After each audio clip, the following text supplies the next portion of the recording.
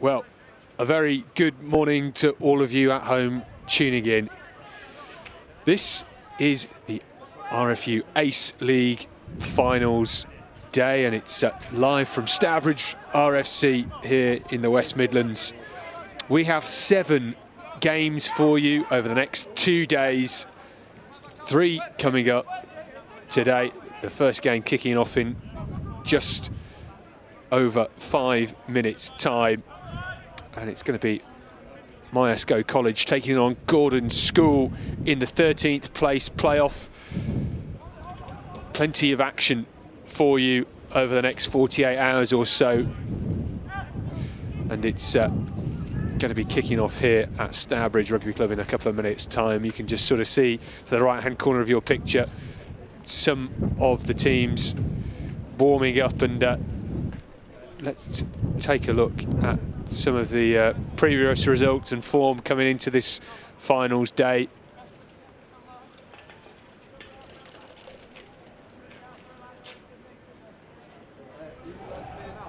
Well, this is the Myerscough College team. Steve Goff, their head of rugby. We've already seen them warming up, and it's going to be a bit of a chilly one out there. There is a huge gale. That is the Myerscough College boys in the back of your picture, just trying to get the blood pumping. I wonder if anybody will be wearing leggings today. Certainly a few long sleeves. Keeping toasty, the Myerscough College boys, and they will be facing this 15 from Gordon School down in Woking in Surrey.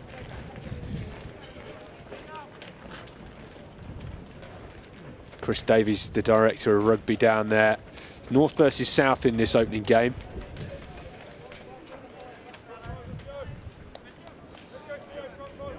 They're almost ready to get underway. So our games and our schedule for today.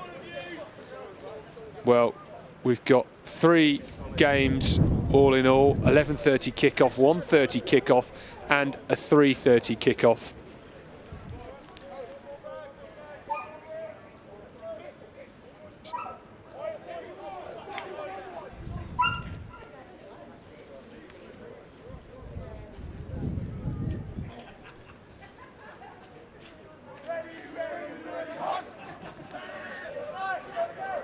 Well, we kick things off in just a couple of minutes with Myerscough College taking on Gordon School. It is then the 3rd place playoff between Bishop's Wandsworth against SGS Filton College. That's at 1:30. And then the 11th place playoff, Oaklands College against Exeter College. That is at 3:30 kickoff. So we expect to be finished by around about 5 o'clock this evening, and then tomorrow it's full set of games, full 4 games. Tomorrow, Wednesday the 8th of December. We've got the 9th place playoff between Beach and Cliff School and Stourport High School. It's then the 7th place playoff in the 2nd game tomorrow, Brooksby Melton College against Bishop Burton College. The 2:30 kickoff will be the 5th place playoff between Truro and Penwith College versus Gosford Academy, and then our championship final for the RFU Ace League for 2021. It's Hartpury College taking on the City of Oxford College in what's set to be an absolute belter at 4:30 PM kickoff tomorrow. So we're a couple of minutes away from the first game. It's Myerscough College taking on Gordon School, and we'll be here with that in just a couple of minutes' time.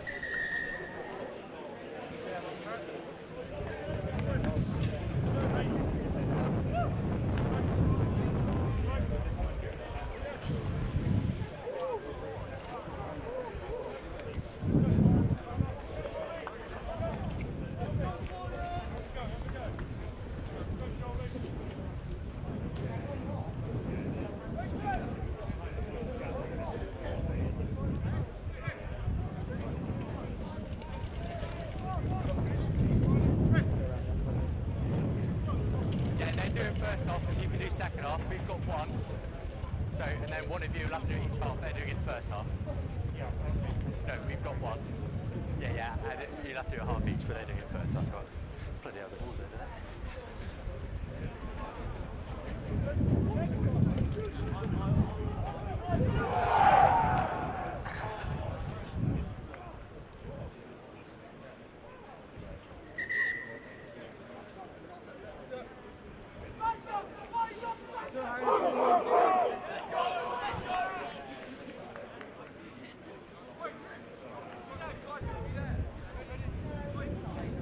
On the whistle there, yeah. Black coffee cup then, yeah. And we are about to get underway here in this 13th place playoff for the RFU Ace League for 2021. It's Myerscough College taking on Gordon School here at Stourbridge Rugby Club. Myerscough playing from left to right in the white and red. Gordon's in the grey and black with green trim, playing from right to left. And their scrum half, Harrison Dodd, with the box to try and clear out of their 22. Well collected though by Ollie Mills. And Myerscough College trying to charge back into the 22. It's a good carry from Barchard. Change of direction. You can just see the spin on the ball there in this wind, and the wind is behind Myerscough College in this first half. You will see some of the flags laying flat on the pitch. Keep an eye out for them. Big charge from Mills once again. In off his wing is Owain Williams. Gordon's trying to hold them up in the contact again. It's with Hutchinson, the second row. A couple of touches already in this opening couple of minutes.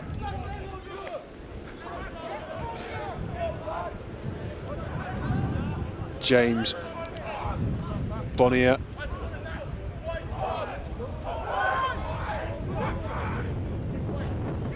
Trying to ship it out wide. It was a one-handed catch by Ben Hay, and it's gone forward.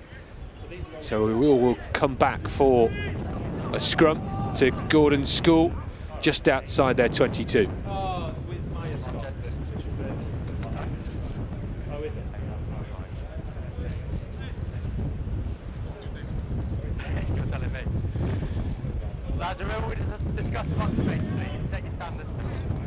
Well, it is a typical winter's day, isn't it? Very grey, very overcast.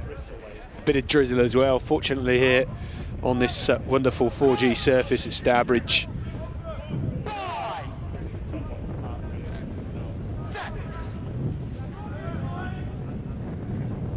First chance to see what these teams have got in the scrum, and they look to go blind through Rob Harrison. It's a great charge from the Gordons, number 8, and it is a penalty to Myerscough.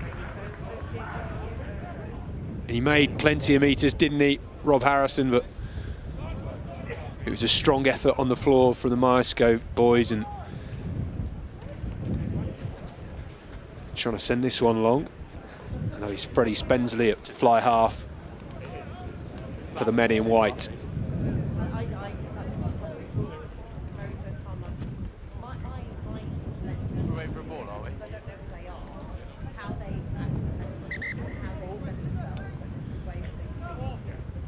So it is under 18s rugby.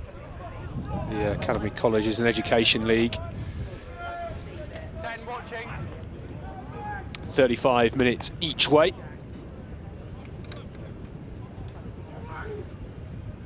Number 3 there, James Horton, just having a word with Charlie Bancroft, the captain at hooker for Myerscough. They look to try and get this driving more, moving forward. It's been knocked on.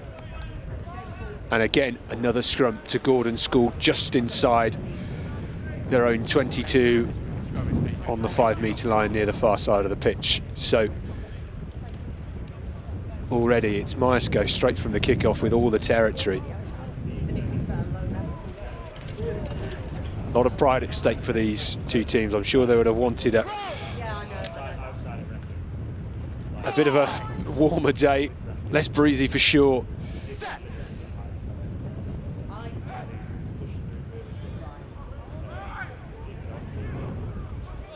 Off the back again, it's Rob Harrison. Look at him go out of the 22. No left. This time with Theo Curry, the big number 5 in the blue scrum hat for Gordons. Timing. 16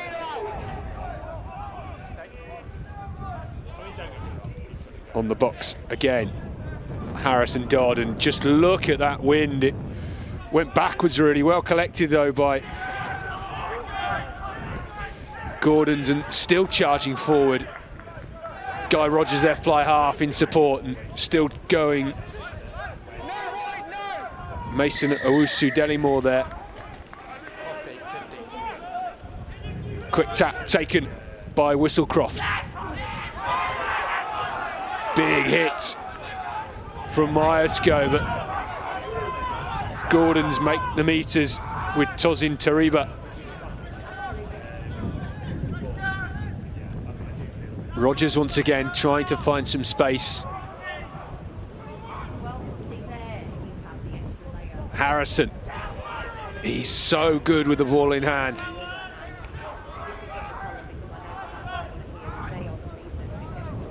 Whistlecroft can't get the ball away, so buries his head into contact, and it's a Myerscough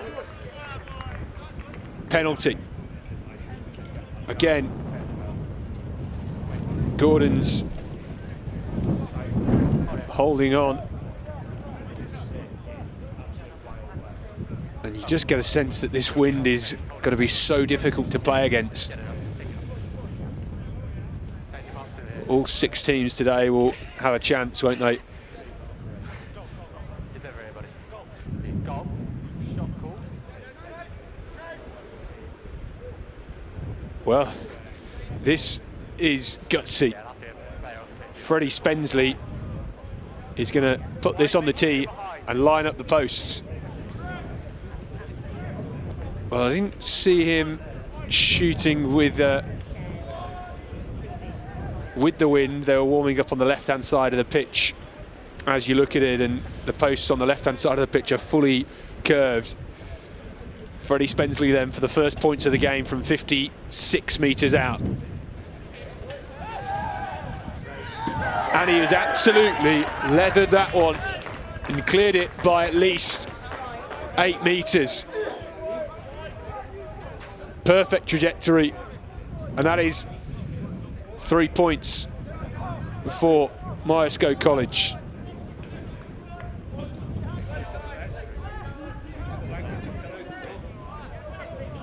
Well, that is just showing how advantageous the wind is going to be here today at Stourbridge, and how difficult it's going to be to play against, because that did not go 10. It was played by Myerscough, they knocked it on. Unfortunately for Gordons, they all get the put in at the scrum. Let's go, Gordon!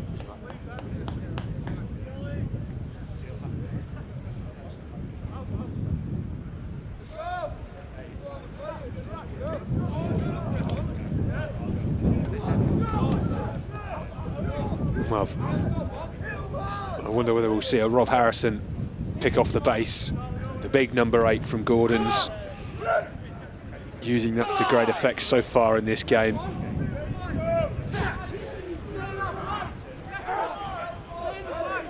Oh, almost coming out the side there.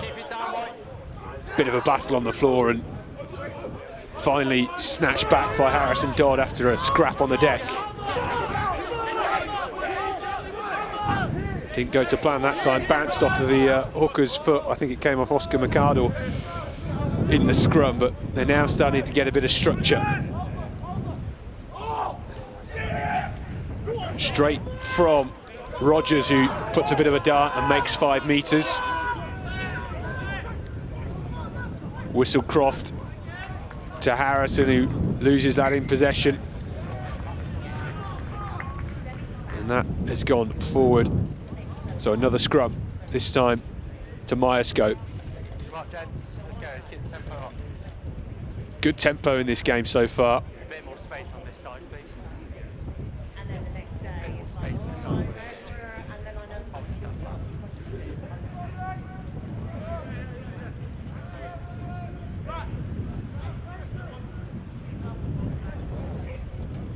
well, less than 10 minutes played here in our first game of this two-day event at Stourbridge RFC. This is the 13th place playoff from the Ace League for 2021. Myerscough College taking on Gordon School, the first of 3 games we have here live for you today.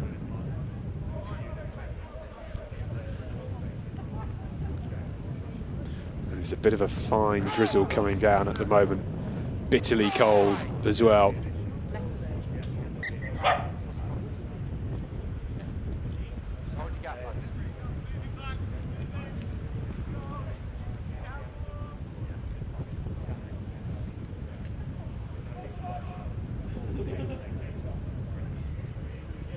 Guys, tempo, please.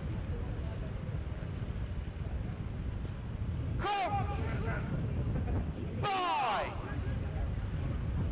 Set. Well, more issue at the scrum. Not enough of a gap. And they're not being patient either.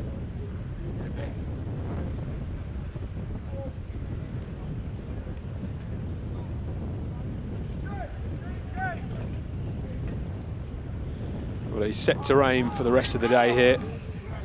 Temperature saying it's 7 degrees, but the feels like temperature is 2 degrees, with up to 22-mile-an-hour winds.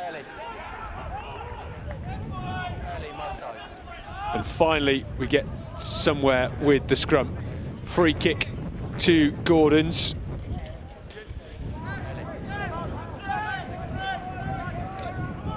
Myerscough penalised for early engagement. Here they go then. Tariba with a big carry. Rogers looked to go through Ida Shoham, but it's lost forward once again. Williams does well to set up a platform, and Spensley spins it out once more. Offside from Curry for Gordons, and we come back for the penalty.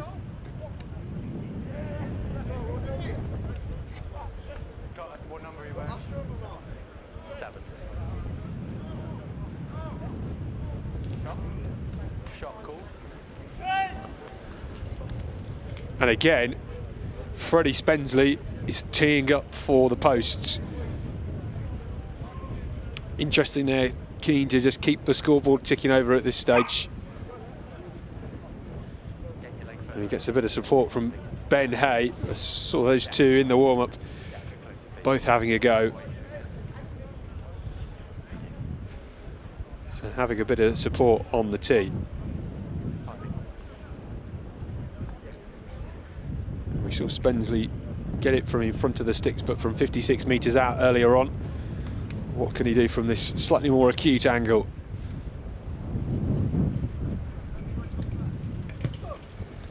He strikes it well, straight through the uprights.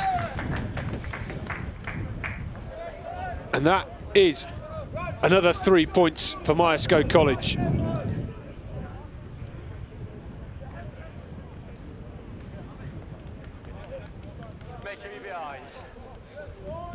Well, Spensley so far with a masterclass for distance kicking off the tee. And finally, Gordon's managed to get their kick off over the 10-metre line. It's well carried up though. Spensley, look at that. Sends that one straight into the sky, and it's still bouncing over the top of Cotton, and the Gordon's fullback with some lovely footwork, and again off his right boot, still carving forward. He's made great metres and a lovely at the back offload to Owusu Delimore.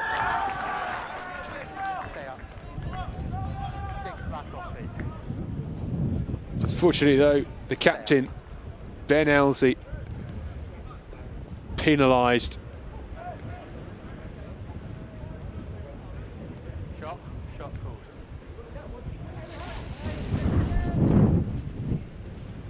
And again, Spensley is lining up for the penalty kick. Well, this is his third attempt. It's shorter, but more acute. Perfect, really, for his right boot. He strikes it with quite a low trajectory, I think. Very much enforced by these gale force winds we're experiencing today. Didn't quite strike that one as well. 22 dropout. It's dead off a goal kick, it's a 22 dropout.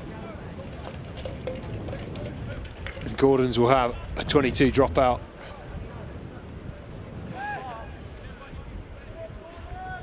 Not warm, is it? Sorry, mate, make sure you guys.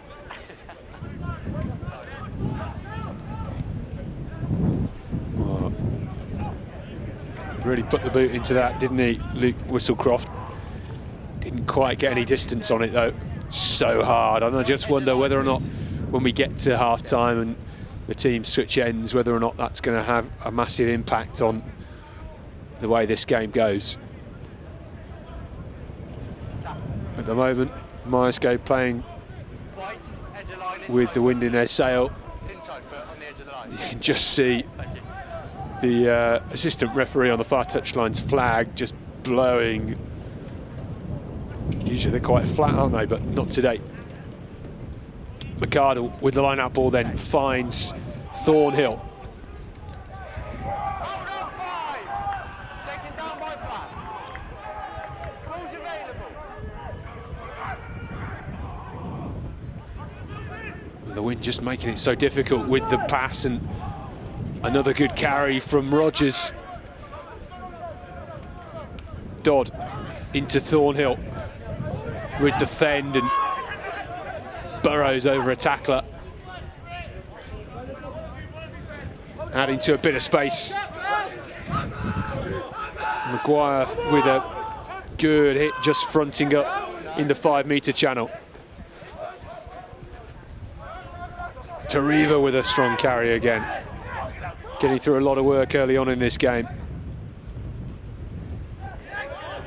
Ashworth this time.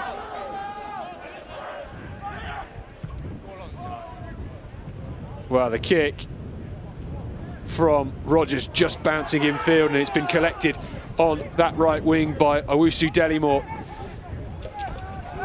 Number 11 playing on the right wing for both these two teams. Bit of a switcheroo from the wingers. They might have a bit of space here though. Whistlecroft goes on his own, looks for the offload, doesn't find a man. It's with Cotton. Ross needs some support, he's on his own with two tacklers on him. Lowther couldn't get in there to steal the ball, but it is now with Myerscough. It's been lost forward, advantage to Gordon's. Harrison charging once more. Injury and you've got an advantage. Oh, I think that's James Bonnier who's gone down for Myerscough College. Take time, buddy. Bit of a knock on his knee. You've got 2 as well. Be your scrum over there, yeah. Well, that was a much better passage of play.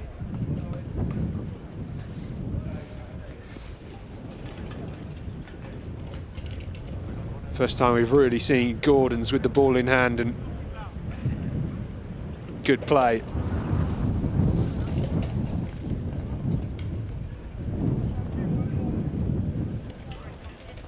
Okay. It's cold.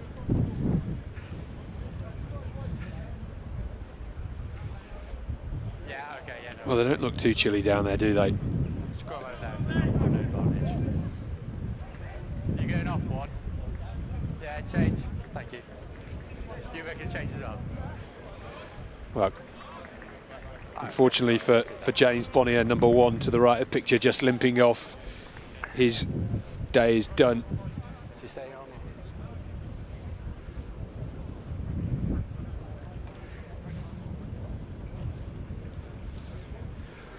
Well, it's been a bit of a stop-start game, hasn't it, in these opening 20 minutes.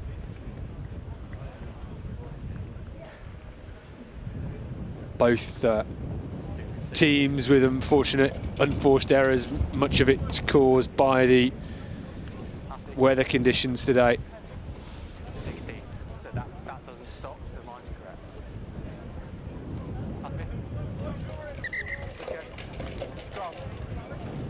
Well, coming back for the advantage to Gordon's then. And they have the scrum down towards this near touchline. Best bit of territory they've had in the game so far.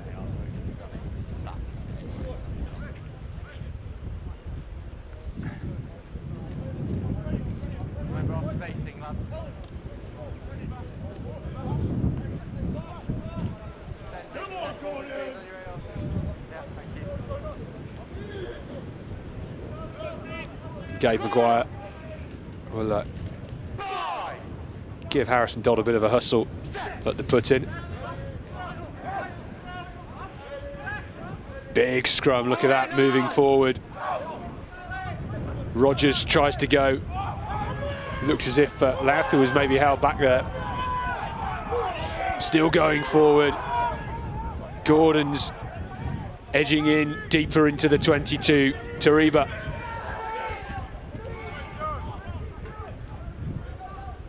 Harrison again. Looked maybe a bit high from Mills.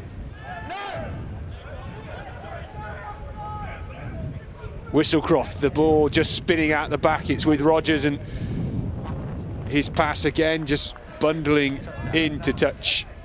Thank you. No, on that step. Black, just there, please. Yeah, you're there. Well, so difficult for Gordon's attacking into this strong wind. Tempo, please. You can't stop this every line out. Referee just asking to keep things moving. Harry Groves, our official in the middle for this game.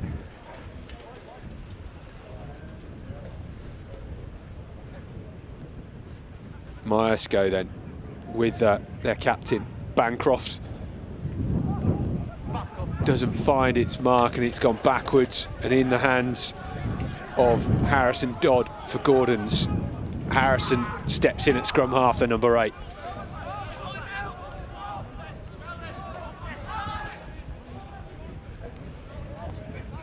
Rogers out the back. Cotton, he's got some wheels. Look at his step as he gets back into the 22.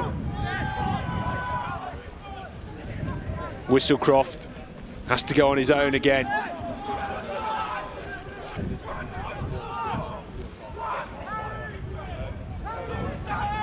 Still going forward, this time with Ashworth.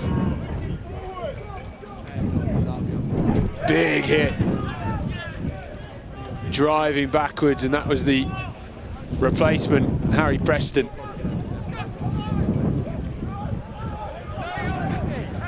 Gordon's starting to open up a bit of space. Well, it went backwards from the hands of Dodd, but eventually went forwards through Jude Thornhill. Fractures play, really. Gordon's really trying to go for it, though. They know they want to try and close that 6-0 gap before half-time.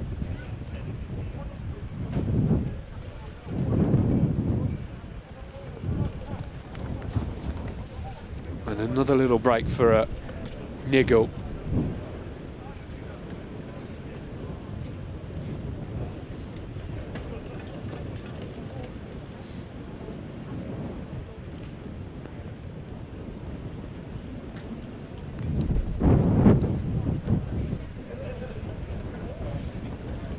Well, good chance for the teams to have a bit of a breather. James Horton, number 3. Looks like he's getting pumped.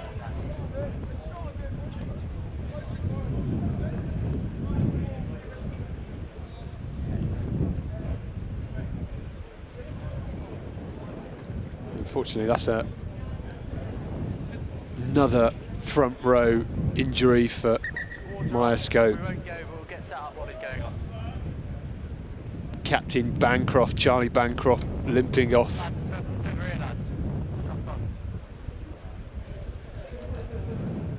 There we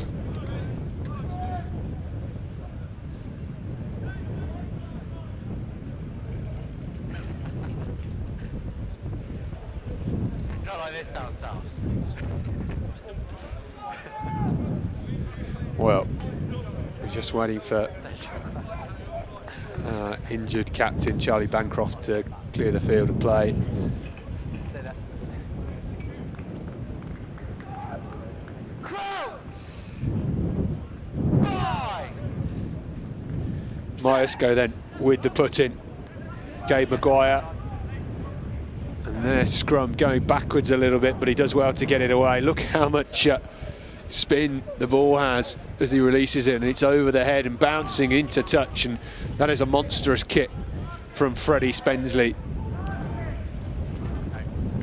It's a great day as a fly half, kicking with such a strong wind behind you.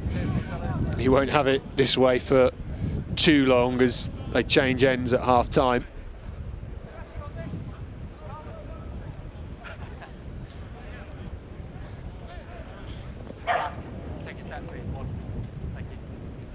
Well, I'm surprised perhaps that we've not seen a 50-22 yet, although the game not been as fluid because of the conditions.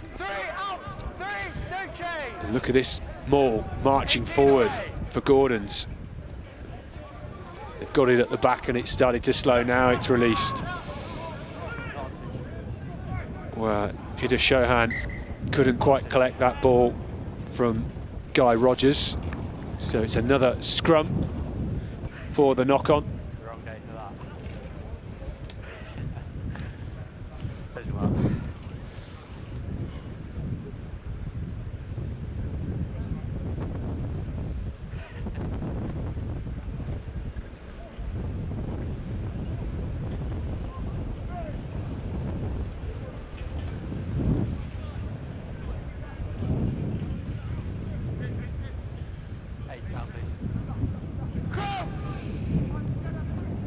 Myerscough's ball then. Up against this might of Gordon's.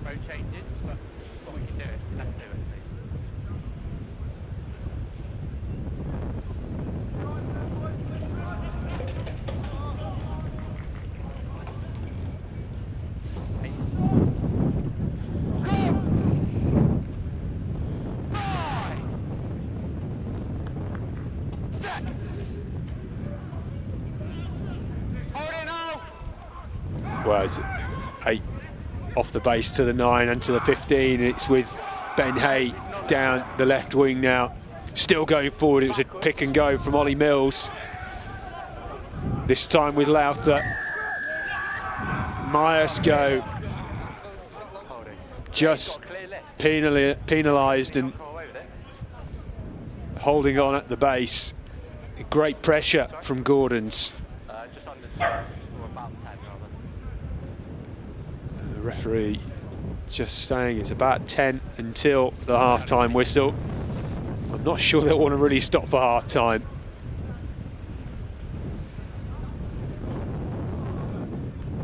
A very difficult kick. But Luke Whistlecroft gives it a lot of power and they only really make 5 metres. So difficult kicking into this wind. I don't think I've ever seen anything quite like it in a game of rugby before. You get hit occasionally and it's very difficult. I think we might be in line for more of the same tomorrow.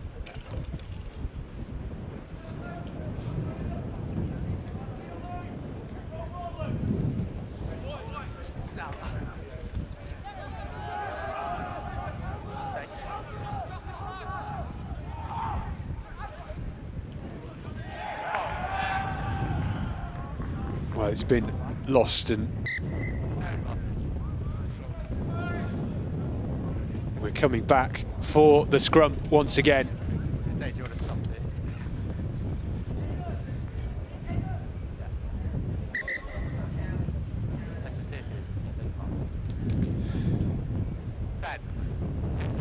Well, fortunately for Gordon's, Guy Rogers is heading off the field of play.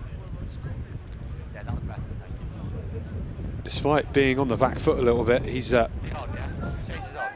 been very spirited, great footwork, just difficult playing into such a strong wind. He has been replaced though.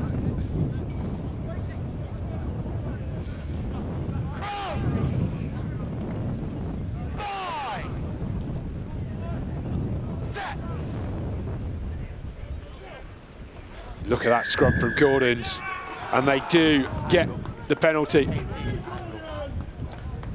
It's Josh Gordon that's been penalised for Myerscough. Well, Gordon's taking the tap and go. It's a charge through Ashworth. Bit of tempo on the ball now.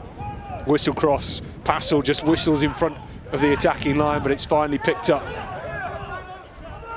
by Scott Ross, the number 7.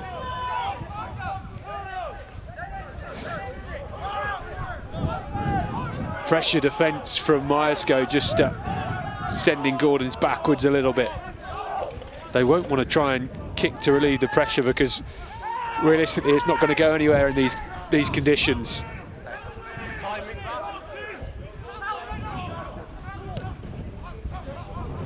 Well, Dodd gives it a good boot into the air with the box kick, and it's made 10 metres or so, and they get the penalty back. Again, looking for the tap and go. Harrison bumps his legs and goes forward against his opposite man, Ollie Mills.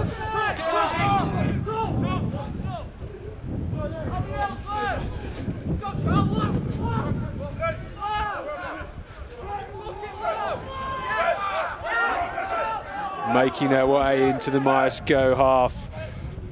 Whistlecroft, lovely grubber through the middle. Picked up though by Ben Hay, and he tries to find some space on the outside, doesn't quite get there in the end. He's well wrapped up. Well, it's been lost forward by Myerscough, and it's going to be another scrum for Gordons.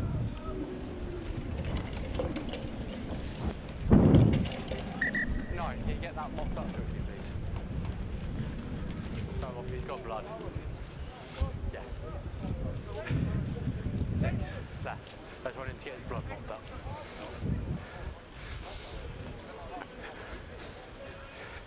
It's not his blood mopped, that's all. Well, a bit of a pause while we get some blood cleaned up on one of the Myerscough players. Cool, thank you. Sorry. Well, can Gordons close the gap before half-time? It is only 6-0. Neither team has really got close to the try line with ball in hand, but a couple of fantastic penalty kicks from Freddie Spensley from 56 metres and around about 50 metres. Huge nudges from him.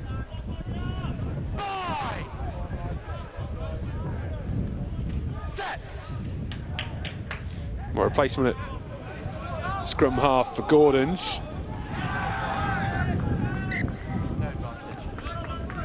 It's been lost forward once again.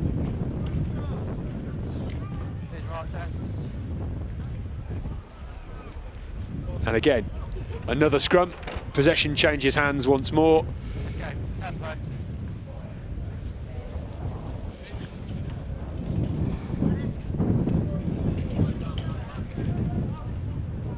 Can they use this win to their advantage to extend the lead? Myerscough with the clock ticking down on half-time. Big nudge, maybe just send the ball downfield, roll out into the 22. Again, penalised at the scrum. Josh Gordon not square. And Gordon's school, that is, get the penalty. It was almost spilled, wasn't it? I think is that Henry Watts at scrum half now. Gets the ball away. It's fumbled by Whistlecroft, and Myerscough will get the ball at the scrum.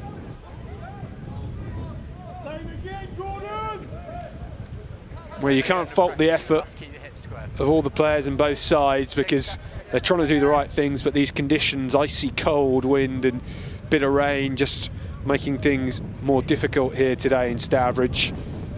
This, of course, finals of the RFU Ace League for 2021. This is a 13th place playoff match.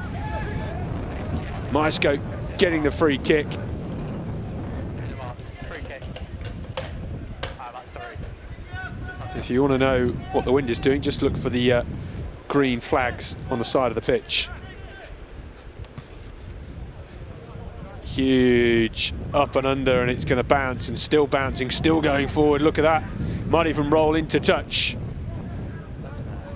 Well, wasn't quite perhaps what Spensley had in mind, but he does know that with this huge tailwind behind them, the ball's going to do anything on a very flat, bouncy 4G surface. Tempo, Quids, let's keep it up.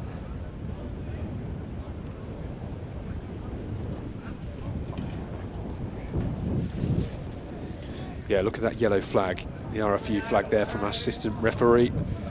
Blowing a gale. Gordon's. If you tell them 5, you can't moan at them for not having. What are your numbers? 6? 6. You know now. You know what? Harry Groves, our referee, doing a fantastic job marshalling these young men.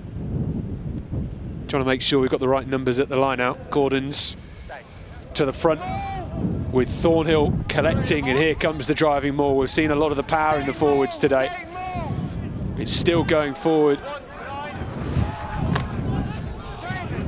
Myerscough trying to put the stoppers on it, and finally it's gone to ground.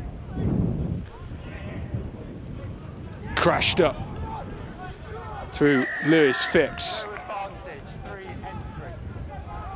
Coming back for the penalty. James Horton penalised for entering the side.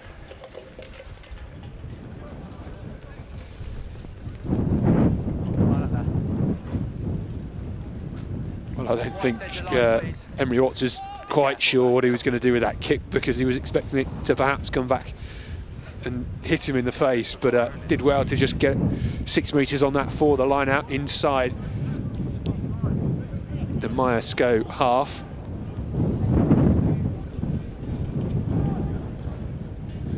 Into the final couple of minutes of this half. Scrum or line out. Scrum or line out. Scrum 50. Myerscough going for the scrum.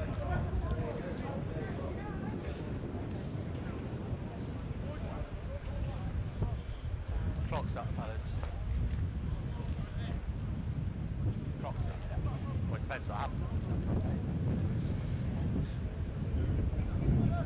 Harry Groves just the clock is up on his watch, and we'll see what happens as to how long this half goes on. Hold it back, hold it! Pushing more than 1.5 meters.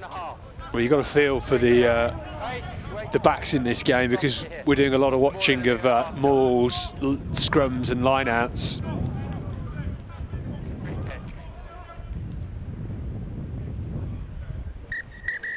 Well, and that is half-time here in the 13th place playoff.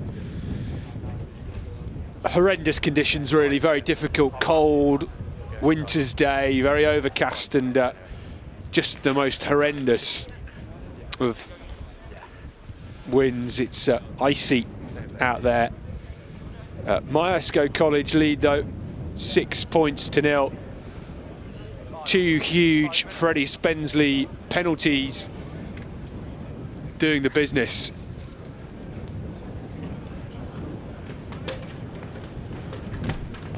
Well, this bit of a break from Guy Rogers, the Gordon's number 10. Unfortunately went off about 10 minutes before time. This is his opposite number, Freddie Spensley, with the first points of the game. Just look at the length on that. 56 metres. Clears it though. Hits the hoarding straight at the back.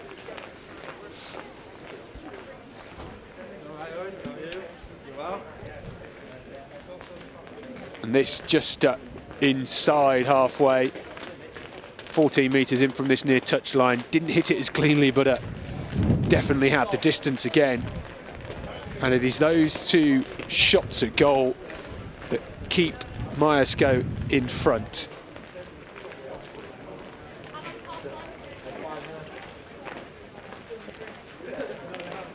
Well, and this, it's a bit of a break. A kick from Guy Rogers for Gordons, which hung in the air, well collected, wasn't it, by Owusu Dellimore. And that is pretty much the tale of the half. A lot of wind, a lot of rain, and it is very, very chilly. And both two teams have actually ran inside to the changing rooms to try and get a bit of warmth at half-time. So that's the story of this 13th place playoff. Two huge kicks at goal. What's going to happen after the half-time break? Because Gordons will finally get a bit of a tailwind, and that may change things in this game. And we'll be back in just a couple of minutes' time.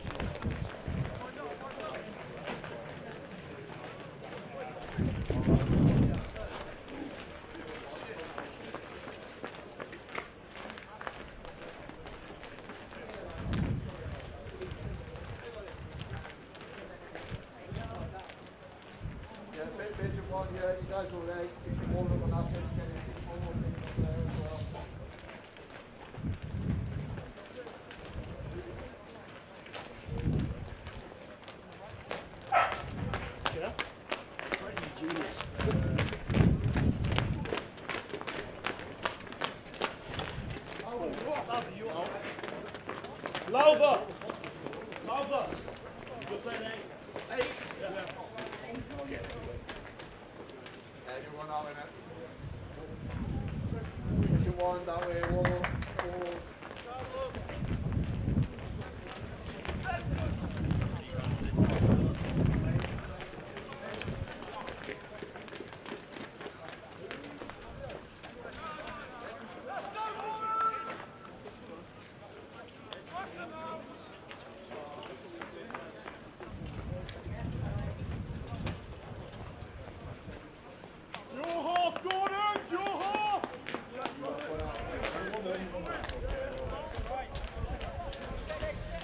White, happy? Happy? Yeah. Happy.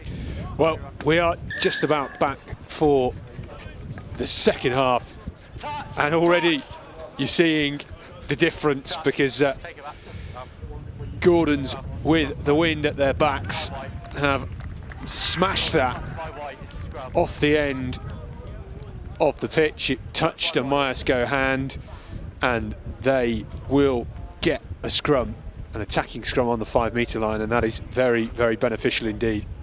What are you waiting for?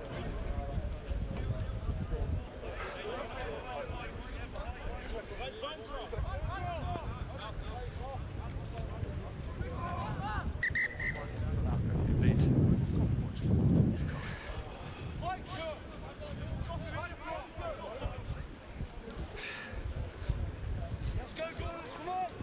He's your captain as well, isn't it?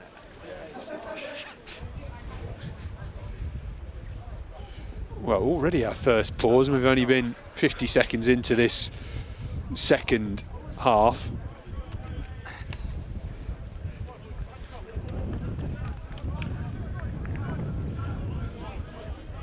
Both teams with some substitutions at half time. A couple of new numbers on the field.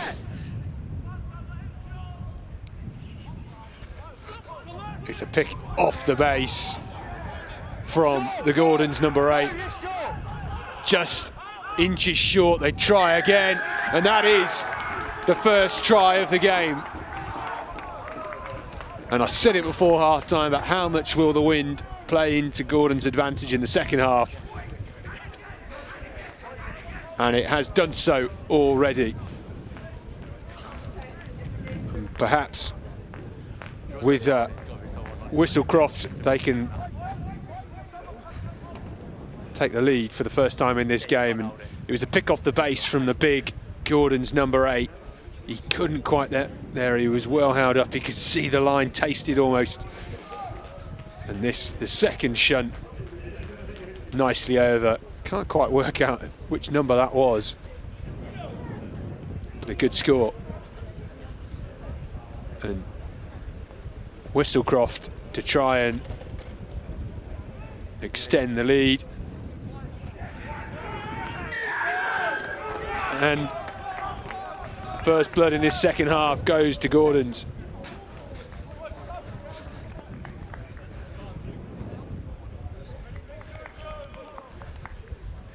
Well, this is the try once again. It was from the ruck, just managing to get under the defence.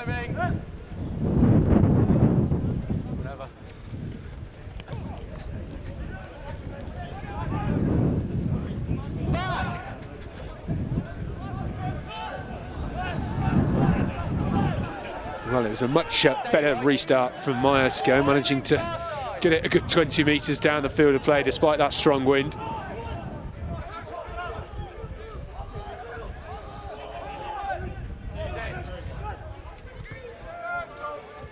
Boxed forward from Gordon's. Myerscough just letting it bounce, and Mitch Holt trying to carve his way through, looks a bit high. That's Owen Williams that was wrapped. They're going to come back for the penalty though.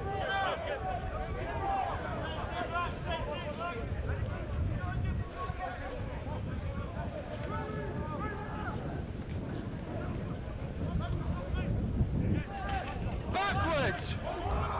Myerscough with the tap and go.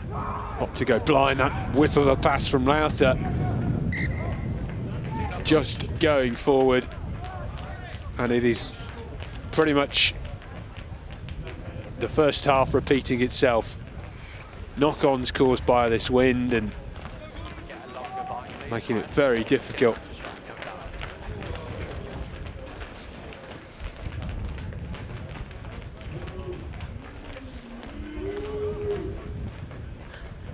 A chance to see if these replacements have had any difference in the scrum.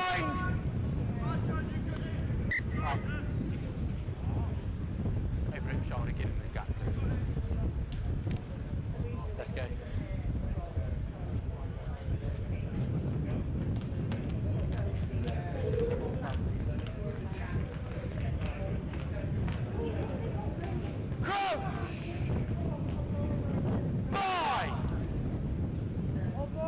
Set.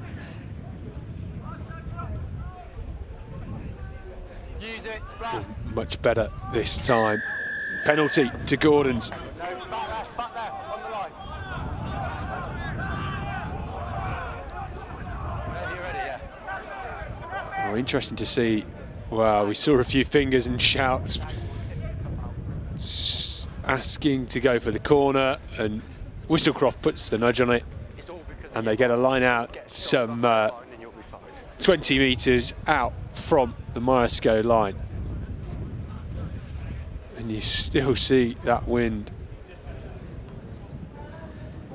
And it's wet down there as well, isn't it? 6 white, 6 goal. I'll always want the defensive, as I told you. Your responsibility to get the gator. It's where they are.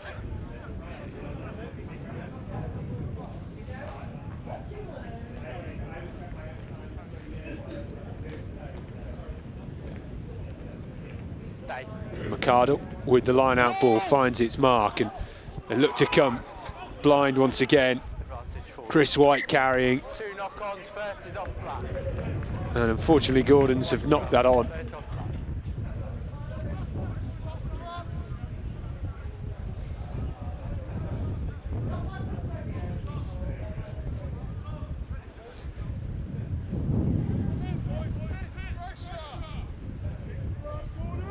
Down please. 6, let's go. Crouch! Bind! Set! Myerscough getting shunted backwards on their own scrum ball, but it's come blind and still charging forward. Great hit coming in from Rodriguez, but it is high. Time's off. He looks to have taken a bit of a clattering as well. Captain. What numbers? Your winger, sorry. I'll have your word. Back you go, please. Right. White 10. Back behind the line, please. Or leave back behind the line. Well, Yeah. High 10. referee Harry Graves just having a word Don't make direct contact. Yeah, there's a low degree of danger for me. That is a yellow card again. with Theo Curry and Diego Rodriguez, and Rodriguez has been given a yellow card. Time's still off.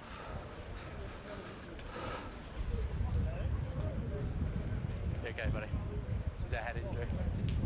Well, that is not what Gordon's wanted.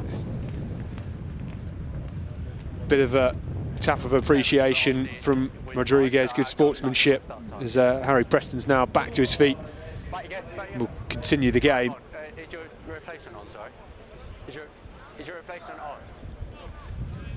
No.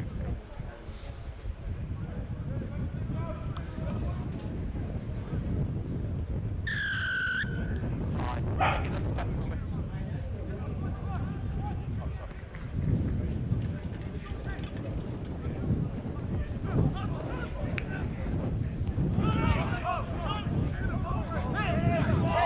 Take race!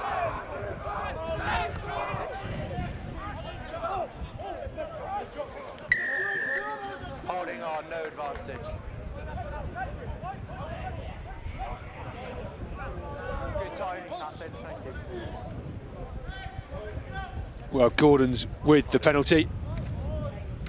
Shot called. Great timing there, thank you for listening. And they are going to go for the posts. Luke Whistlecroft will take the shot at goal.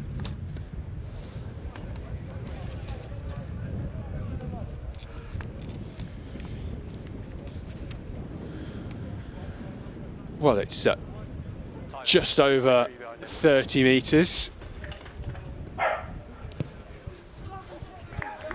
Doesn't mess about striking that, and no issue with the distance. Gordons extend their lead.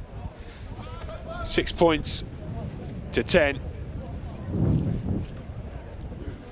Make sure you're behind, please, Jed. Less than half an hour to play.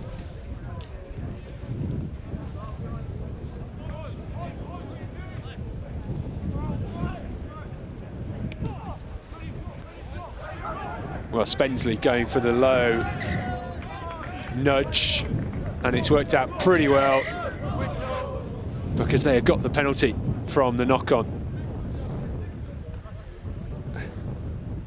Havishore not quite hearing the whistle there. Mr. Mark, let's go, please.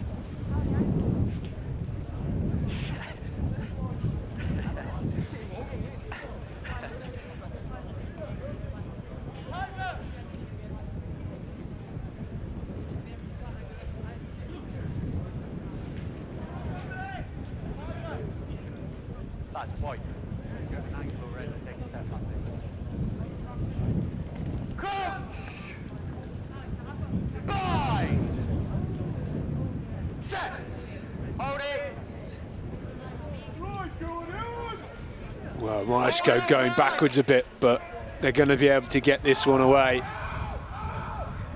Out the back door to Spensley, who spins that one wide, and it's into the hands of Owen Williams, who's been freezing out on the wing. I've seen him looking frostbitten, finally gets a bit of a break and shows good footwork. Penalty to Gordon, to Myerscough rather, taken quickly. There's a bit of space down that right flank.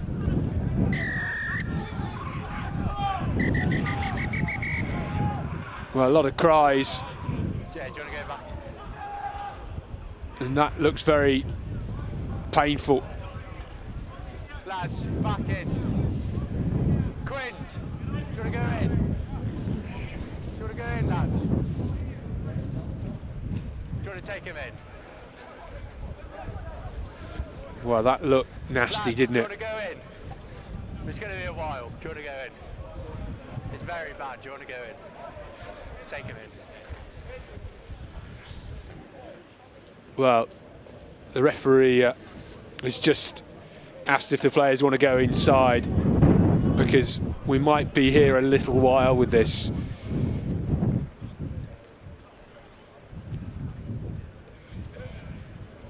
I'm not quite sure which player is down, but that is it's not nice. I think we're probably going to need a stretcher to get him off the field of play. Unfortunately, one of the Gordon's players is down with what looks to be a very nasty injury. And whilst the players go inside to get a bit of warmth, we will hopefully be back in just a few minutes. So please do bear with us. Score after 47 minutes played: Myerscough College 6 at Gordon School 10. It looks as if the stretcher will be there as soon as possible. We hope the player on the field is okay. I wish them all the best.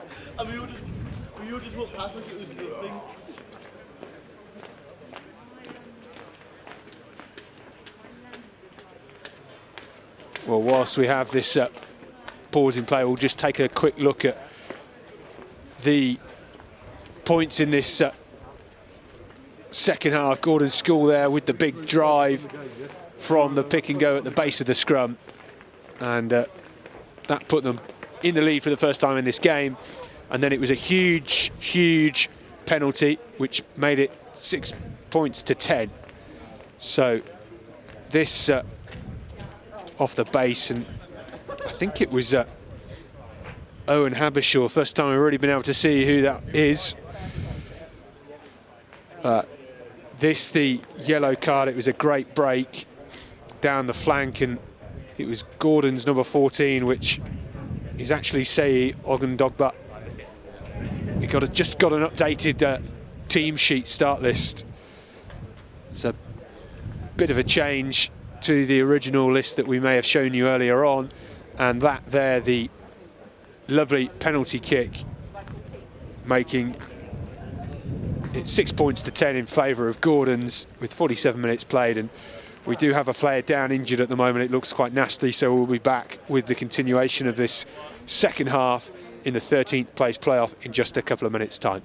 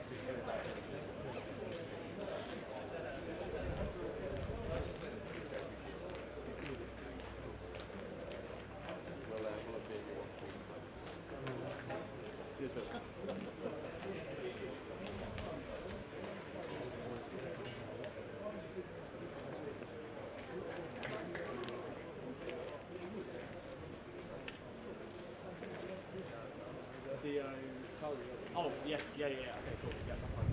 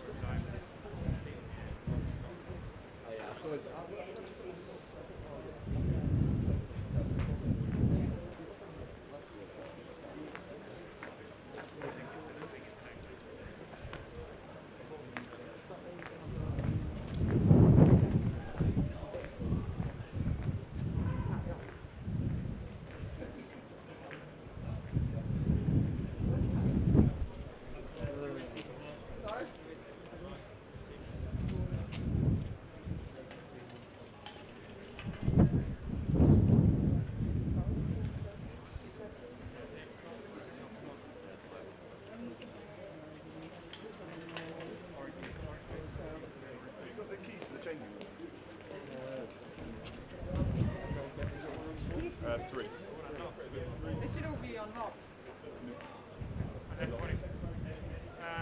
think it was unlocked, and then when we came out to play, they got locked up. Matt was around,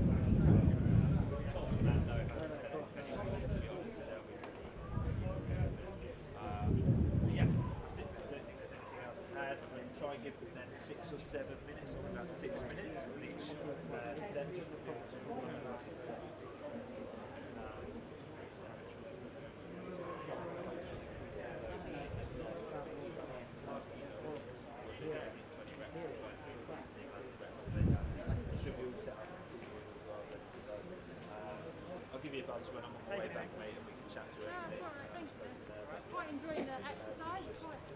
Warming me up.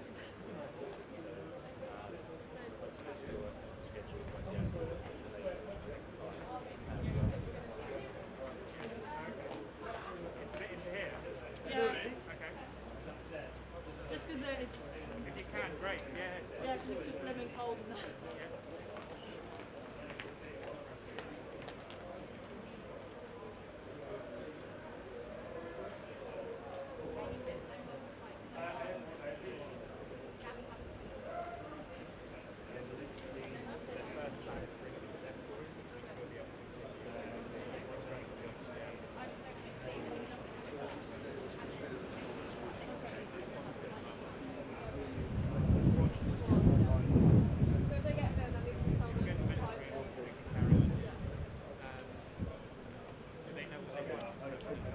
Giving you a call, there's nothing to panic about.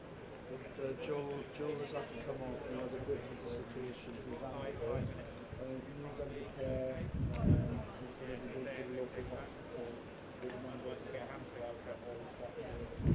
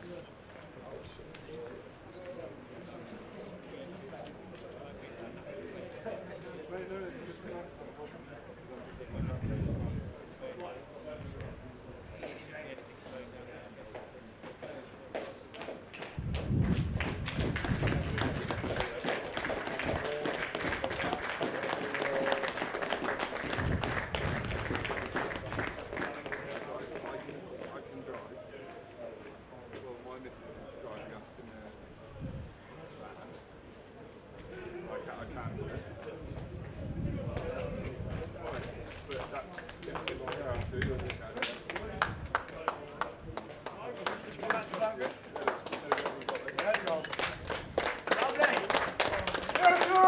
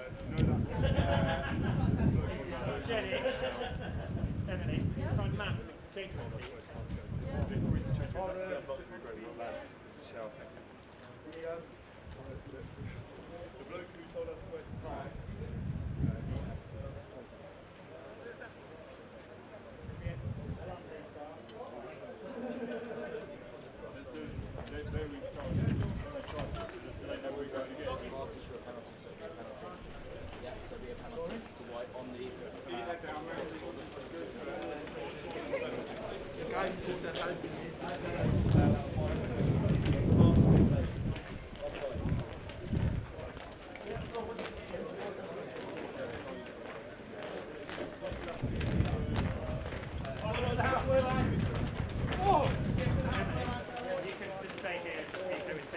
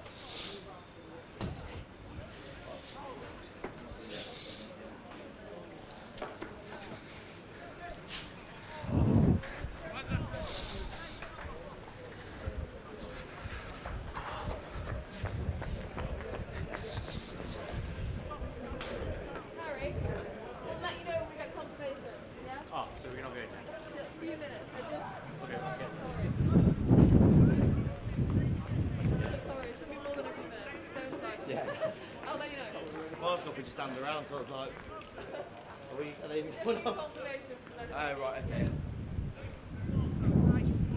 What is that, so they can have someone back out? Yeah, a team back out. Right, I see, yeah.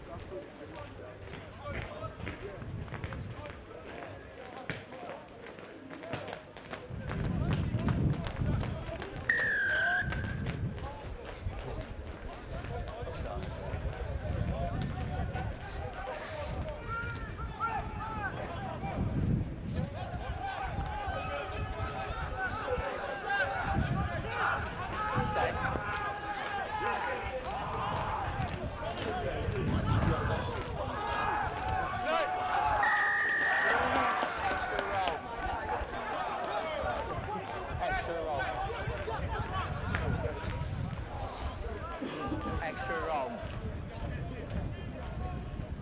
Timing.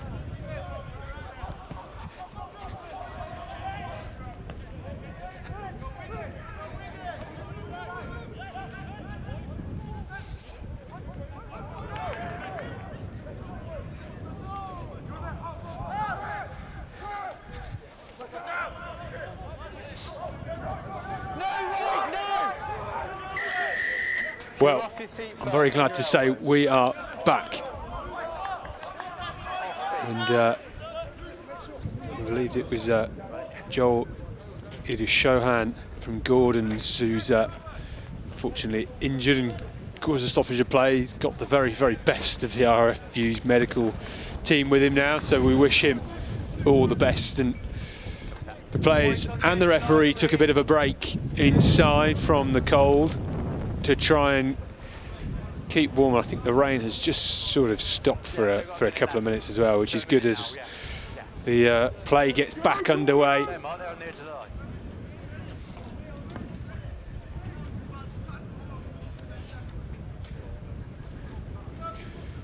And Gordon's making great use of the tailwind behind them. Well, not quite sure what happened there. Just go again. I think we probably need Just go again. a replay of that because I'm not giving you anything for that. Fair play.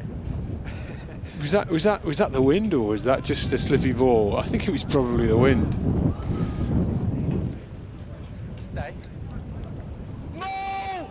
Now he's doing it. Well, Gordon's with their big forward pack starting to march into the Myerscough 22, and look at the movement on this one. Charging forward.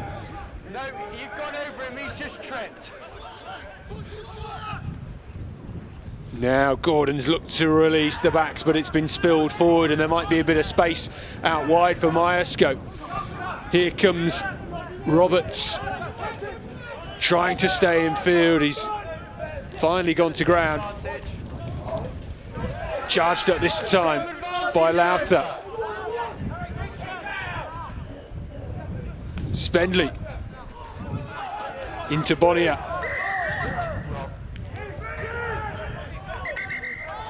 Well, we were looking to take that one quickly through Mitch Holt, but Bonnier is taking a hit on the ground. Well, this was the this was the line-out ball that didn't go anywhere. I think that's Theo Martin. It completely went out of his hands and the wind has just taken it from him. I've never quite seen anything like that. The referee didn't mind too much either, so gave him another crack at the whip. Harry Groves, our referee, doing a great job today considering the difficult circumstances, and you can see he's a bit cold, shaking his arm there. Glad to be back underway. Our next game, scheduled game, is at 1:30. I think we're still on course for that.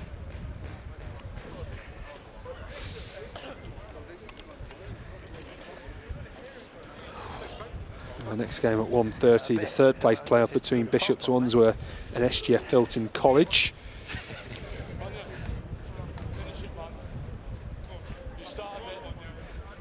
It's a head injury, buddy.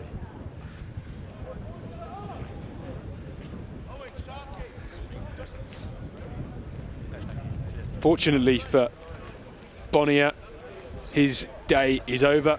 Just wait for him to get off and we'll go.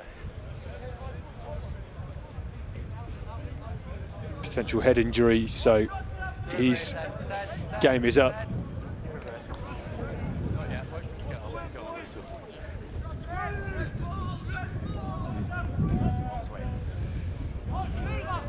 Myerscough replacement scrum half, Mitch Holt.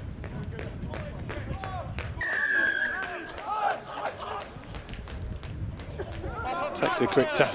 Well, grubber from Tom Mills bounced off a Gordon's foot and they have it back, and Mitch Holt spilled it, picked it up and just found a bit of a gap. High tackle, unfortunately, and it's a quick tap. Barge forward, it's Tom Howard. Penalty to Gordon's, and that is a great steal on the floor from Theo Curry.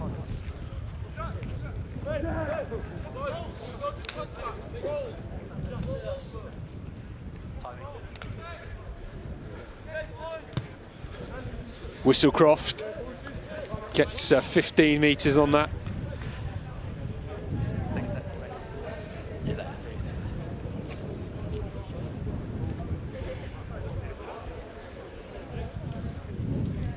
Just a ball, is it? And well, another line-out ball for our try scorer Owen Havershaw. Let's see if he can keep this in his hands, and he does. And he's going to get it at the back again, like all good hookers. Still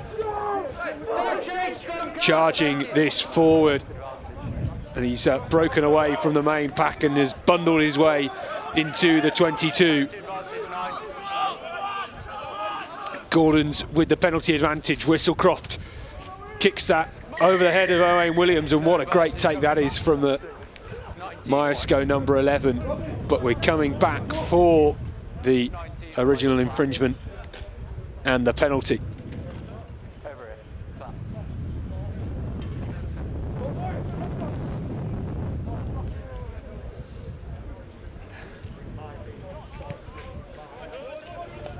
A nudge again from Whistlecroft, and we know they've got a big forward pack. We know they like to motor.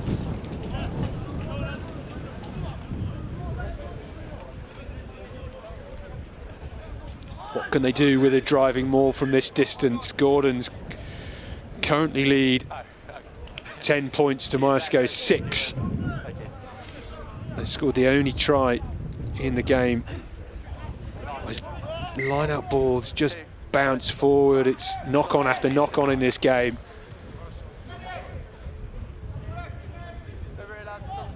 And it's going to be a scrum to Myerscough, well inside their own 22. Go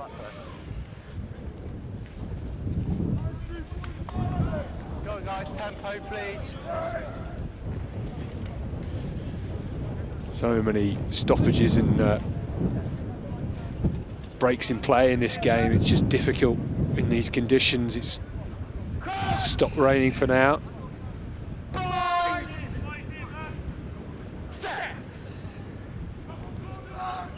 Mitch Holt with a put in at the scrum.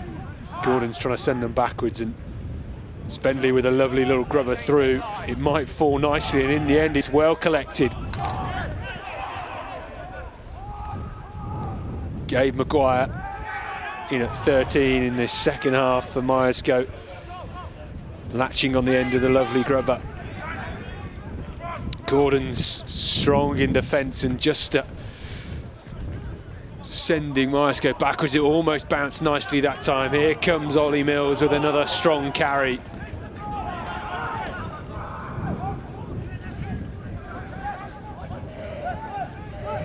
Well, Ollie Wiseman rather at number 8 for Gordons, and Ashworth. It's Wiseman again.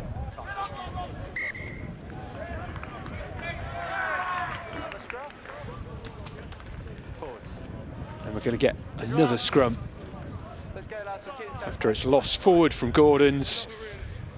And Myerscough will need to try and play from deep once again. Sorry? 14, just there.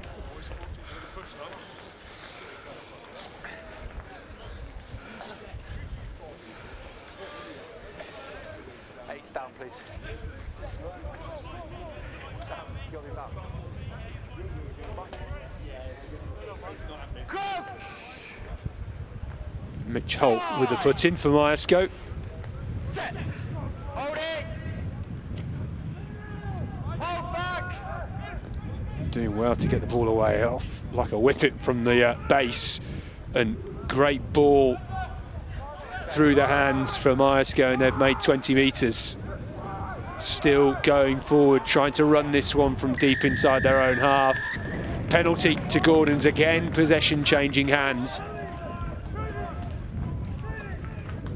Myerscough holding on.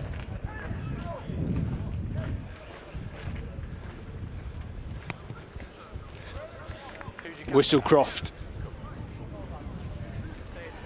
kicks for touch, and Gordons will get a line out again, and pretty much from the same place where Havershaw not so long ago couldn't actually throw the ball because the wind was that strong. So we'll see what he can do this time.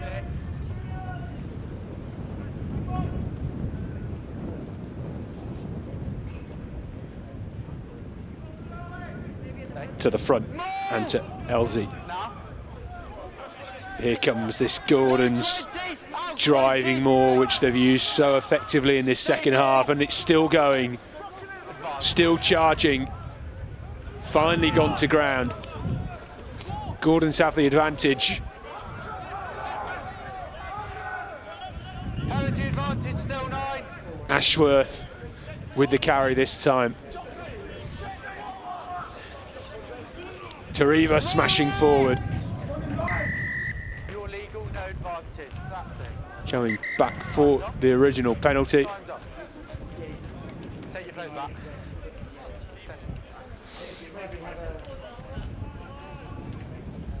And that's 3 claps more penalties now. I'll give you a chance to have a word. No, this is yeah, you have time to have a word. 3 claps more penalties, not good enough. No, time's up. Stop. Let him have a word. No, wait for the whistle. Happy captain, yeah? Sorry, one. Back! Charge forward. Short! Toes in Tariva, couldn't quite get there, inches away. No, 2! Gordon's trying to get the decisive score.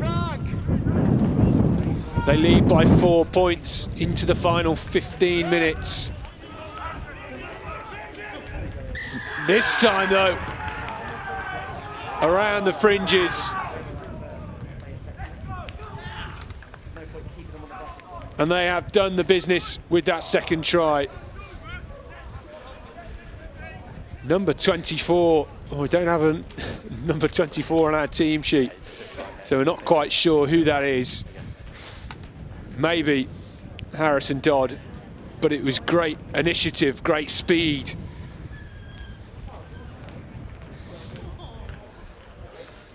Look how low he gets. And Myerscough were too slow to react.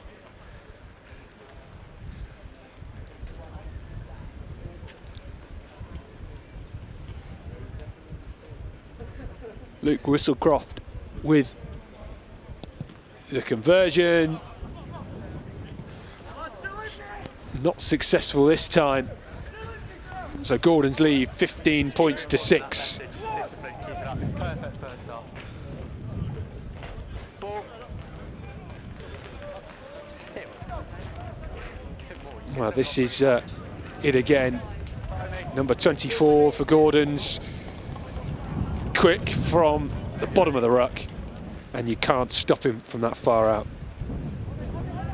Well, Bensley has tried to send a short one, but in this wind, if you go too short, it's coming back in your own half.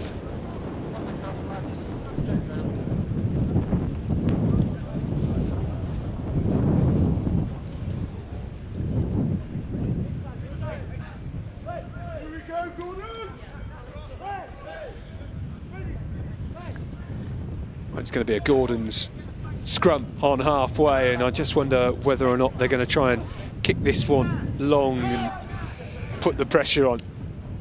Five. Set. Hold it. Opt to come towards this near touchline. There's a bit of space as well, and it's into the hands. Coming forward this time through Harrison. Good break from the number 7. Again, Ashworth.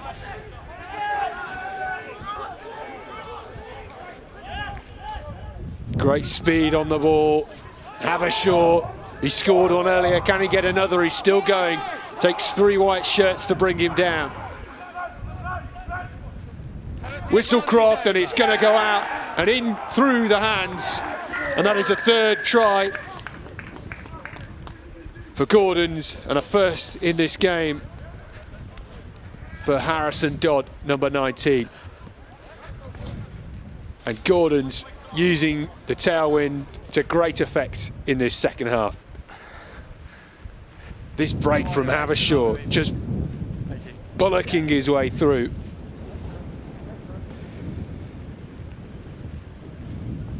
And it was great recycling of the ball, getting it out wide, and great hands again with Ben Elsie assisting that third try of the game, and conversion successful this time for Luke Whistlecroft.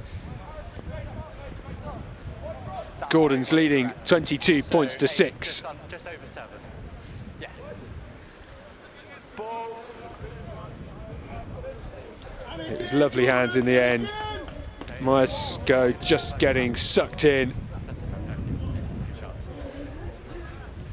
Ball. Less than 7 minutes to go here. That's mental that it still blows it back. Make sure you're behind.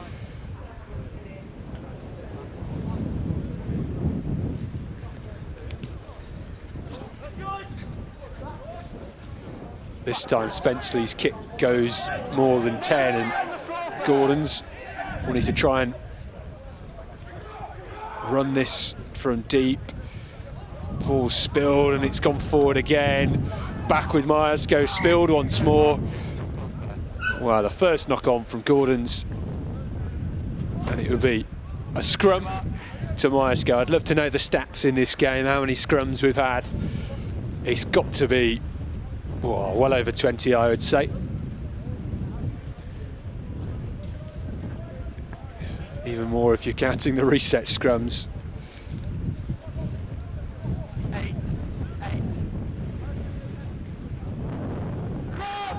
Well, can Myerscough make this up? Last-ditch effort to try and close the gap. Wide ball out, trying to use the width. Owen Williams, he's been starved of ball in this game, shows good speed, but unfortunately just bundled into touch. Stop, time off. 6. Just under. Just under.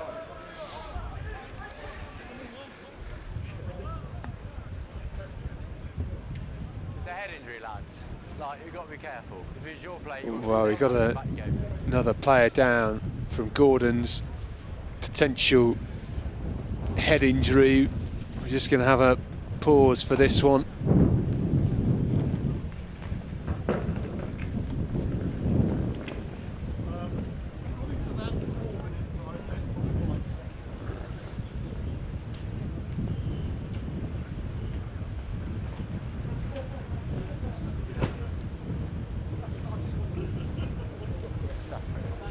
Well, Myerscough just having a final rallying cry. That's correct. From their head of rugby, Steve Goff.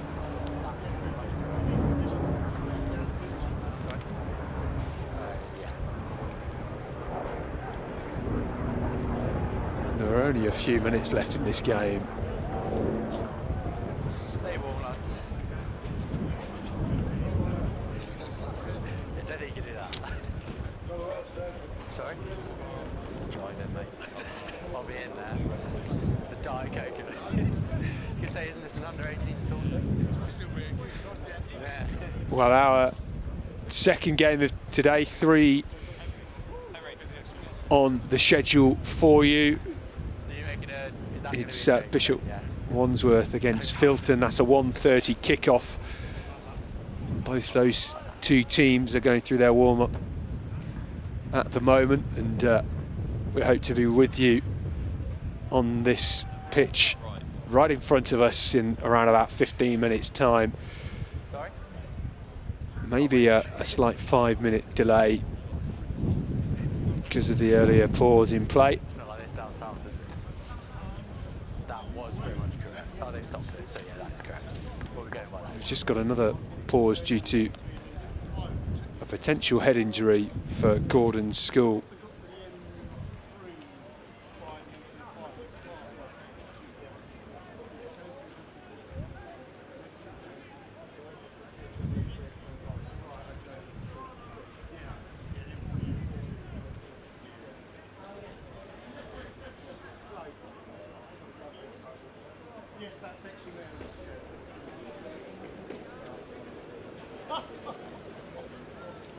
This game, of course, the 13th place playoff from the 2021 RFU ACE League, the Academy Colleges and Education League, for all the colleges associated with academies at under 18 level. And I think finally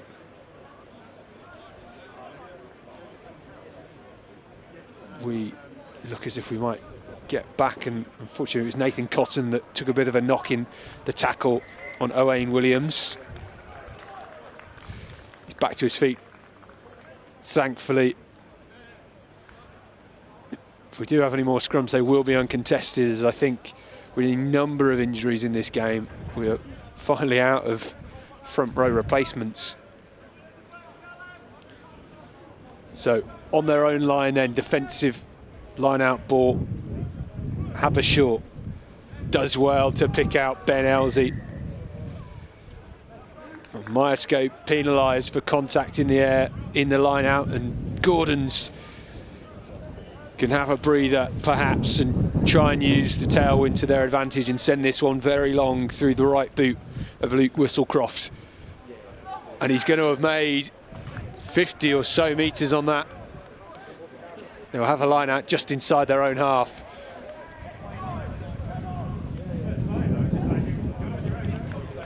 And Gordon's just trying to close out this game now. 3 tries to none, 6 points to 22.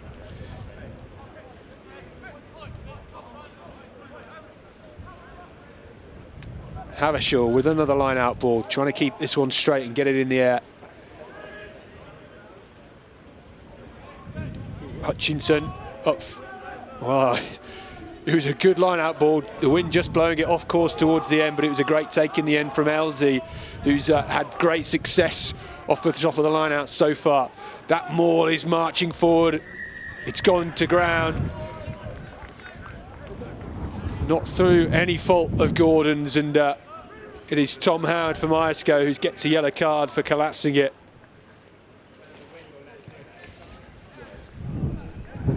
Again, Whistlecroft sends it into touch, and maybe a chance for another final score for the boys in black, green and grey. Well, it was Myerscough that leaded this game at half-time, 6 points to 0, but Gordons have had a flourish in this second half. Less than a minute to play in this game. They've almost been out here now for well over 2 hours. The line out just missing the hands of Ben Elsie, and it's been taken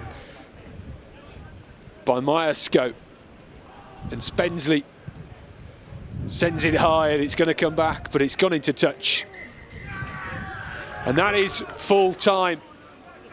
The first game of 7 from the RFU ACE League 2021 finals here at Stourbridge Rugby Club. I would suggest this is the better way.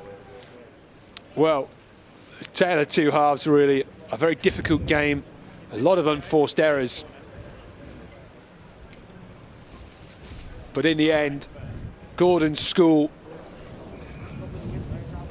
from down in Woking in Surrey have come away with the spoils and will get the final 13th place from this playoff game. The final scores then: Myerscough College 6, Gordon's 22.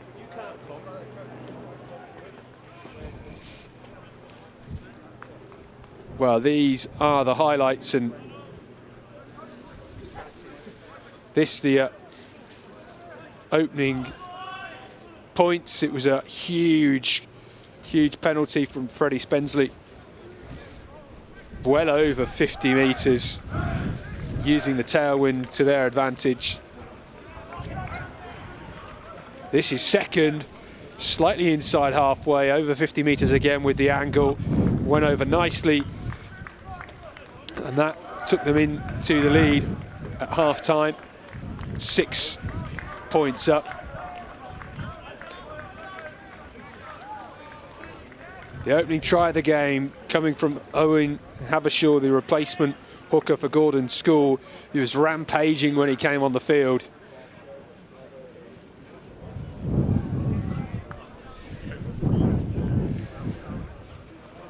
It was a great pickup from Ollie Wiseman off the base, and Habershaw coming in to do the business.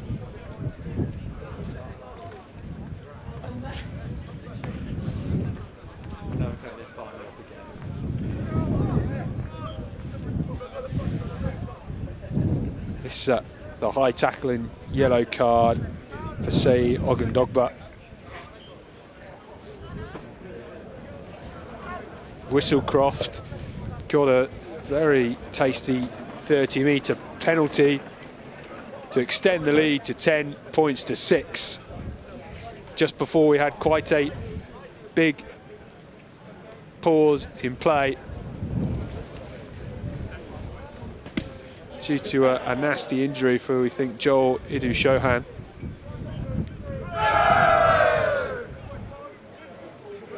And this, the second try for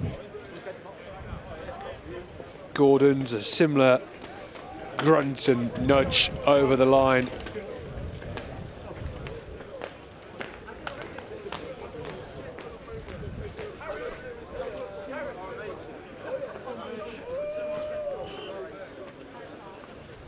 This, the final try, lovely work from Gordon's, putting it through the hands, and Harrison Dodd, number 19, sliding over.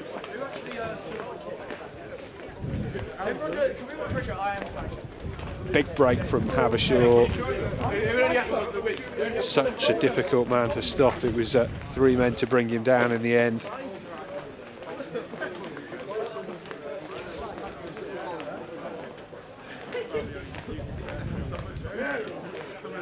And Harrison Dodd going over.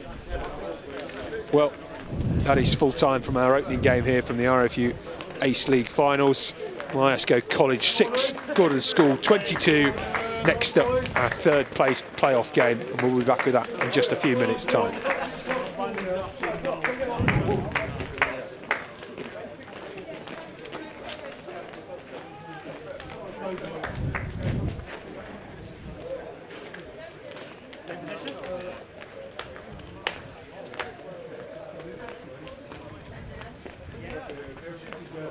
Yeah, we're getting on coach. I think it's probably the best thing to do, start shifting things and we can get on the go. So we got that. Really stretch your back as well. We'll get that in. Tell them this way.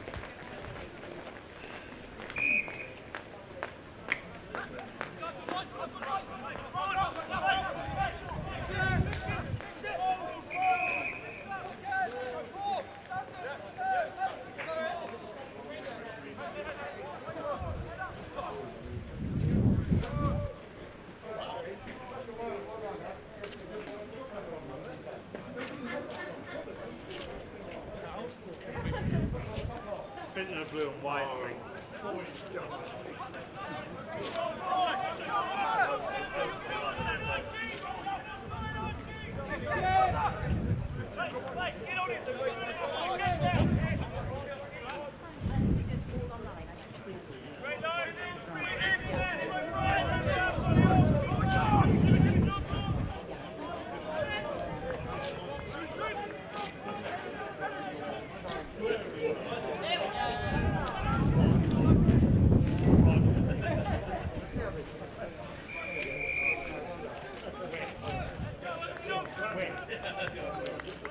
These guys are about to come out together. We won't bring them out naturally, but these guys are. Okay, perfect. Shall I go for coming out? Thank you. I'll do coming out.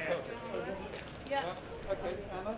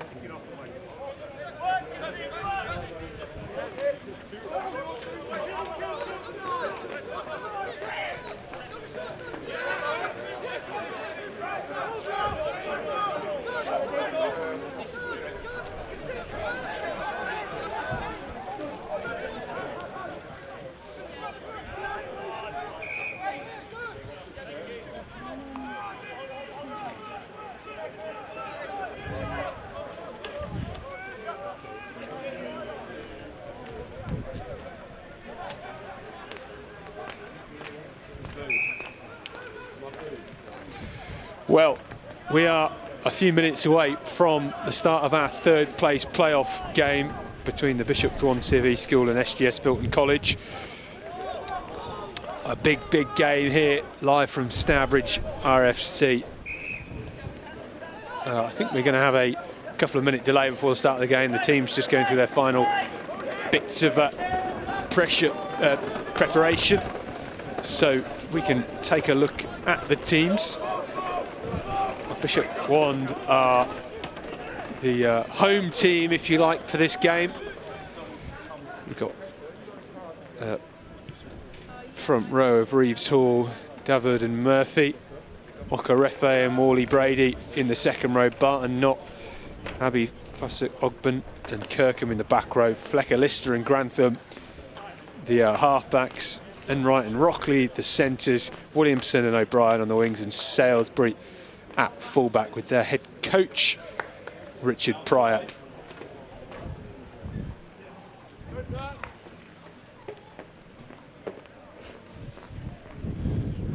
Well, Filton College then, Marsden, Davis and Moran in the front row, Hassett and Paramore in the second row, Stratton, Rugman and Pruitt in the back row. It's Price and Burke at halfbacks, Bertie and Rowe in the centres, Wood and Bailey along with Harris, the back three.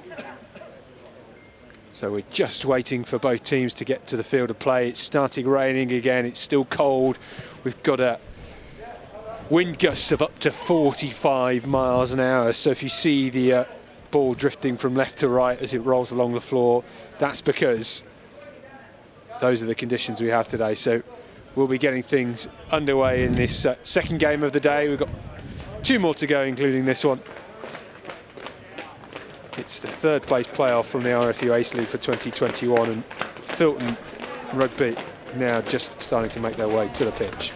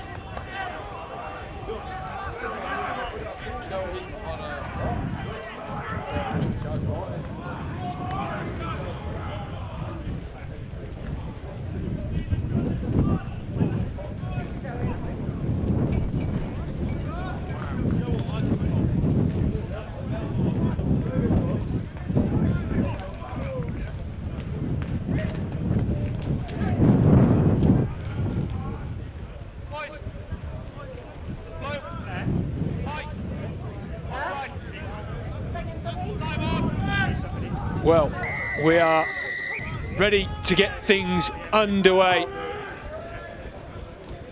Filton College kicking from left to right in this first half in the navy strip with white shoulders, and Bishop Wand from right to left in the navy with red shoulders and red numbers. So keep your eye on the red and whites. And from the kick-off, Henry Burke for Filton sent that one very long with the wind. And Bishop Wand with the line-out ball, well taken off the top from Worley Brady. This, the big juggernaut game really of today, the third place playoff, and look at that for a rampaging run.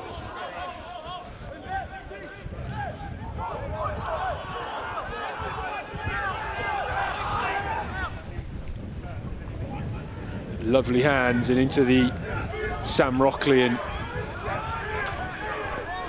bit of a step from O'Brien on the right wing. Bishop Wand doing well to run this one from deep. Spilled forward, and the referee said it went backwards actually, so Wand still playing the ball, just a pick up off the toes there from Grantham, and eventually it's gone forward as we saw in game one today. Okay lads, that's go left of the mark then please. Thank you. So Filton College will get the put in at the scrum.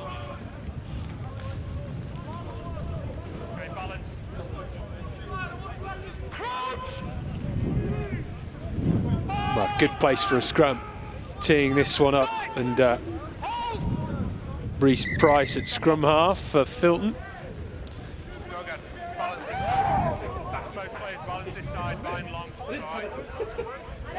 Loads of time to adjust between calls, boys.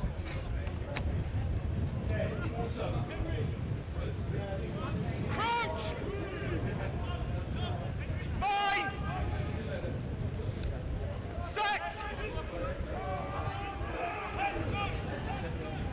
Finally getting this one away. Price does well to get the ball out, and a lovely dink off the right boot from Burke, but it goes straight out on the full.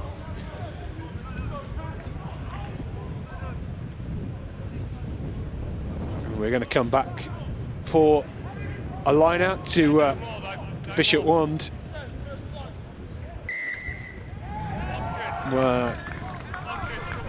Not straight. The ball from Comrie just being blown off course. Or rather from Kasim David. And Reece Price gets to feed the scrum once again.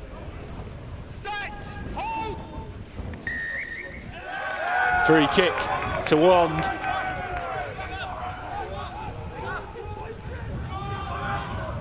Charging Rome once again. Well, it's the number 8, Afolabi Fasogban, wearing number 18 rather than 8.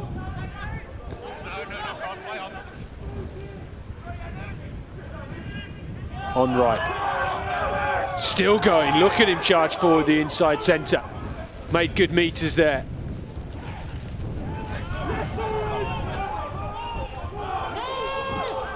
One making their way into the Filton half for the first time. The slippy ball spilled by Grantham.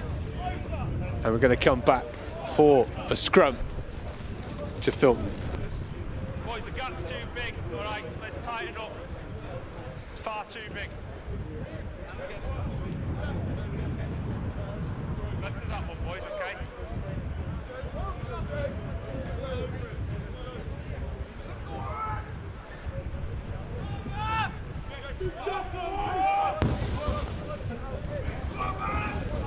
Well, the rain is really teeming down now.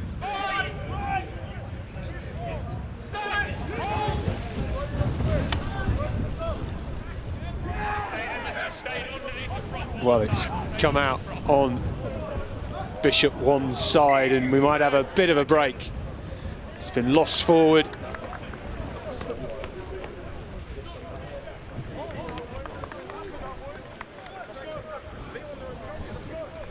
Lads, the gap's still too big for me. Need to come together. All right, that's the mark.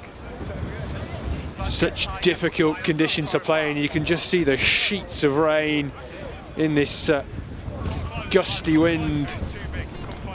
Not easy for the players. Wet legs becoming stuck with rubber crumb.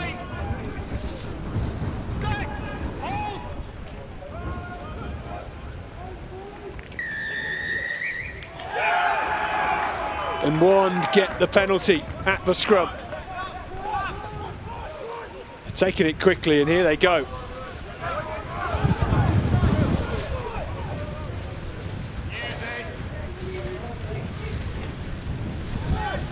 Rockley fronting up in contact.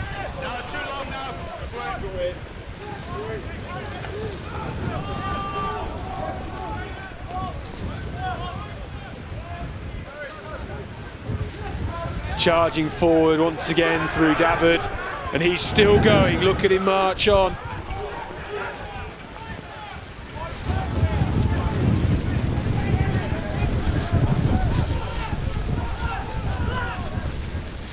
Back again.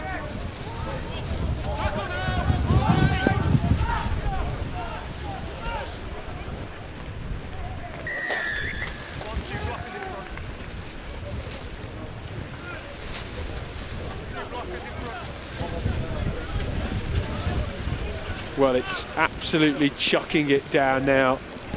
Everyone is soaking wet.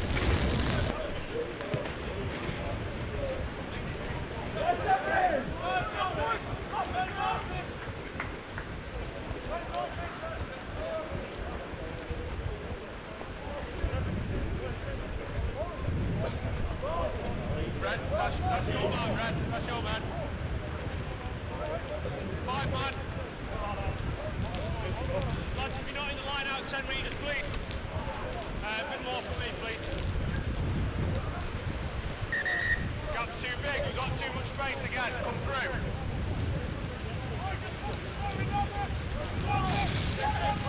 Well, it's a mix of rain, hail and a bit of sleet, I think, and No advantage. Clearly not straight in the line out. Option. Thank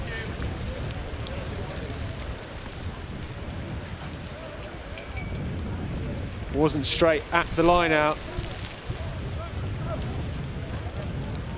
Right, just keep your space, alright? Just wait for the force, please.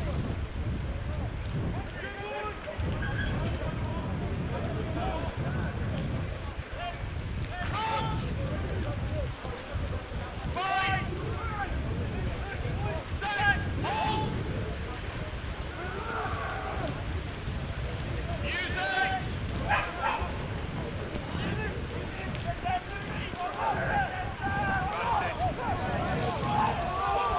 Wand charging forward.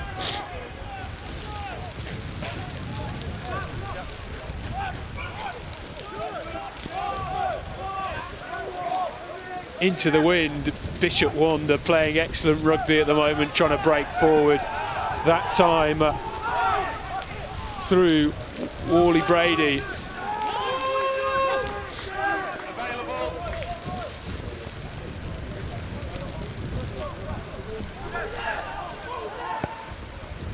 Well, if there weren't bad conditions in game one, they are just barbaric now, and Wand have a bit of space out on the right into the hands of O'Brien, and he's made a good 20 metres there.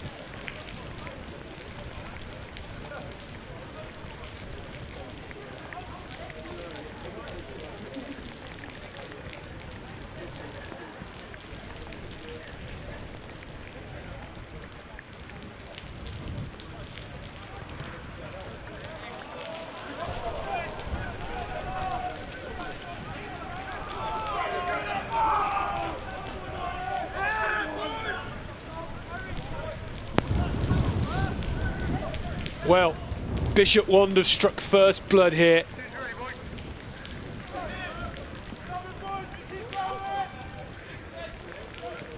A great score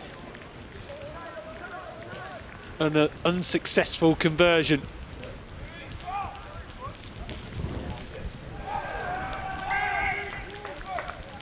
Brockley not quite managing to collect the loose ball. Just spilled in the air.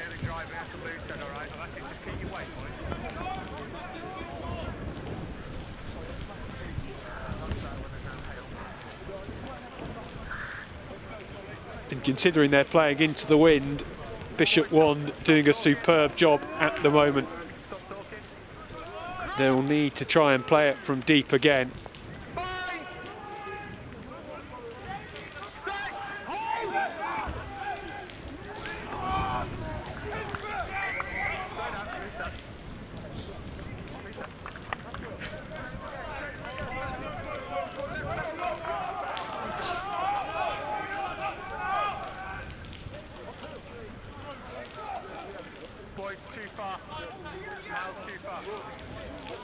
Well, it's going to be put in for Reese Price for Filton inside the 122.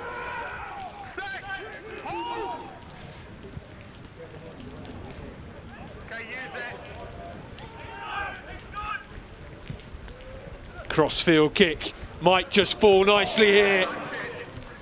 Jamie Wood couldn't quite collect that. It's back with Wand. Well collected and wrapped up by Matt Salisbury, the fullback, and Faslogburn still trying to charge forward. Carrying 3 men on his back.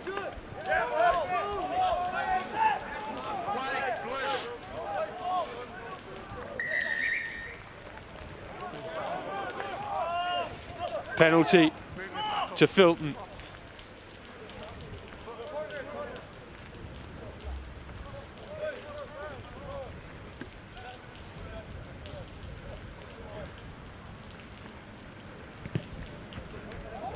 And a kick for the corner. Grantham putting the ball 10 metres out.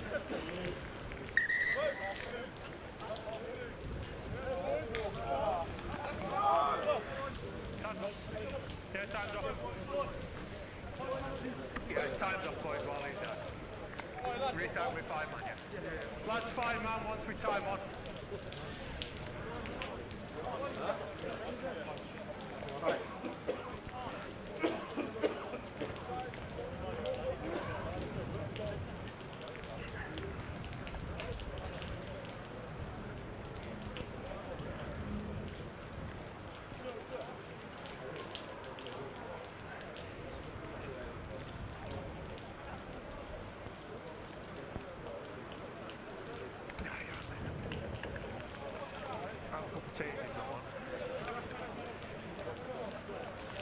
Well, just a bit of a pause for injuries. Archie Pruitt gets a bit of treatment on an ankle. And we're going for a 5-man line out.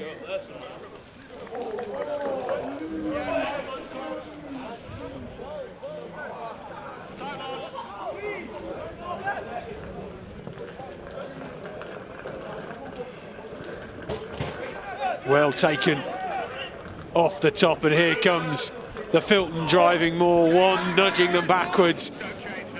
Look at the mighty defence. Well, the loose pass from Reese Price going to ground. It's been knocked on by Wand. And we're going to have another scrum to Filton.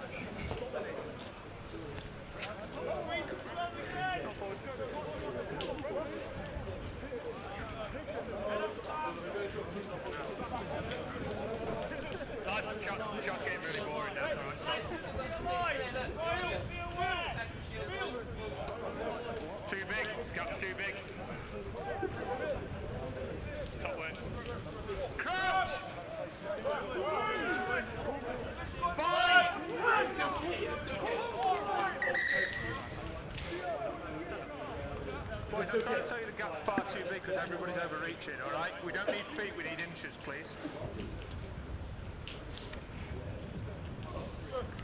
Well, our referee, Andy Morton, having a word at the scrum. Gap too big.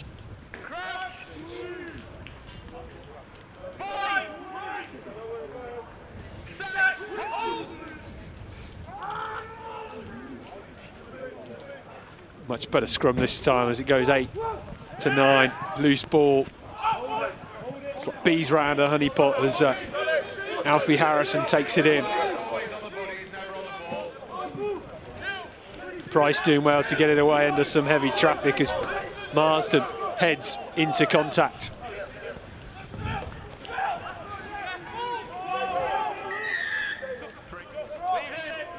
Tap and go, and Price looks as if he could be away. He needs some support.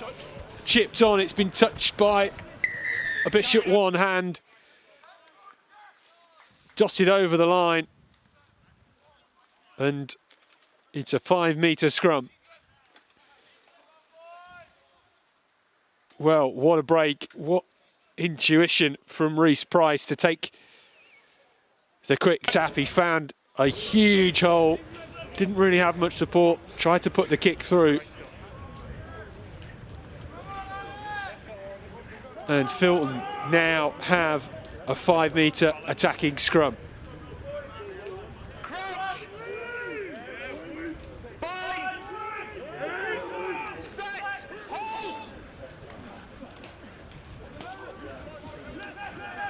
Off the base with Pruitt, who takes it into contact.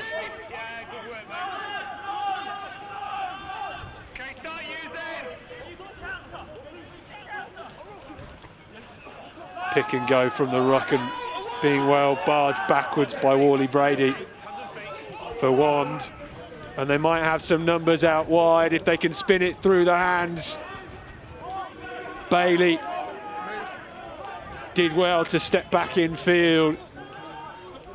The miss pass just making it a bit easier for Bishop One to defend. Been picked up now though. And on right. Okay, first one's here in the tackle, second there. Knocked forward by Filton, and it will be a scrum to Bishop One. No, then jump back onside.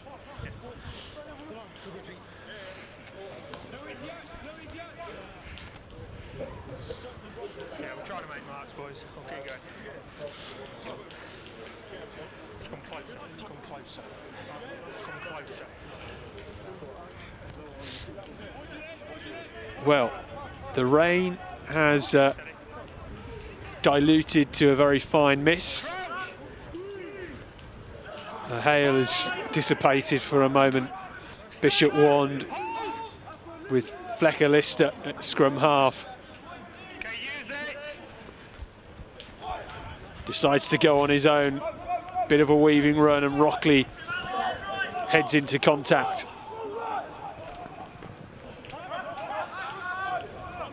Vasogbun again. Look how strong he is. He's been held up at the moment. Finally goes to ground. The whistle has blown.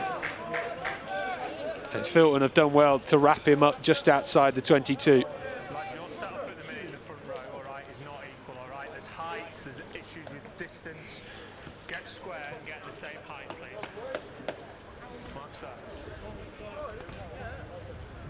You've got your tight head set too far back, you're set too far forward. Let's just get balance, boys, all right? That's what we're trying to do.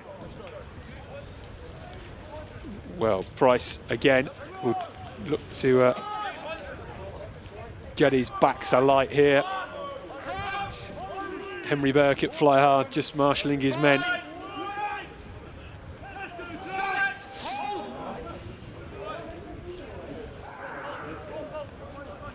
Price goes open side and Burke gets it out to Harrison. It's been spilled, it's still going backwards. Well picked up in the end though by Harris. A slippy ball heading to ground, it's gone forward. And Bishop One will get the scrum.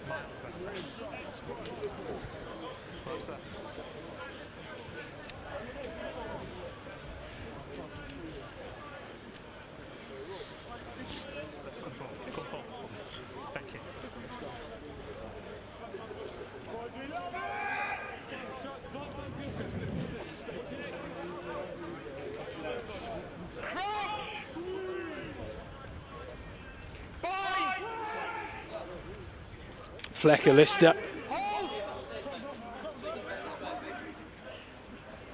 Okay, use. For Sogburn. Can't quite get it away. But it is a penalty to Bishop 1. Tried to take this one quickly, and here they go. Just managing to stay in field. Been lost forward by Bishop 1.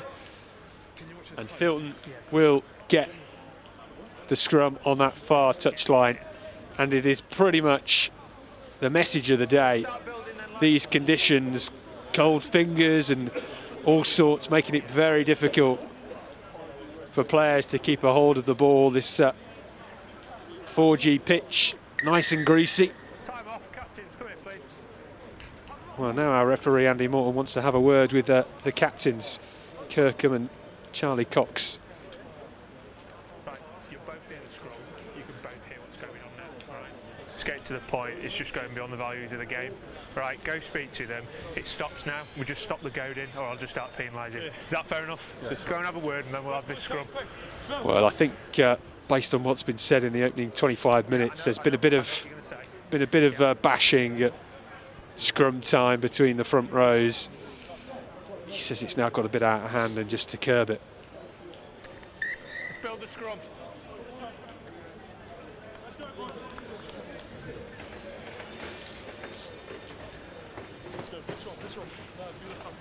Time on.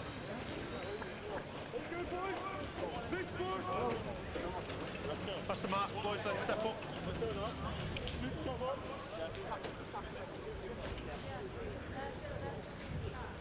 Crouch. Filton College scrum then inside their own half on the far touchline. Set.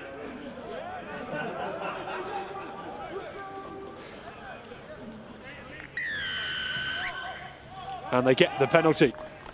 Loose end, drive straight, please. Loose end round the corner. That's it.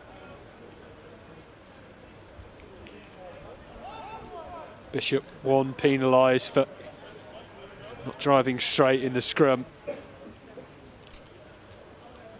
Just waiting for the ball to come back so Henry Burke can try and send it long, and it's been an intriguing half. Bishop 1, only really the one visit into the 22, and it came during the wettest period of the game so far.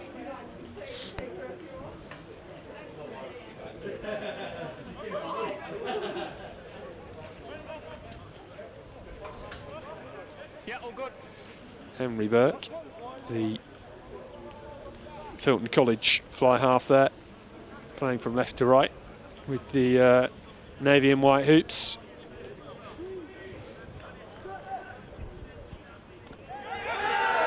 Well, this throw wasn't that straight. It was knocked on and well taken by Bishop 1. Okorefe charging forward. Tackle now. Wand. Yeah, lost. Well, they lost it, and it's penalty to Filton in this RFU Ace League third place playoff. Shot, thank you. Option. And well, Just went there. I was going to say where the ball is. It's just there, mate. it's going to be a shot at goal for Reese Price. Well, he would have seen Spensley for Myerscough in the opening fixture this morning, getting 2 kicks from much further than this, one by well over 10 metres more. The wind has died down just a little bit, but still nice flat pitch. Let's see whether he's bought his kicking boots. Reese Price, the Filton College scrum half, looking for their first points of this game.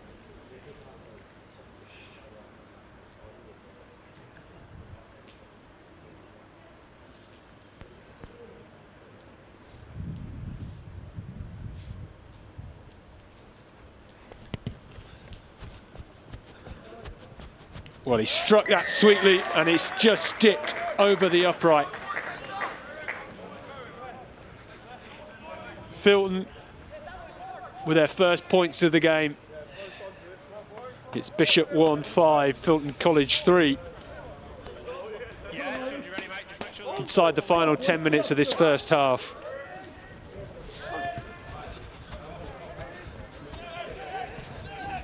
Outside, 50-22. Well, it's been hacked back forward by Henry Burke, and it's rolling nice and long, and it's just bounced outside of the Bishop Wand try line. And it was a bit of a hack return from Oscar Grantham, but it has rolled out nicely into touch. And I think that kick just goes to show how much the wind has died down at the moment in this game. Because in the opening game, Myerscough could not exit their 22 with a kick very easily. Lads, just step just on the 22 for me. Yes, please.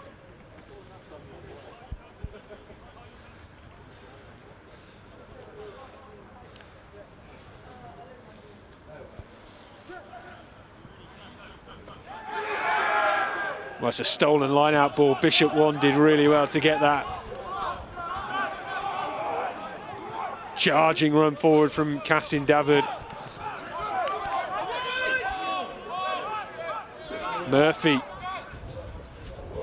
As Fasogban tries a little flick around the back, doesn't quite go to hand. Rockley now trying to go down the 15-metre channel.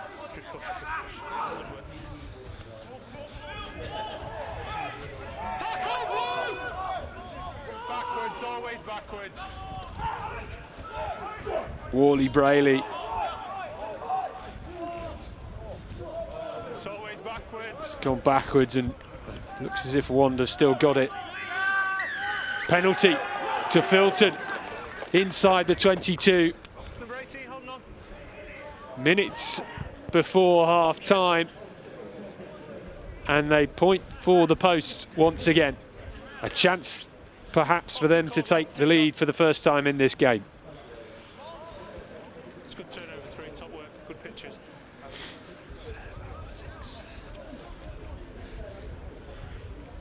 Good pitch. Well, we know Reece Price has certainly got the legs. Has he got the accuracy?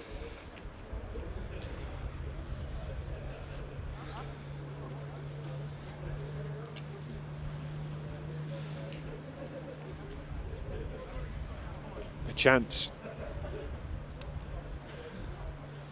with Reece Price's second kick of the game. Penalties in these areas very costly when you've got a nice tailwind, as is today.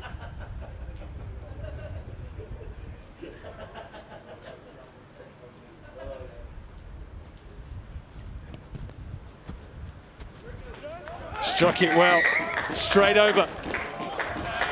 And Filton College are back in front in this third place playoff.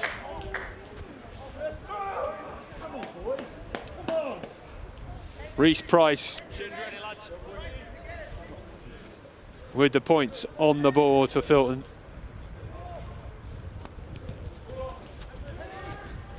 Sent high down the middle. Outside. Grubbered forward from Burke, and it's bounced nicely. Perhaps as Fasogban charges forward, steamrollers one. That's 2 men beaten now, and another 2 to bring him down. Barton not with the spilled ball. And Price sees a bit of space. It's been charged down by Wally Brady. Enright steps and sets up a platform. Well, I think we might have had a bang of heads. Wally Brady looked in a bit of discomfort, but he's back to his feet already. It'll be their ball, it'll be their scrum. Now, they were in possession when they blew the whistle, right? So many stoppages today in both games. Unforced errors and injury. Scrum, lads.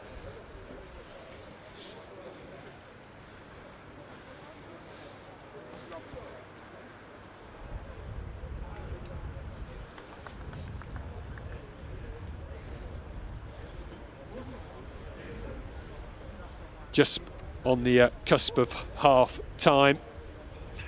SGS Filton College leads 6 points to 5 against the Bishop Wand. Happy enough? Thank you. Scrum. A break in play and a break in weather conditions as well at the moment. Yeah, about 3's about bang on. No, you're all right, Chief. Lads, there's a mark. It's all right. Filton will have the scrum.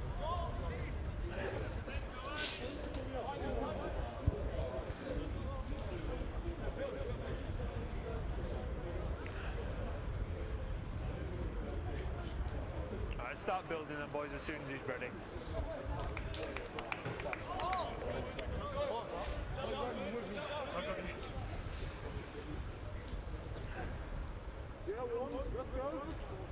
Crouch! Bind! Set! Look at that from Bishop Wand, really putting the screw into Filton, but they do well to get it away, and Price puts boot to ball. Salisbury boshes off one. Good tackle in the end though from Jamie Wood of Filton. Spilled ball, and Filton have got it. Lads, marks there. Well, a couple of unforced errors from Bishop Wand, making things a bit more difficult for themselves. Just balance between calls, lads, all right? Yeah, come forward, just tighten it up a little bit. Great stuff, that's bad. Crouch! Bind! Set! Hold! Filton doing well up against the might of the Bishop Wand pack. On right, out the back to Burke. Here goes Jamie Wood, and his pass just not quite finding Caden Harris, and it's been hacked forward. Rockley after this for one. Burke doesn't quite land on it. It's always upbeat, there's no knock on anyway. Still going, Rockley charging forward. And from deep in their own half, Bishop Wand might be able to get a score in at the end of this first half. Inches away from the line. And that is a try for the Bishop Wand. And just like that, they take the lead once again. We'll have to check the replay to see who scored that, but great tempo and pressure. And Filton couldn't quite stop them.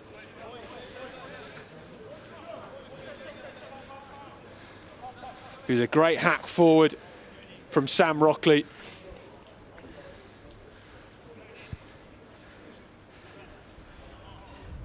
Again, he managed to get boot to ball, and it was well picked up. Breaking through the tackles. Filton were on the back foot at this point. And it was a great charge, with the final pick and go coming from Afolabi Fasogban right at the death of the half. And this then for the extras into the wind. Doesn't have the legs, but the Bishop Wand lead at half time, then 10 points to SGS Filton College's 6. Well, the sun looks as if it might just come out now despite those weather conditions, and the wind has died down somewhat, but a very compelling first half here in the RFU Ace League third place playoff. We'll be back with the second half in just a couple of minutes' time.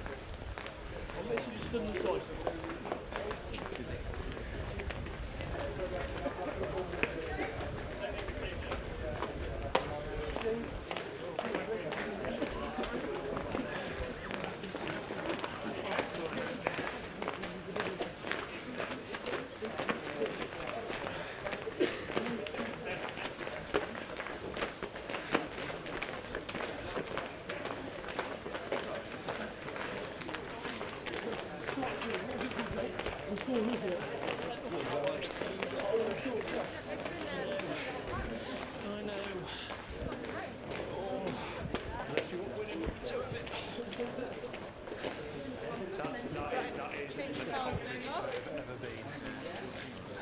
Thanks for looking after that, I really appreciate it.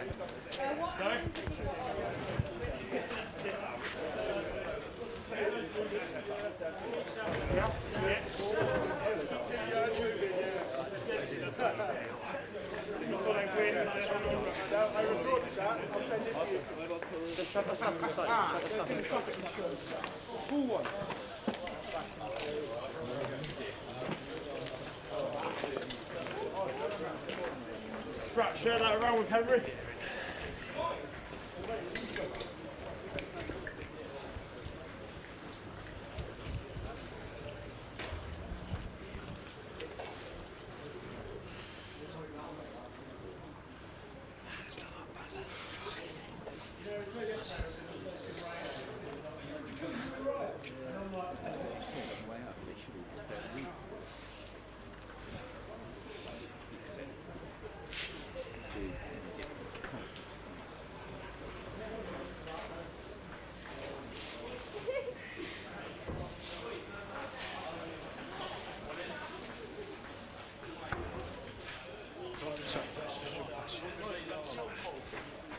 Cheers, mate. It's up there.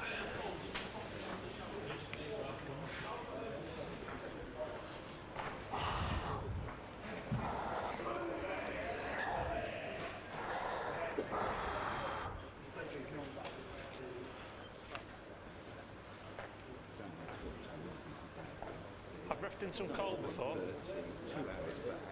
About to win. Oh, God, it's on. You think it?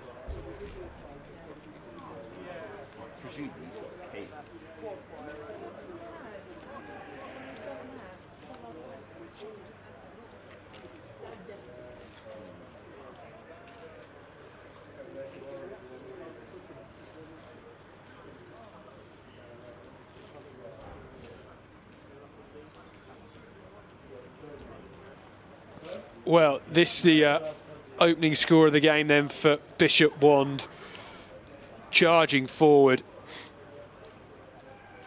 And it was difficult to see considering all the rain and hail, but I think that was Fasogban with the first try, his first score out of 2 for himself as well. These were the 2 penalties from captain Reece Price for Filton.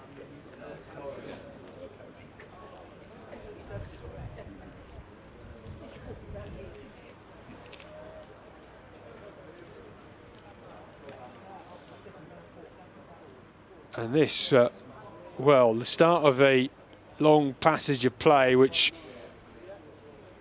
resulted in the second try for the Bishop Wand. It was hacked forward from Sam Rockley.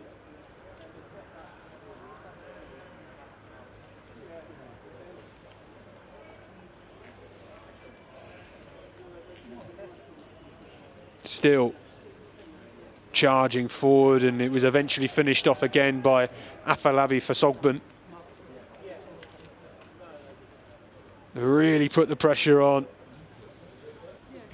Filton were on the back foot, and in the end, Fasogban diving over in the corner. Well, that was the tail of the first half, really biblical conditions. It might have just settled down now. Maybe we can try and dry off for the rest of the day, because it's certainly been impacting the games. But it was Fasogban that scored the second try for Bishop Wand to take the lead just before half-time.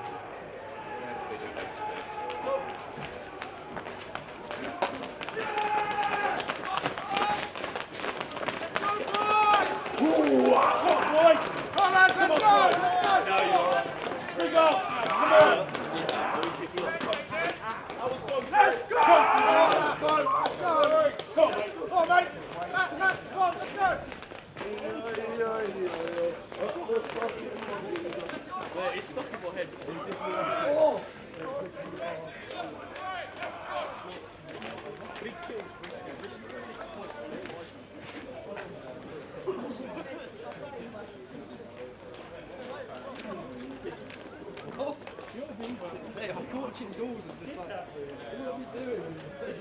Yeah, I know, it's great.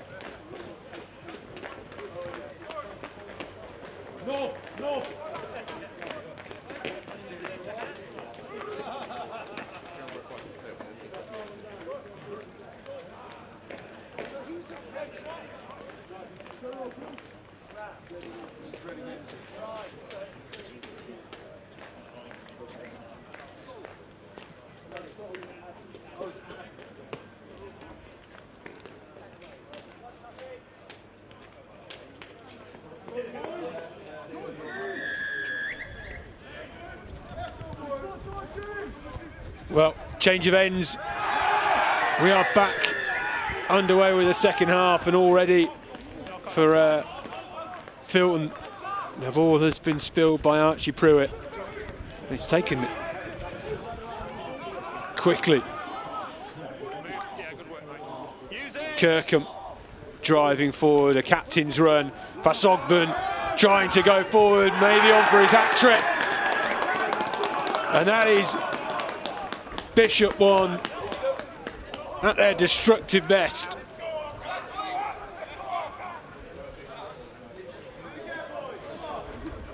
First one back as well. A third try of the game.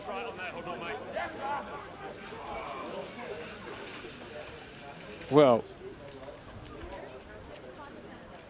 Kirkham, the captain, with a lovely run, steps back in. And you do not stop Afolabi Fasogban.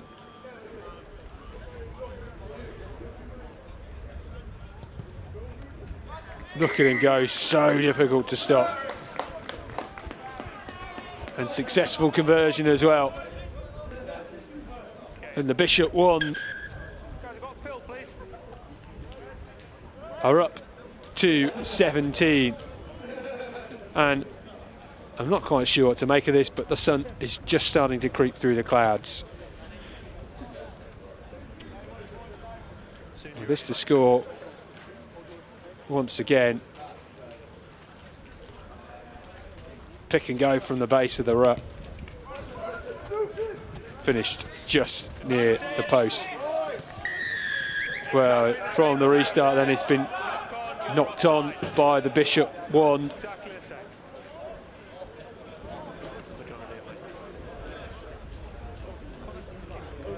Yeah, 22 is great. Not gone offside, so it was over there. Henry Burke kicking for the corner. Good choice. Trying to put some pressure on.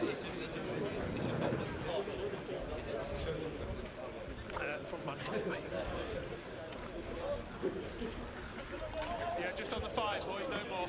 No more.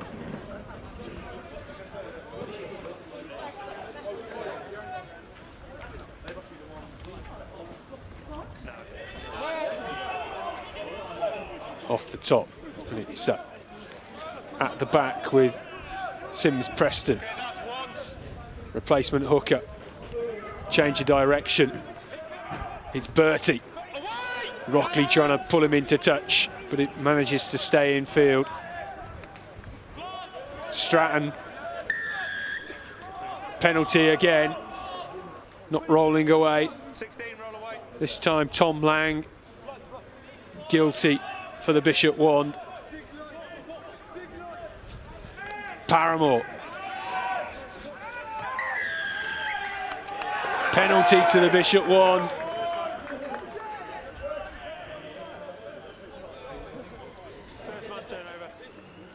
Well, great pressure from the Bishop wand back row at the breakdown.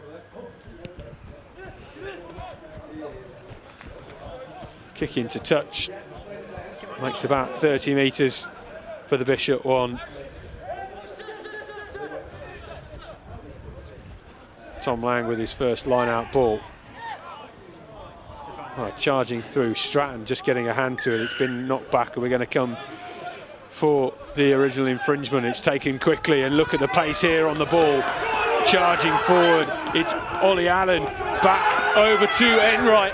Enright has 2 men to bring him down. Still charging forward, the Bishop Wand. Can they get over here from their own try line to Filton's in just a matter of seconds? Real pace. Filton trying to slow this one down on their own line.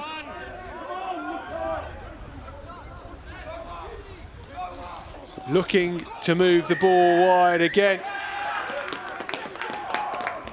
And that is another try for the Bishop Wand.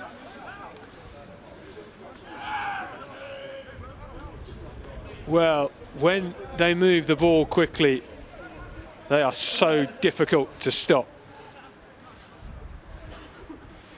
This the quick tap penalty from Ollie Allen. Charging forward, a good couple of fends as well, and great support from Alex Enright.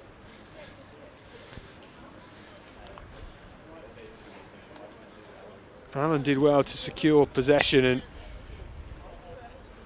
they went through the phases. They had to be patient in the end. Filton did really well to get back behind the ball.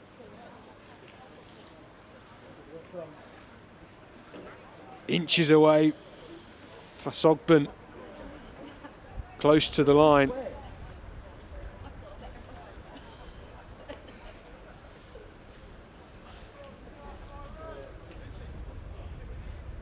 You just see how close they are, knitted together, trying to burrow their way over.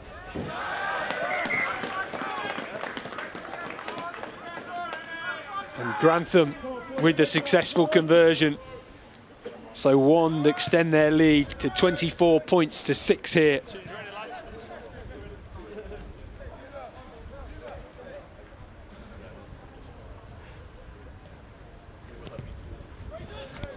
Sent nice and high by Burke. Well collected. Paramore charging forward. Penalty. One not rolling away. Turnover's fine, 20 needs to move though. 20. And Turnover's legal, 20 needs to move. Henry Burke kicks for the corner once again. Please, Red.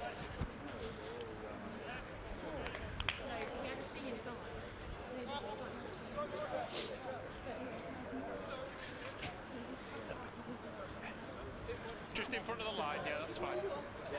Just on your first receiver, boys, please.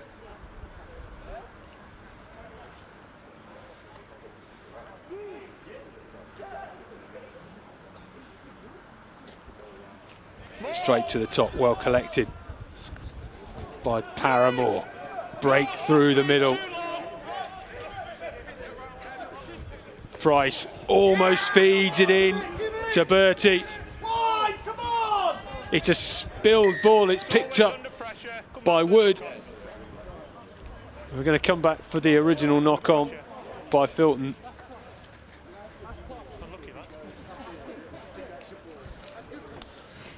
And that was unfortunate, the pass from Price.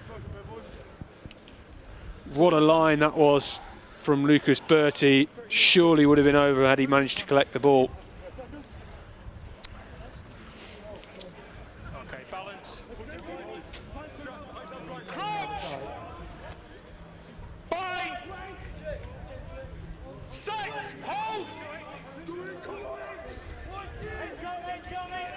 Fasogban off the base, they're coming from deep then. Rockley on the wing, chips forward, and it's a great kick, and it might bounce well for him, and it has done. Did really well to collect that. Allen feeds Enright, and it's gone forward. Well, now that these weather conditions have started to subside, we're seeing some really lovely stuff from both sides. And that was some break. Plenty of space.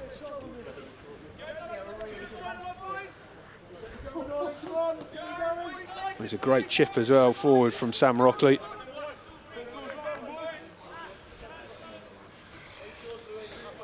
Lucette, can you just come all the way through for me and just bring that shoulder out? Thank you. Top work. Crouch! Bind! Set! Hold! Filton with the scrum. Pruitt to Price. Lovely break. Here goes Bertie. Bertie has some space. Bit of a crossfield grubber kick that might just bounce into touch, and it does. Nice idea. Didn't have any support. Could see the space on the right wing, and just a bit too much pace on the ball with the kick in the end.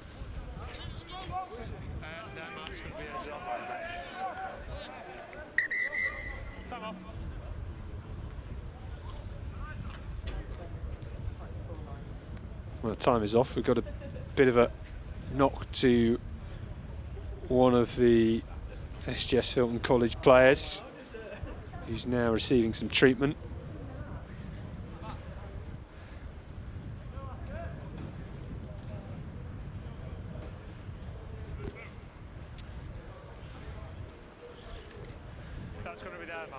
Well, I think I speak for everybody on and off the pitch here at Stourbridge. It is miraculous we've now got some sunshine and some shadows. It's ludicrous compared to something like half an hour ago. Just wait for time on though, please, Red. Just hold. Hold. Okay. Time on.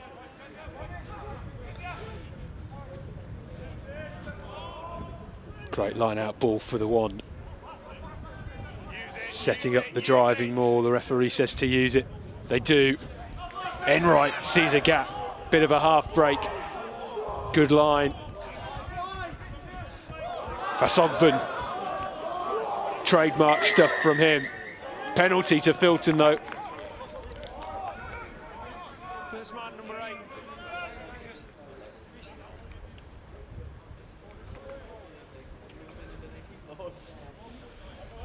Henry Burke then with another touch finder. Doesn't have the legs. Rockley with the show and step, and he's got some speed and he's away. They might be in here. The pass, no good. It went forward. Salisbury couldn't quite get that ball. Lovely stuff though.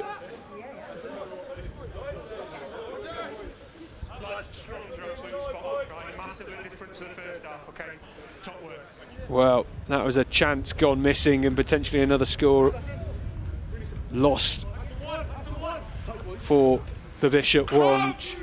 Plenty of time left in this half though. Almost 50 minutes played in this game. Filton with another lifeline, but that's a scrum going backwards. Yeah, good work, lads. Doing well under a lot of pressure. Burke out the back. Into the hands of Hugo Brown. Still getting another penalty. Price going on his own. Great ball to Alfie Harrison.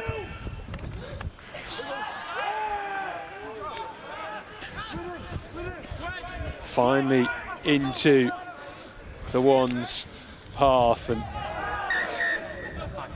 Filton with another penalty.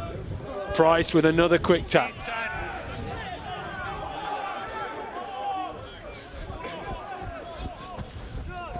This time with Archie Pruitt. The one might be in here. Penalty again to Filton. The penalty count just rocking up here.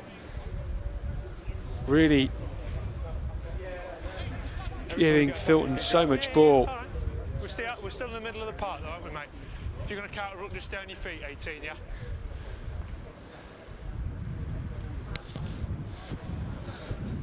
Berg with the kick to touch, and SGS Filton College will have a line out.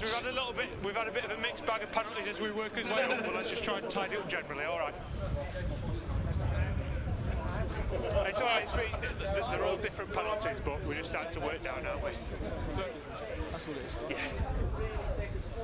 Nothing to be too worried about. Well, it's not often that happens. Match ball, stuck up a tree. Time on. We've got a different one now, but you can still see it's stuck in the rear of the picture. Well, Sam Hassett with a lovely take from the top of the line out. Filton trying to keep that moving forward.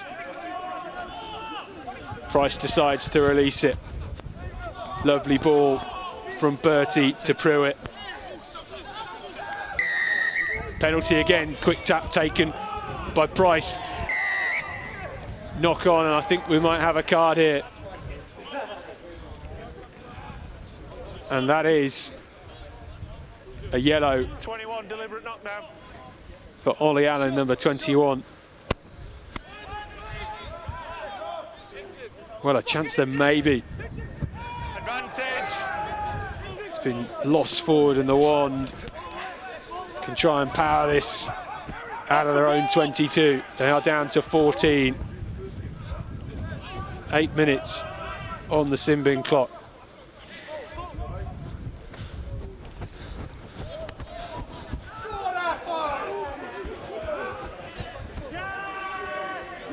No, it's on the body. No!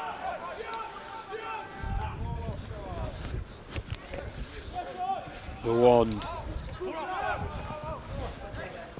working hard to get out of their own half here. Enright with another charging run. Yeah, top work for, thank you.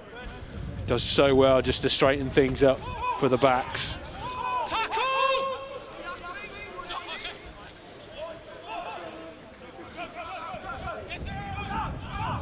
Pass just hitting the deck, and Wanda gone backwards, and it's another penalty for Filton. Price taking it quickly again.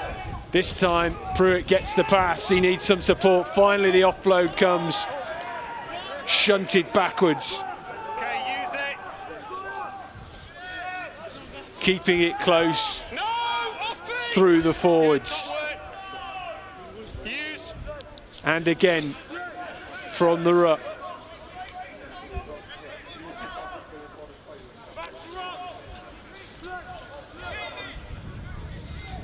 Hands and feet onside, red, hands and feet. Okay, use it, blue. The forwards giving it a bit of grunt work. It now gets to Burke. At the back to Bertie. No hands. Lost a couple of metres. Good defence from Wand. Still going with Archie Pruitt. Too long, good work. Burke, change of direction. Goes on his own, a lovely dummy. The offload doesn't quite go to hand, and it's back with Enright. Back with the Wand. So we'll have the knock on. We're going to come back for that knock on from SGS Filton College. Not forward. Yes. Yeah, let's make it then, lads. Just tag on and off. Well, just a pause. Is I think Henry Burke Lads, needs just a bit of making treatment. changes. We shouldn't really need tons of water, if that's all right. I've got numbers on. Yeah. Let's go then. Couple of subs as well. Mark's there, lads. Where is the exit from? Look this up. Yeah. Just keep a little bit of space this side. Outside of that, the screws are spot on. Well, Right, okay. into We'll not time on just yet then. the final 15 minutes or so of this game. Just a little bit The of Bishop space Wand outside of lead that, spot on. 24 points to SGS Filton College's 6 in the RFU Ace League third place playoff here at Stourbridge Rugby Club. It's finals for the next 2 days, 3 games today and 4 tomorrow. On the bin, 4. On the bin. So the game itself. Yeah, that'll do. Both teams taking a breather as we Cheers.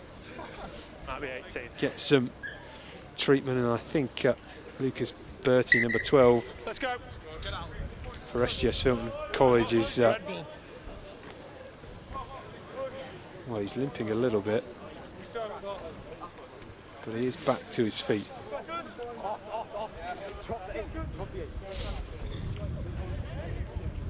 Okay, time on. Crouch! Bind! Set! Hold! Yeah, you're good, mate. Good. Wand boshing through the middle. Advantage! Spilled ball once again. Bertie was just on the floor getting a bit of treatment as well with that break, and lovely offload off the deck as well. Advantage over! Stratton with the carry this time. Price looks to go blindside. Grubber through, but he had the penalty advantage. Lads, it's just slightly beyond the horizontal. It's never anything more than a pen. Well, SGS Filton still have the man advantage. Just tackle assist coming in, just watch for taking beyond, lads. Take the 5. Take the 5, boys. Price nudges that one into the corner.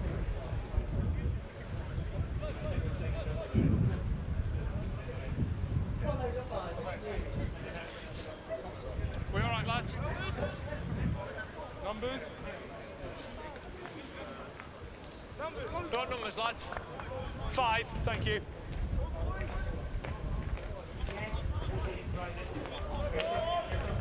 It's going to be Filton with the line-out ball on the 5-metre line.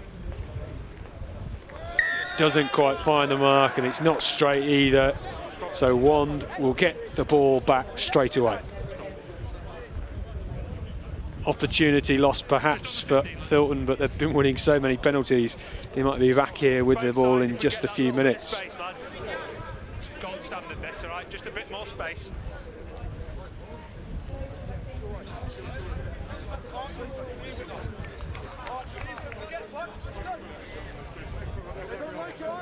Great work.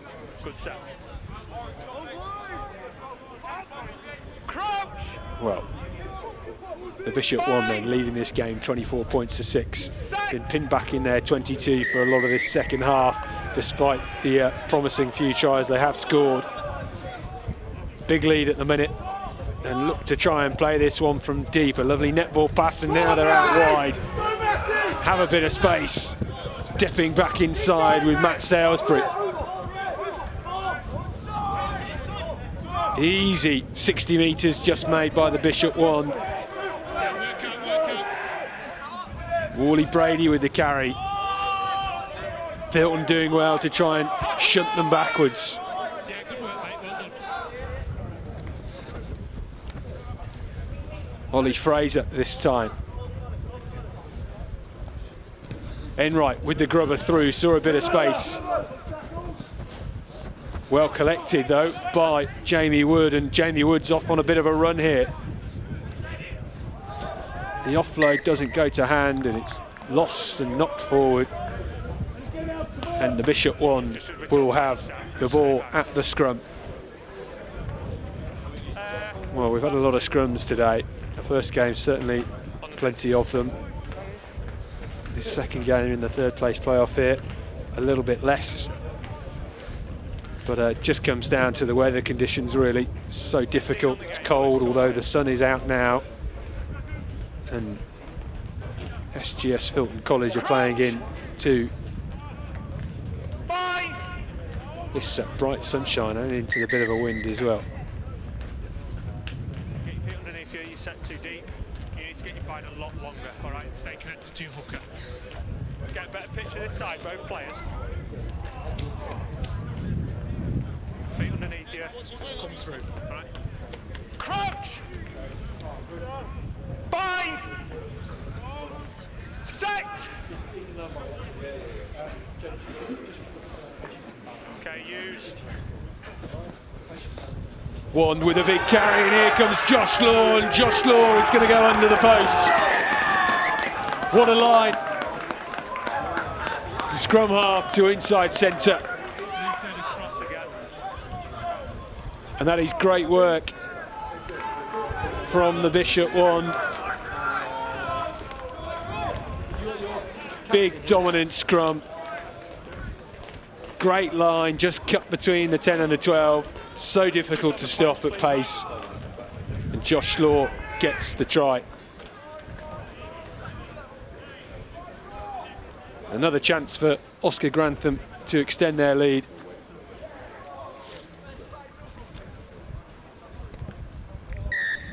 Easy nudge.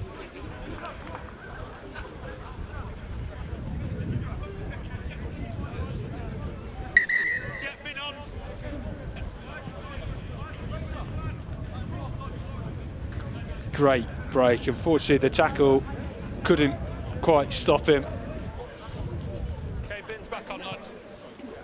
12 on the game. And a simple touchdown in the end for Josh Law.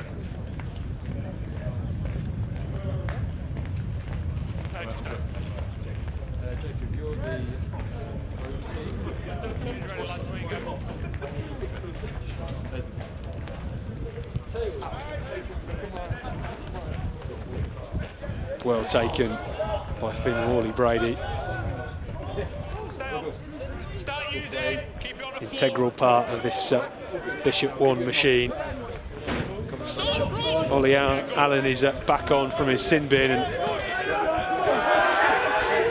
Word doesn't quite take it first time, but does well to beat Rockley and set up a platform in this near touchline. Okay, use it.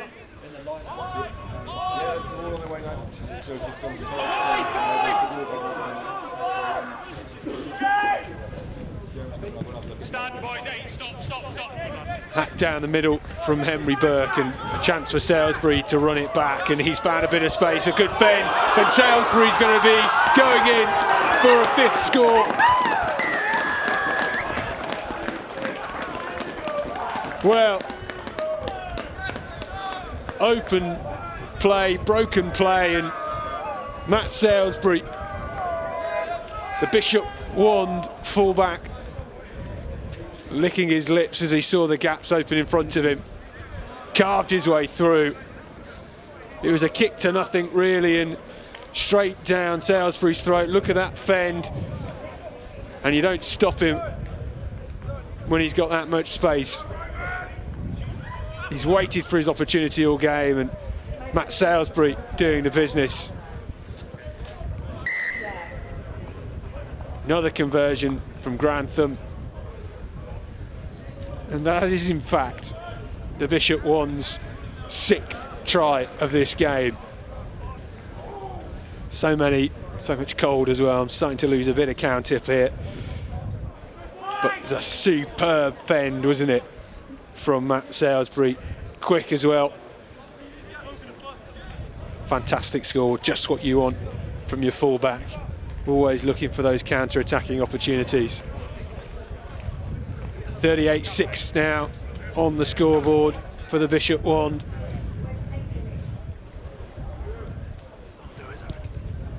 Filton have been valiant in their effort.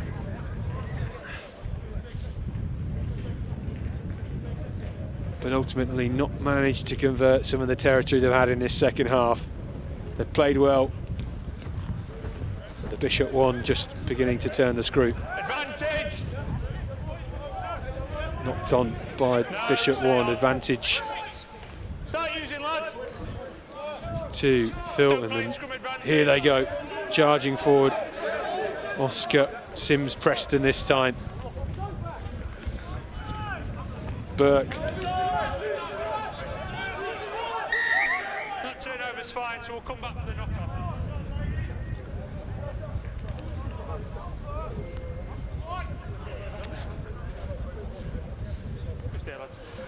Well, coming back for the original knock-on then. Right, the last 2 penalties short. I don't know why you're trying to bind short all of a sudden. All right, bind long and stay connected to your hooker.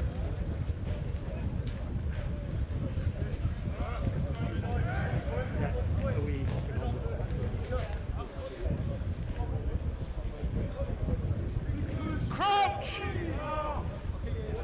Bind! Set! Hold!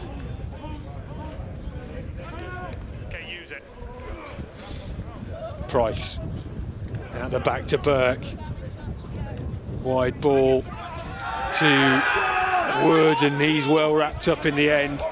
All of it lateral from SGS Filton College, and Pruitt again, who has been through so much work in this game.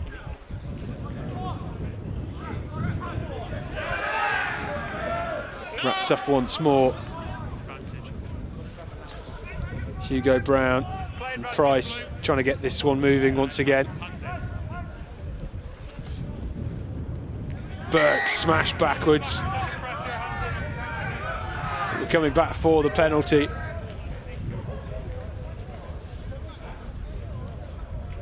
Hands in on the counter ruck. Counter ruck's legal until the hands come in.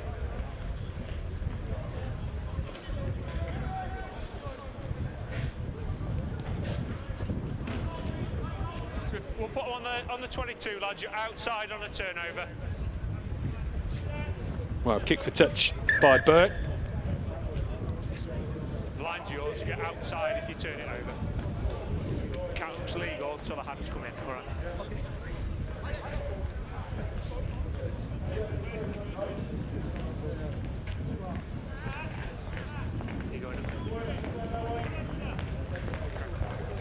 Time on. The mark's yours, red. The line's yours, so blue, step out. Give yourself some space.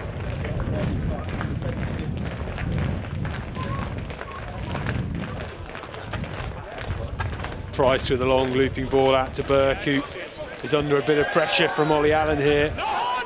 And just like that, they've lost 20 metres.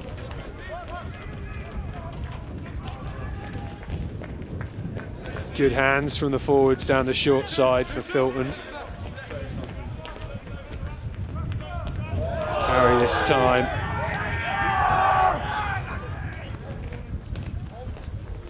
Might have a bit of space out wide here.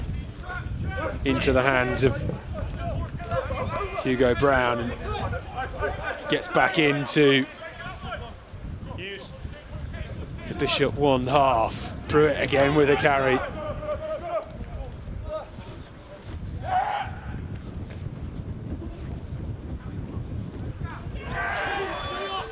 So backwards. Just look at the defence from the Bishop 1 though. They've sent almost 40 metres back here. A lot of pressure.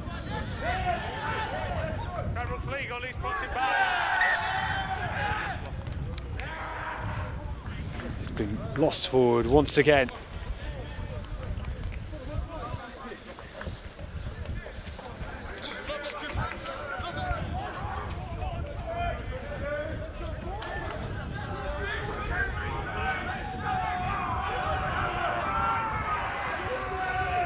A lot of jeering coming from the Bishop 1 bench. Fine. Set. Stand up. Boys, listen, just spend less time shouting at each other and more time listening to the calls so we can get stability, all right? Let's go again, please.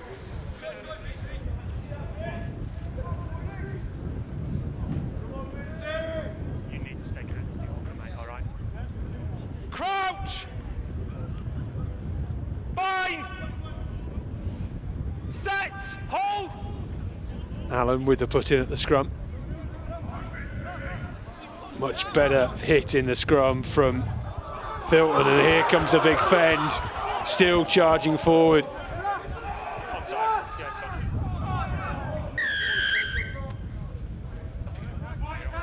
Well, a yellow card there for Ollie Stratton, just running back into position.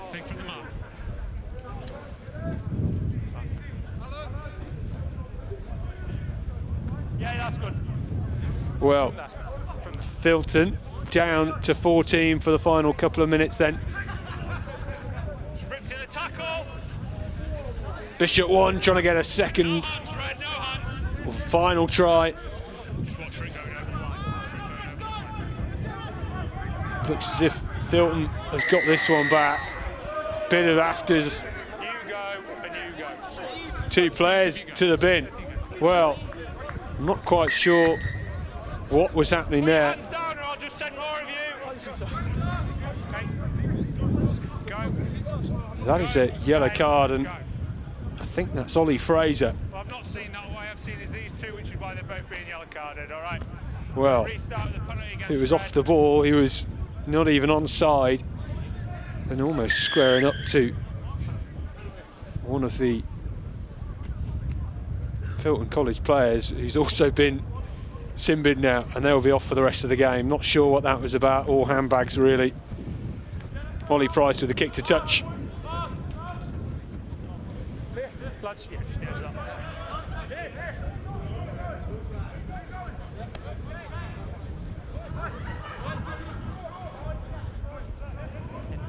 Oh, you got loads of room, mate. You got loads of room.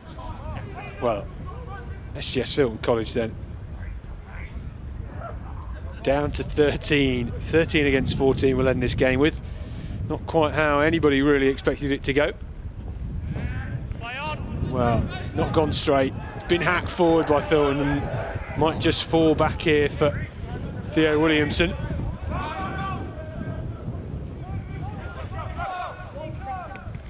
Allen box kicks that one into a bit of space. It might fall. Might have just been knocked forward here. The one's still got this, they have. Filton getting back in defence. Grubber forward, and it might have just fallen for Salisbury here. Can't get it with one hand. Williamson's got it again. Out of the back door pass into the hands of Rockley. Rockley steps back inside. Can he find some space? Heading into traffic, and that is a great finish. Whoa, no, it isn't. Held up. How did he not get that over? Well, Sam Rockley there, I thought he was over. I thought he got it over the line, but just held up, and that is great, great defence at the end by SGS Filton College. It's a goal line dropout. Williamson through the hands. Allen hacks it forward, and that's going to roll out into touch, and that is full time.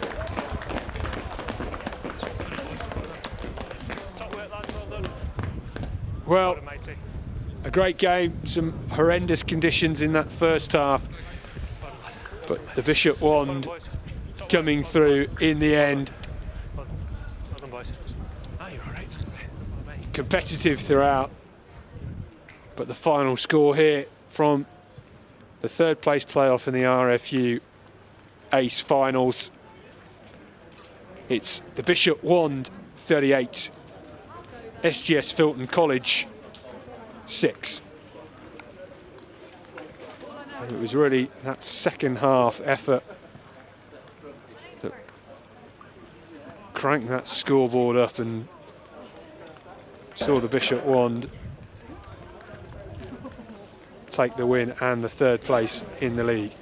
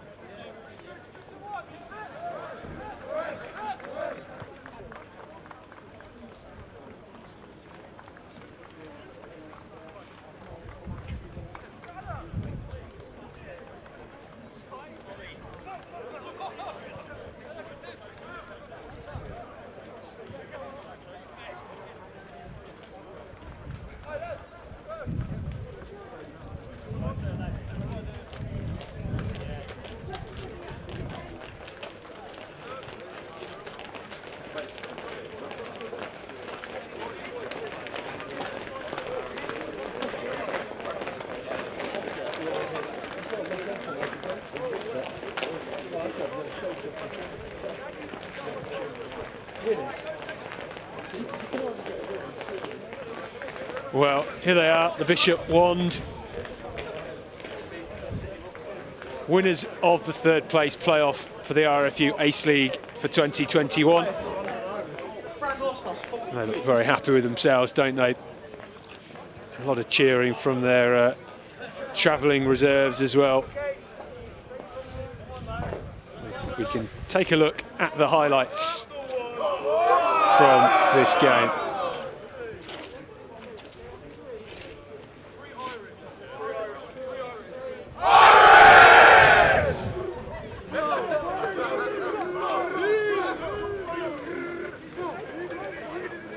Well, this is the first try. If you can't see it, I won't blame you. We were getting sleet and hail and all sorts of stuff coming down. It was an absolute deluge of rain. It was Afolabi Fasogban who got the score. This the second try.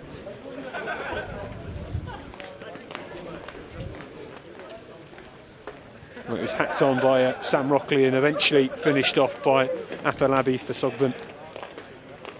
A bit of a long-winded effort, but it again came from another the Bishop Wand break. A bit messy, a bit scrappy, but it just was starting to dry up a little bit here.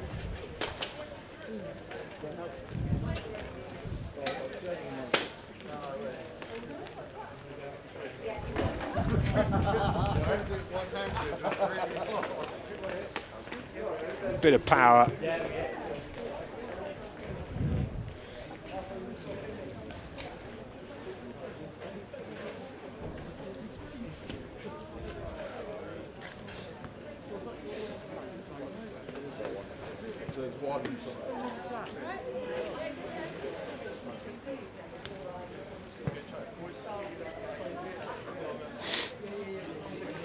Well, it was a bit messy. It was good work from Sam Rockley.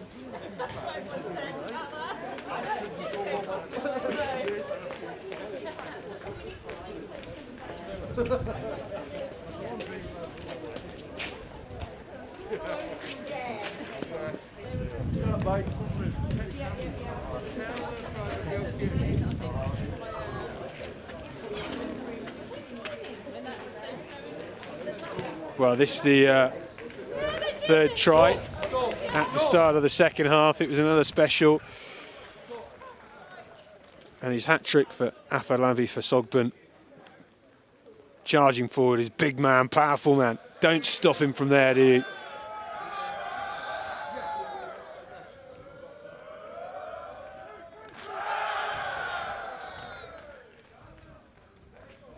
Another look at the same try, the third try of the game.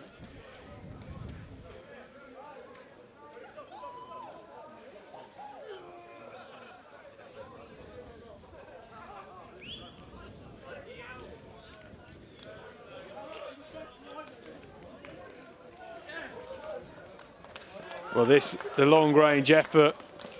Ollie Allen with the break into the hands of Enright.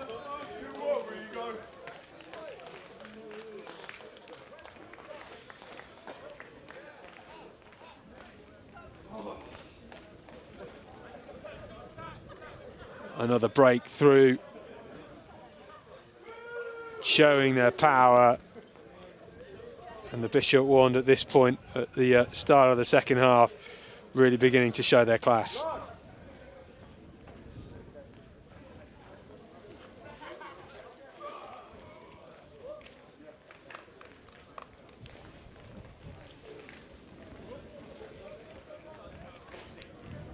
Same try again, lovely break, replacement scrum half, Ollie Allen with a quick tap.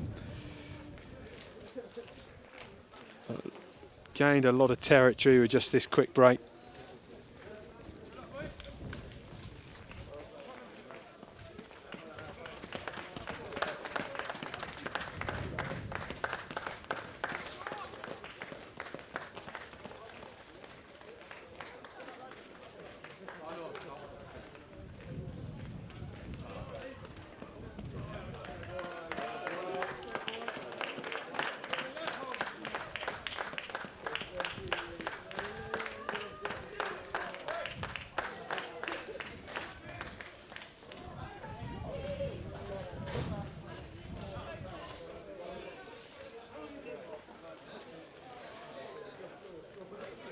This great try, great finish by Josh Law, straight off the set piece, 9-12, sliding over.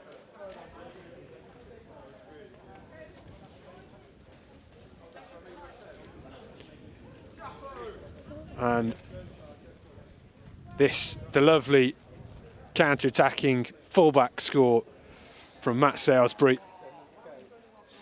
Little shimmy off his left foot, step off his right, fend from his right, and over the line.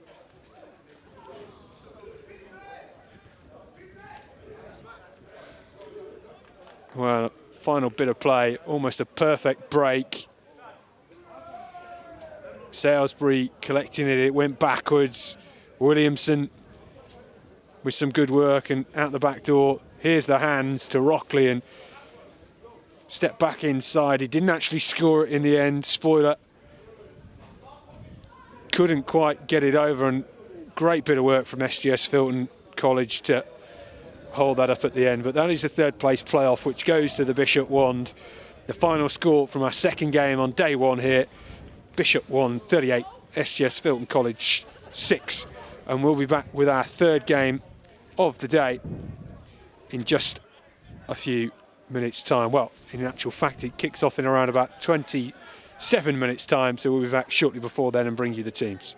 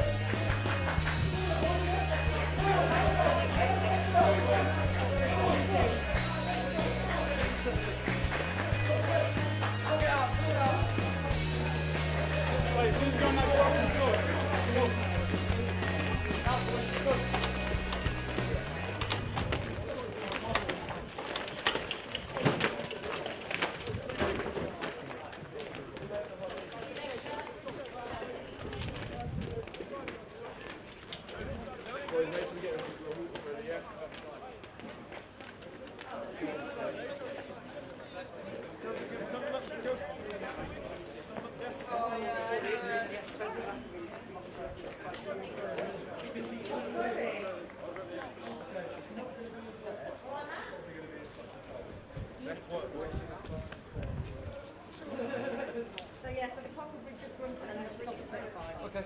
Alright. Yes, please.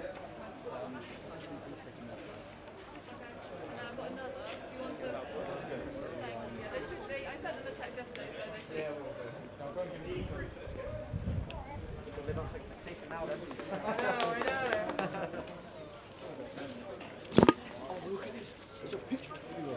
Go boys! Come on boys! Go lads! Go.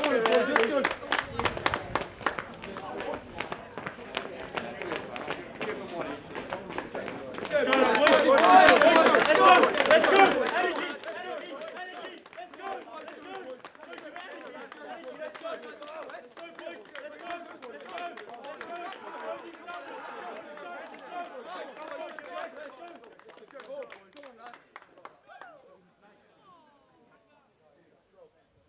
Well, welcome back to Stourbridge Rugby Club.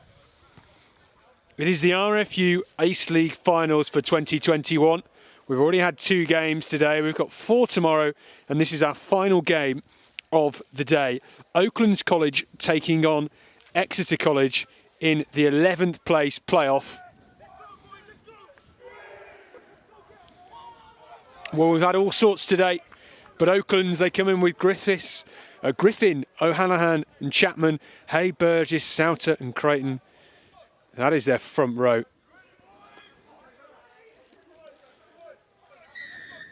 And we are underway.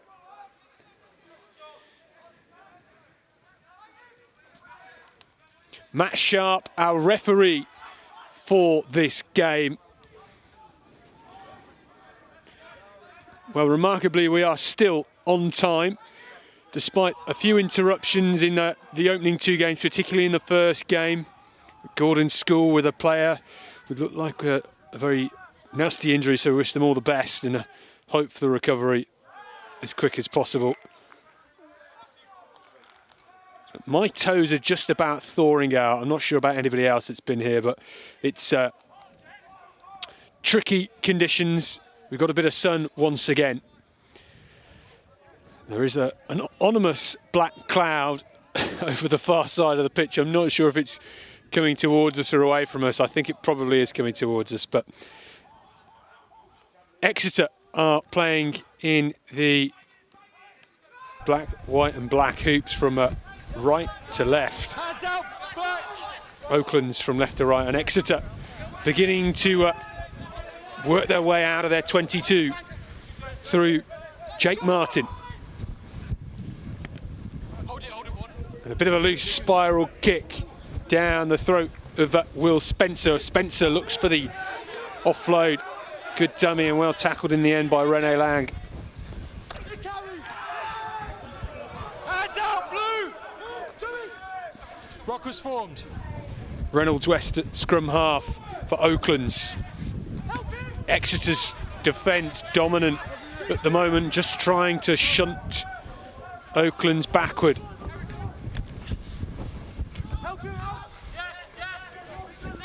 Oaklands still in possession through the middle, and Exeter get the penalty.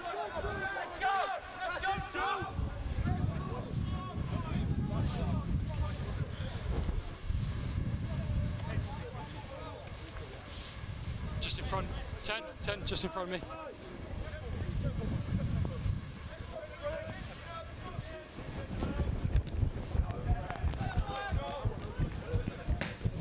Kick into touch. Oakland's here. And Exeter will get the line out just inside the half, and this is the Exeter team. Joe Bailey in the second row, number 5, the captain for today.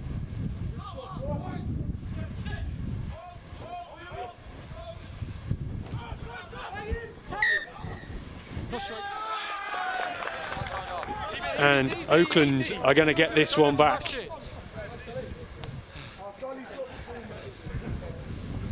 Go straight. Scrum.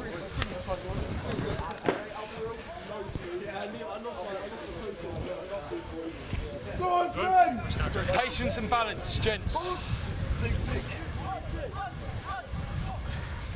8 in, 8 in. Crouch. Bind. 1, 2. Set. Steady. And Reynolds West with the button, and look at that Exeter scrum. Loose head, angle.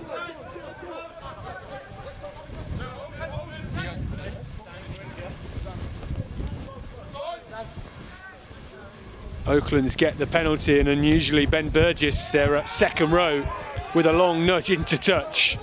Can't be many second rows in the Ace League able to do that.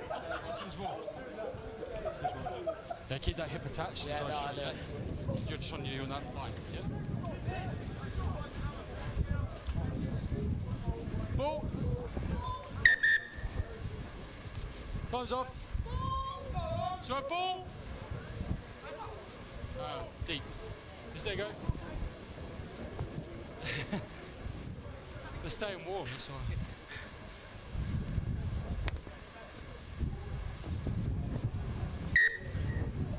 Wait, drive then. Down. There's 2 knock-ons. First by Oakland. Right. Well, knock on. And it's going to be an Exeter scrum. Inside their 22. Oh, on the line. The line's in. That's it. Sir.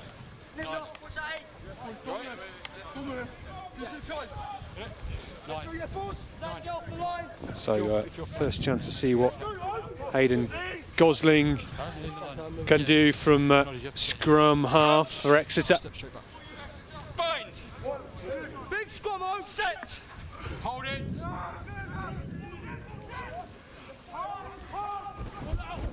Off the base with Kershaw. Gets out of the 22.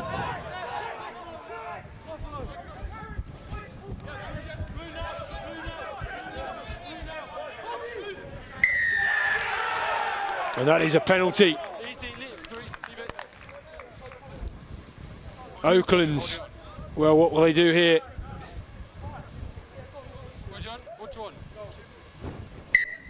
And they are going for the posts. Well, it's not as breezy as it was this morning in our first fixture. The posts are not bending backwards. There is still a light breeze behind them. And Alex Coulter, number 13 for Oaklands, will have the shot at goal.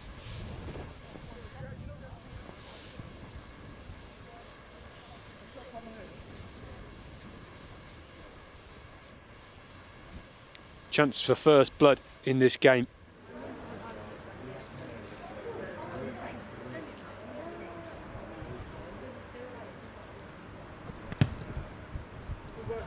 Big kick, but pushes it to the right. And Exeter will get the 22 dropout.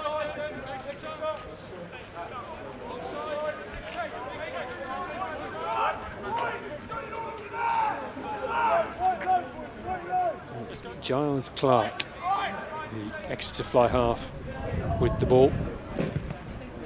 It's come off on Oakland's hand, and they already have it back. It's gone to ground, well collected again though. Well, the referee said it went forward, so we'll have another scrum.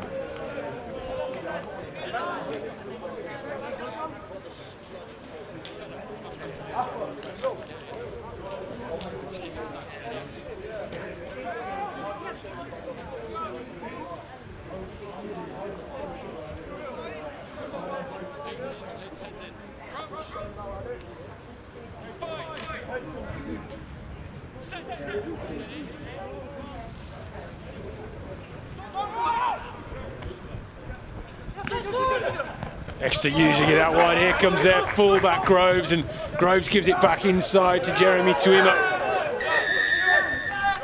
Penalty to Exeter. Gosling takes it quick. Back again with Groves, who's shunted backwards by Jacob Nibbs.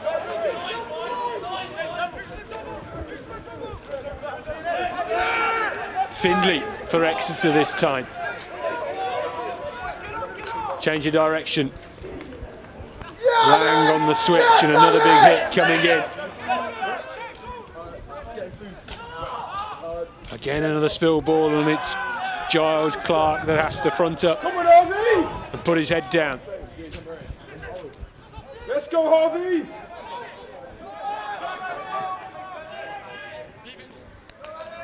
Oaklands trying to push Exeter back in defence. The boys from the southwest still working hard. Big tackle that time from Hay. Looking to move it wide this time. Exeter still have it. It's Clark. The offload not quite going to hand, but it's still with the boys in the blue and white hoops. Good tempo at the minute from Exeter, going through the phases. Findlay once again. Back inside to Tuima.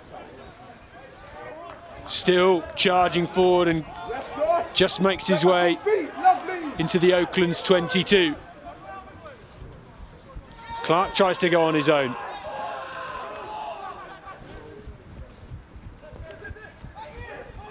Findlay again.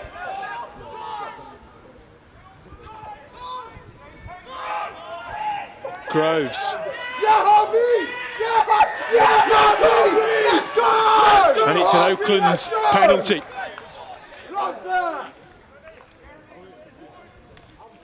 And Tom Gully for Exeter penalised for coming in off his feet. Well, Oaklands did well to weather the storm. Huge nudge. What a kick that is.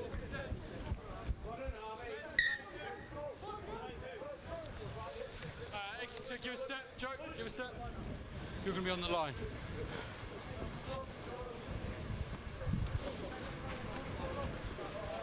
And we said we've got a bit of blue sky, but the rain is starting to fall down once again. Wait. Okay, stay on this line for me. You got that, yeah? All right. Yeah, sure.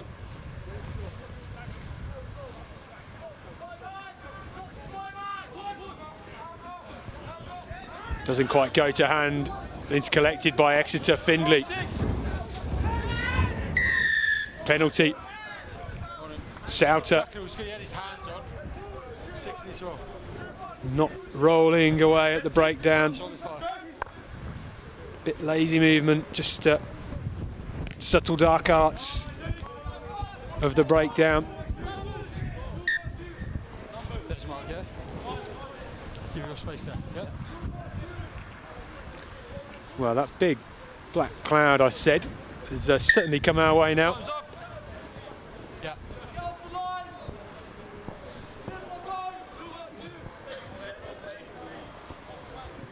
Just waiting for a new ball, a bit like Wimbledon. No ball boys really here today.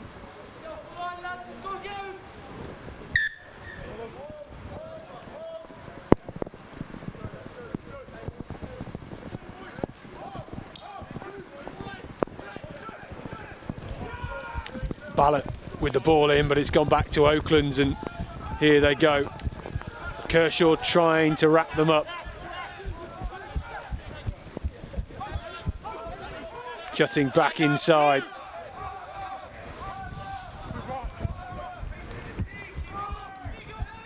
Well, it's been stolen and picked back up. It's with Exeter once again. Spurway on the charge.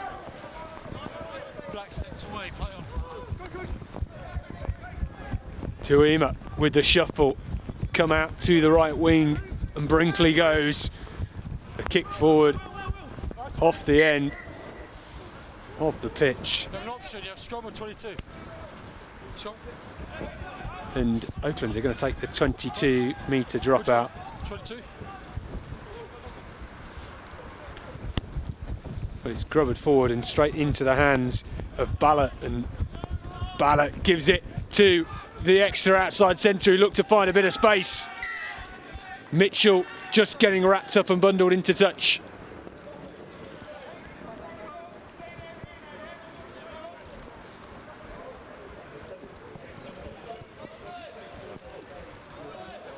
Well, it was a good break, and the 22 dropout from Oakland's not quite helping them. There's too much space on this near side. Good cover defence in the end. Still with Exeter, and here they come through the middle. It's Seth Finley with the opening score of the game. And look at that. How delighted they are to take first blood. Well, there was a huge gap, and Seth Finley, the Exeter number 7, went straight through the hole. Well, from the line out, the ball coming back, and I'm not quite sure what happened there. The waves just parted, the tackle wasn't made, and Seth Finley found his way over the line. Chance then for Giles Clark to the left of the post to make it 7.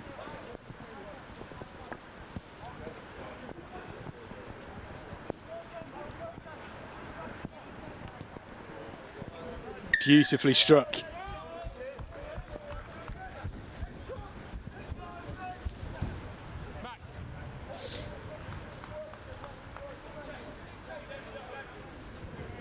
Well, this was it again. It was off the top of the line out, didn't quite go to hand, and Finley collected the loose ball, spun and found his way to the line.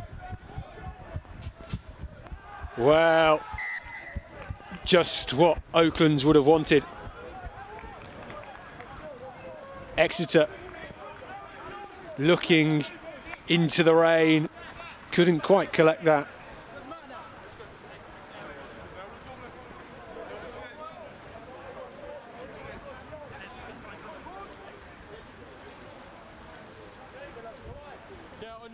On you 10, crouch, bind, set. Scrum down to Oaklands inside the Exeter 22. Charlie Reynolds West at scrum half and charging forward. Reynolds West having to go on his own. It's off one and off the other, and it's a penalty to Exeter.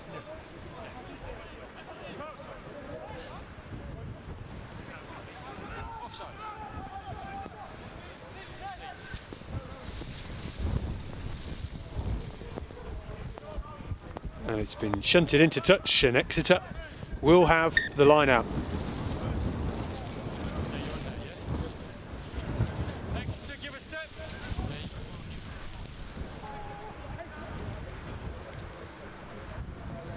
Ball will fall to Jack Ballot, who helped get Exeter down into the red zone in the 22.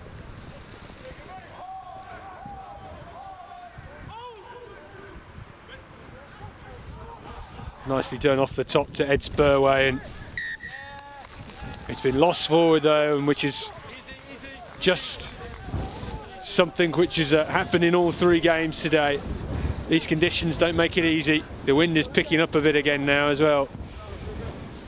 And you get a feeling that perhaps Oaklands just need to try and use this tailwind to their advantage and play for the territory a bit more. We saw the teams that have done it in the previous 2 games. Gordon School and Bishop 1 coming away with the victory in the end. And look at that Exeter scrum, it's huge. Far side went up and tried to play away. Reset. Well, you're going to have the reset, and Oaklands need to try and dig their studs in a bit harder. Difficult to do against such a strong pack. Exeter really showing their muscle early on in this game.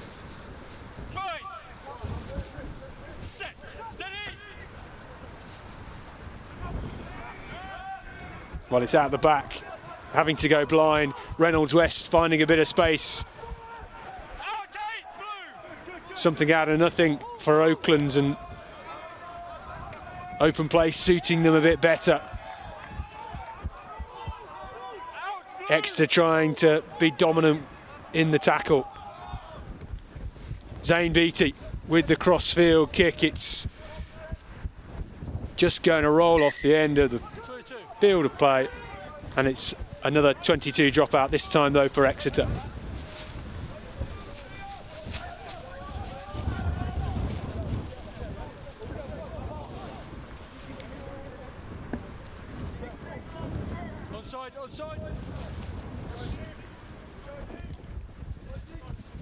Clark with the 22 dropout, straight down the throat to Reynolds West, and a bit of a hitch kick. The offload didn't quite have enough weight to it, and it's won back by Exeter.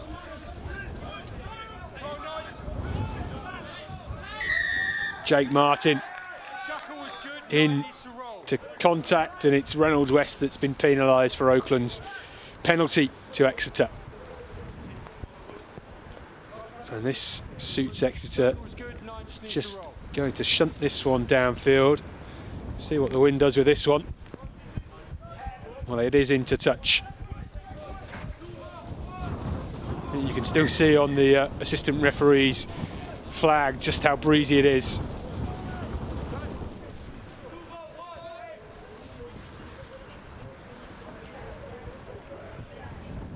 Ballot,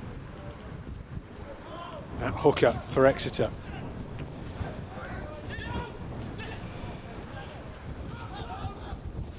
They've done well to get that in. It's Tuima that tries to front up against heavy traffic. Oakland's doing well in defence. Gosling, well, that pass is spilled just a bit, and a chance for Oakland to push that attacking line backwards. Well, kick into a bit of space then. Spencer on the counter, beats one, can't get past Tuima. Manages to find his way out of the 22 though.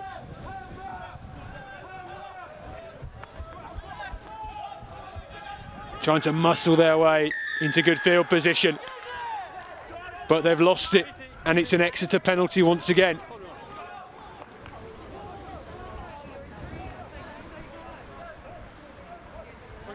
Well, what are they going to do here?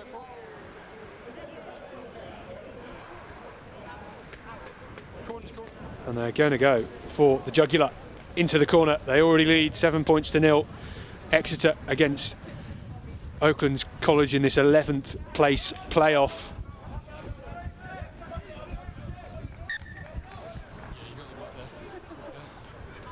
And it's a great nudge from Giles Clark. 6 metres out. The Exeter fly half just starting to show his quality, putting his forward pack on that front foot, which is so important. They've got a lot of muscle, a lot of power.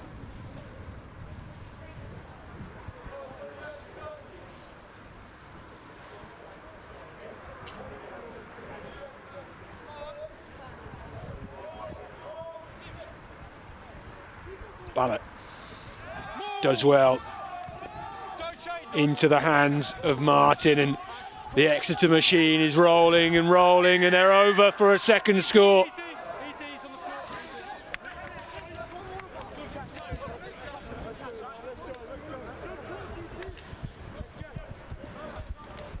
We said they got the muscle, we said they've got the power, and they've now got their second try of the game.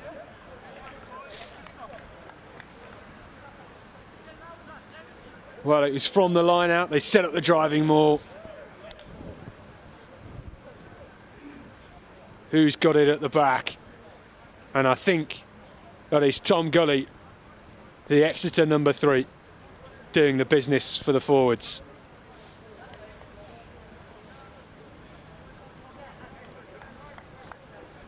Well, just the start they would have wanted inside the opening 25 minutes. Exeter playing into the wind as well, into the rain, which is now just cleared as the big dark clouds that I mentioned have just started to part, and we can see a bit of blue sky finally. But it's Giles Clark to convert the try.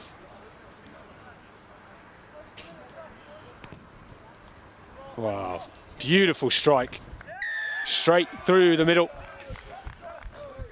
and Clark makes it 14-0.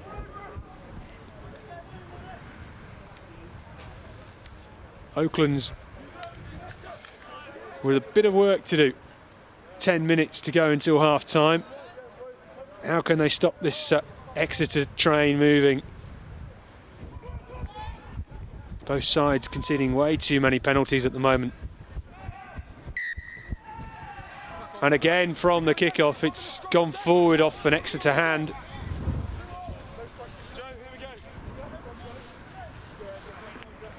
That last scrum you stayed nice and straight, please. Yeah, what's the pick? All up to him. What's the pick? Keep that head down and that's nice and straight as well. Coach! Scrum to Oaklands inside the Exeter 22. Reynolds West. It's going to have to be quick here to get the ball out behind a backwards scrum, and Crichton does a good job. It's been flung out wide, finally taken down by Zane Beattie. Big fend coming in from Nibs. Strong man, Reynolds West with the shimmy. Griffin takes it forward. Right, it's been lost. And here goes the try scorer, Seth Findlay, for Exeter.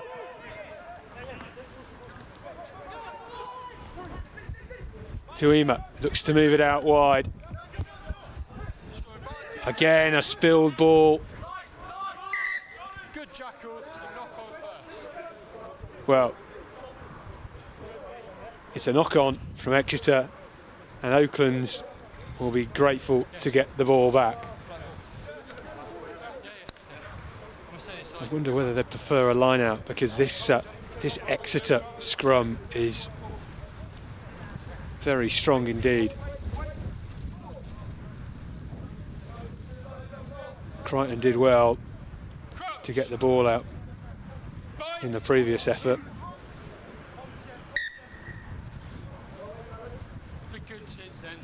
Well, Just hold that space, both sides.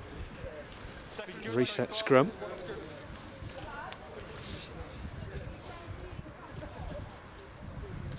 Let's go, nice and quick. Crouch. Bind. 1, 2. Set. Steady. Hold it. Exeter might have just turned this scrum on its head, and it's come back out to Giles Clark, who feeds Jack Mitchell, and big hit coming in from Nicholson for Oaklands. Just stopped Exeter in their tracks. The boys in the blue and white hoops though still trying to press this outside edge. Row 7. Use it. Timing. Use it. Gosling with a great box kick, and it might just bounce Exeter's way. Well, look at that. Lovely collection from Giles Clark. Tuima stepping in at first receiver.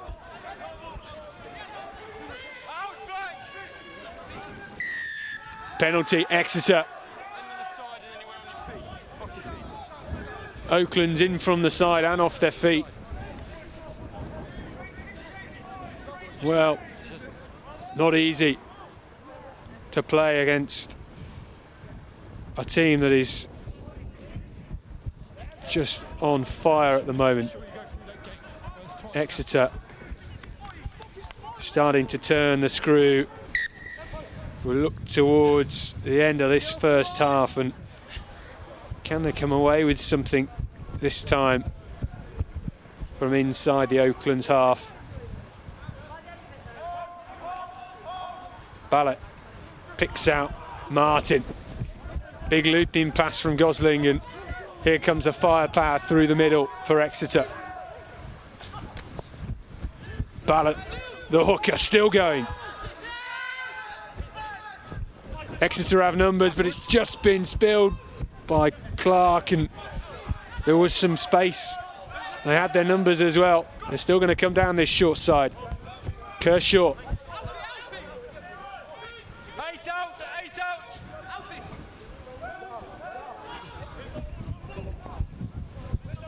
Martin again. Good tackle from Harvey Crichton. Here's the try scorer, Findlay. Two out. Use it. Well, First was a forward pass. yeah, forward, then knock on. Scrum. And Oaklands will get the scrum. Unfortunate for Exeter. Just seem to be running out of space. A couple of slips with the ball in hand, slowing things down for them. 18, come on. Crouch. Bind. Set. Steady. Hold it. Stay bound. Use it. Much better scrum from Oaklands. Now they try and put the width on it. O'Connell with the boot to ball. It's still bouncing deep, and Groves has got to have a few dark blue shirts in front of him. He's going well though. Managed to stay on his feet long enough for some support. Hands out, no hands back. Check, go.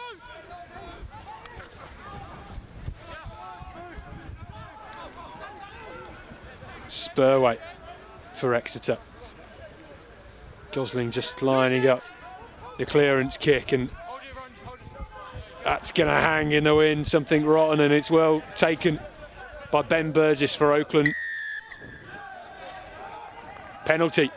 6 and 5 offside. Reynolds West takes it quick, and they're not 10. O'Connell with the charge again. Great offload back to Reynolds West. Can he get the ball away into the hands of Nibbs? Nibbs might go over. And that is a great score for Oaklands. Well, how about that? 6 and 5, we're in front. Superb work from Oaklands. Great handling, great support lines, and a fine score at just the right time. So that one up there, you just because you're a tackle assist, you need to show it still needs to Well, release.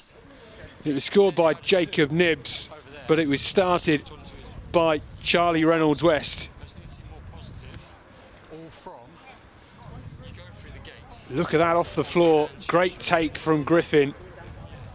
Another good offload to Reynolds West, who gets the ball back to Nibbs. And look at this for some power. Great fend. Great try. And this puts Oaklands firmly back in the picture. Well, it's a good conversion from Alex Quilter. And the scoreboard now stands at Oakland 7, Exeter 14. As we stand on the cusp of half time.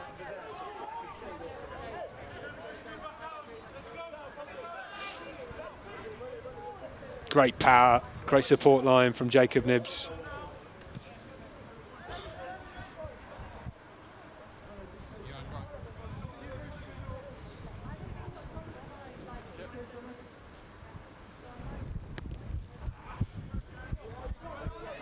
Clark sends that one straight down the throat of Reynolds West and can't quite make his mind up which way to go. But what a step from O'Connell. Oof. Almost found himself with a whole pitch in front of him. Out the back door pass. Here they go then. Out into the hands of Hayes, and ball is still in play. Did well to just slide into touch without the ball. Leave it, you lost it. Reynolds West tries to give it to Burgess in some space, but there's a lot of blue shirts around him. O'Connell into the hands of Burgess, and down the left wing it goes with Nicholson. He tried the chip and it didn't quite come off, and Beattie does well to get back. Well, penalty to Exeter, and Oakland's penalised for charging or pulling back at Reuben Brinkley on the right wing after he hacked that one forward. Just a silly error to give away such good field position and possession.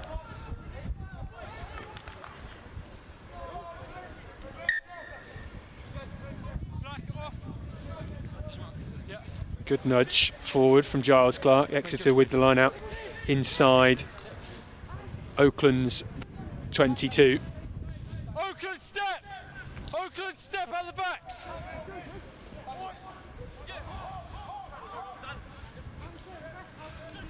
Play on. Good take from Gully, the try scorer. Gosling gets it to Clark, and Jeremy Tuima can't quite find the room. Good, play on. Rock was formed one. Hands out 6.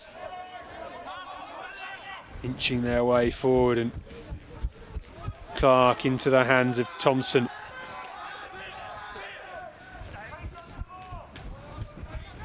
Tuima at pace and still going, skips through a couple of tackles. Gosling looks to move it out wide, but Clark is well wrapped up.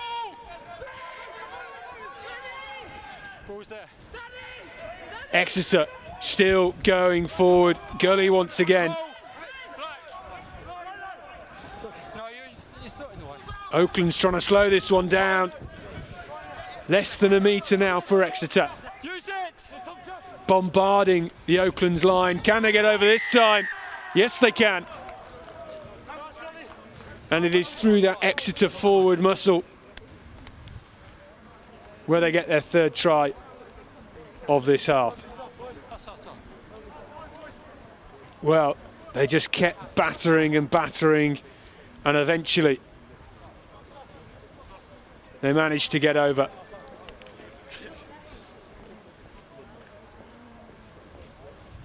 And I think that might have been Tom Gully once again.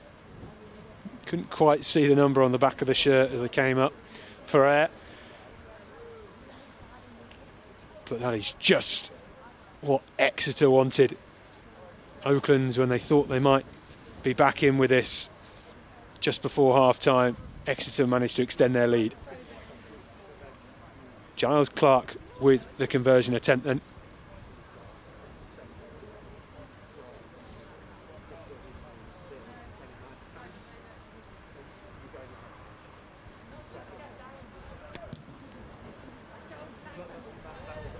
Well, struck it well, didn't have the accuracy, but that is half-time in the 11th place playoff in the RFU Ace League 2021. It is Oakland's 7, Exeter College 19.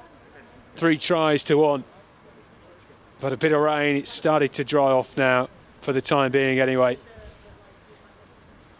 Much more fluid game than we've had in the previous 2. So let's take a look at the highlights from this first half. And it was Seth Findlay who managed to pounce and spin through with the loose ball from the line out. Oakland's just caught a little bit. It was their own line out ball as well.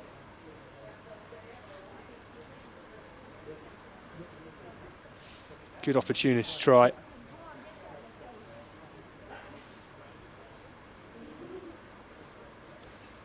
This the second try of the game. And it was Tom Gully, the Exeter prop forward, getting on the back of the driving line out more and just kept putting the pressure on through their dominant forward pack in this first half.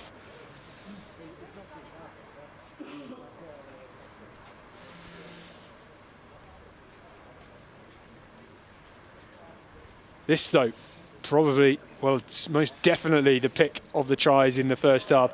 A great break from the quick tap penalty with Charlie Reynolds-West, the scrum half, getting this attack moving, and it was well finished off by Jacob Nibbs, the Oaklands back row. Some lovely interlinking play, deft running lines, support lines and handling. Big fend as well at the end on Charlie Groves, wasn't it?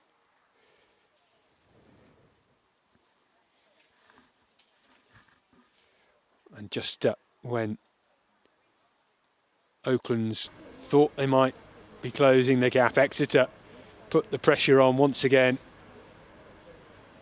kept battering down at Oakland's door, and eventually they could not be stopped. And a third try of the first half for Exeter. Well, that's the story of the half. Exeter lead 19 points to 7 at the break in this RFU Ace League 11th place playoff game. It's our third game of the day. We've got 4 to come for you tomorrow. It's going to be a long old day. Hopefully a bit drier and a bit warmer than it has been. But we'll be back with the second half after the break.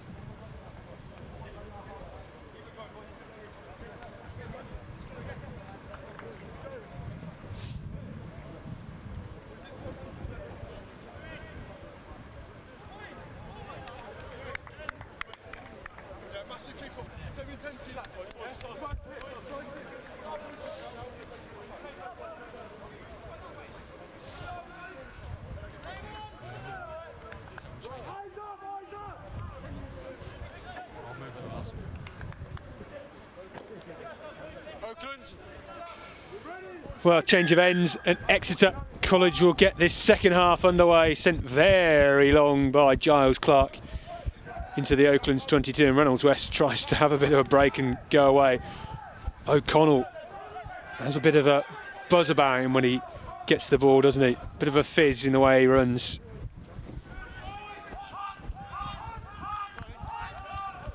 Oaklands in the dark strip.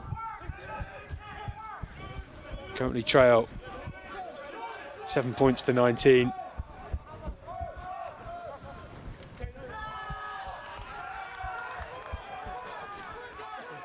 Still with the ball just on the edge of their 22.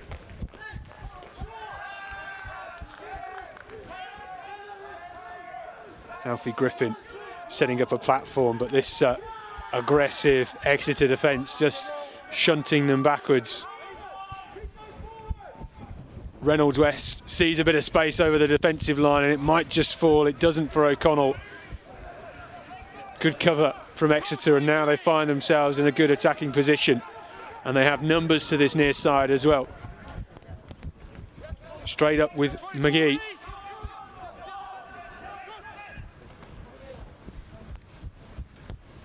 Crashed up by Drennan,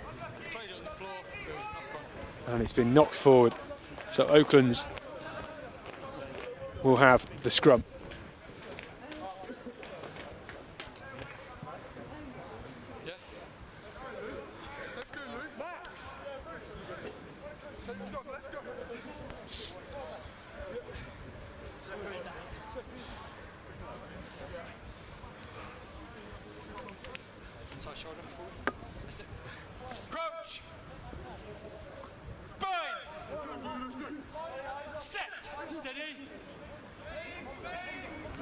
Sam Burrows now at scrum half for Oaklands.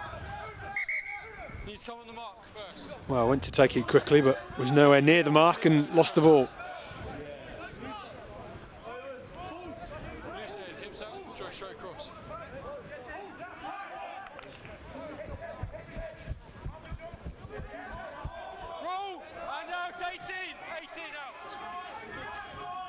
Trying to run it from deep, and here they go. Been stolen by Exeter though, and here comes Tuima.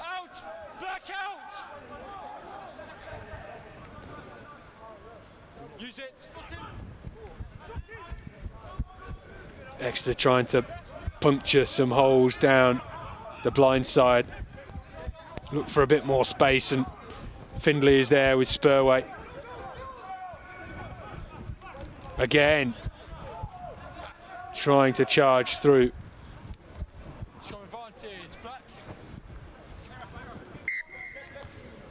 Well, the whistle has gone, and it's been lost forward once more by Exeter. And maybe this time we'll see a clearance from Oaklands. Scrum down to them. Time's off. Mark's there. Scrummy. Scrummy, just put the ball there for me. Just got time off for him. All right. Well, it looks like it will be dry for most of this second half. We've got clear sky ahead of us at the moment. Bit of cloud coming our way. It has been bitterly cold today. I think the weather apps will tell you that it's around about 6 or 7 degrees. It certainly feels significantly colder than that, especially when we had some torrential rain and sleet and hail. Not been very nice at all, but it's made conditions difficult on the pitch. But a couple of good wins. Gordon School eventually pulling through in the first fixture today. It was then the Bishop Wand doing the business with a convincing win in our second game of the day. At the moment, in our third game, it is Exeter leading 19 points to 7 against Oaklands College.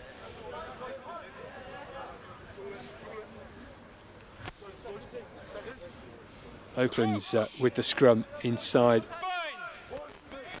their own 22.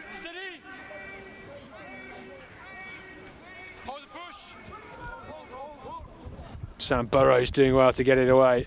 And what a line, what pace as well. Offload goes to hand. Great pace from Max Perry. Charlie Reynolds West now. Number 9 on his back, playing at fly half in this second half for Oaklands. Injecting a bit of pace into the back line for them. Another charging run.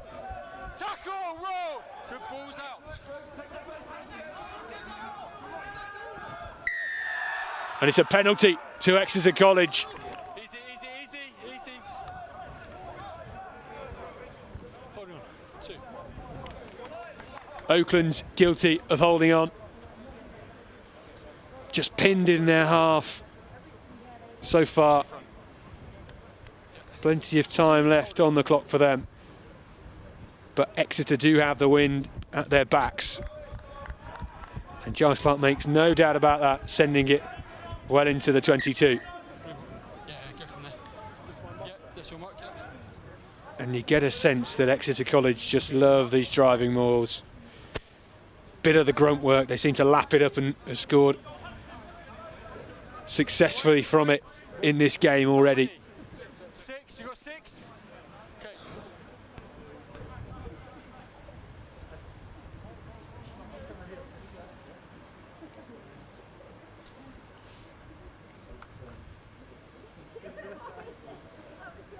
Well, here they go then.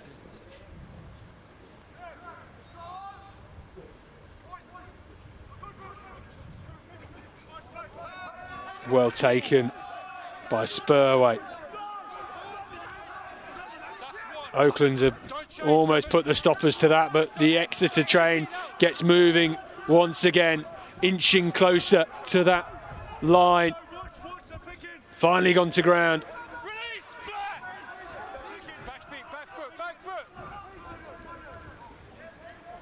Charging forward, they're putting some muscle into this one.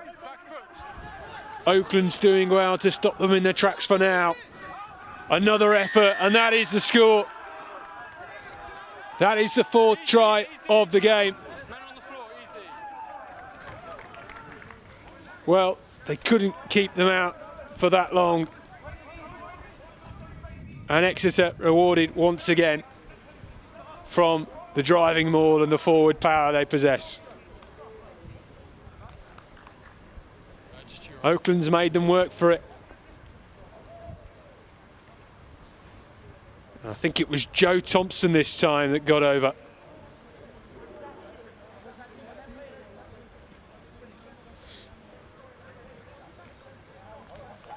And Hayden Gosling, or rather Giles Clark, will have the chance to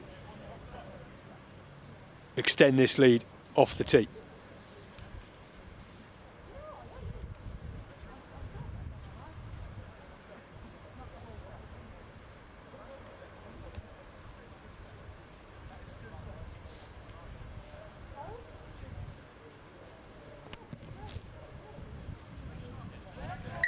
And that is a good conversion from Giles Clark. Scoreboard just creeping up a little bit for Exeter.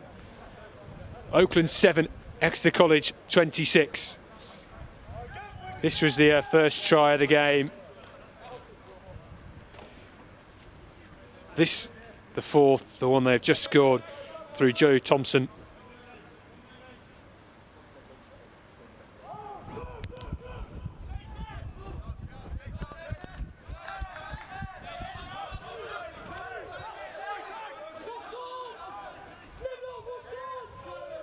Exeter get the ball back from the restart. Shunted forward, big boot. And Reynolds West doesn't collect it. And Exeter find themselves back down the other end of the pitch once again.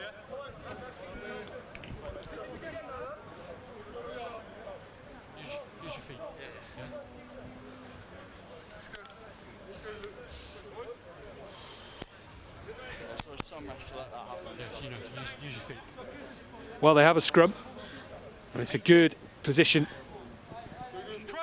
And Exeter have flooded that far side of the pitch with all their backs.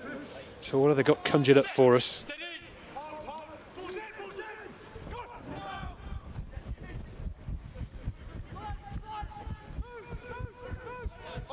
Well, it's bouncing forward. Brinkley couldn't quite collect it.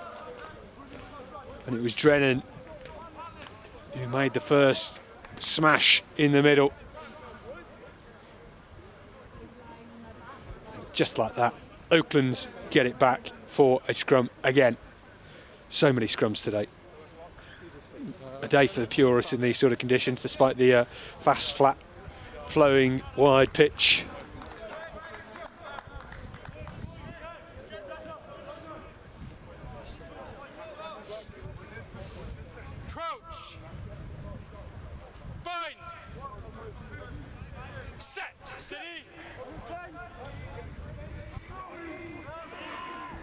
Well, Burrow's doing well to get that away.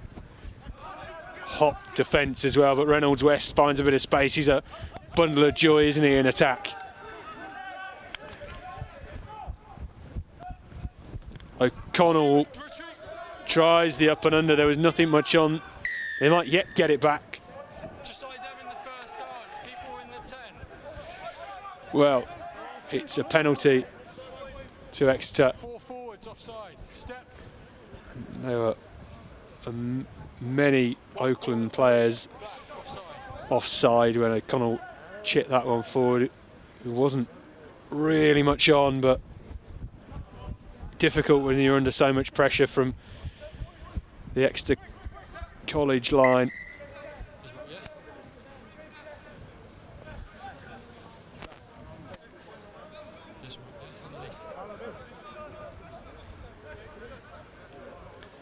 And that's perhaps just been the tale of this game so far. A dominant Exeter forward pack, just making it difficult for Oaklands. Right, James, just hold that jump, get that time. I need that ball a little bit quicker. All right, let's go. Ball in quicker. 9, you need to go back 10, please. Let's go.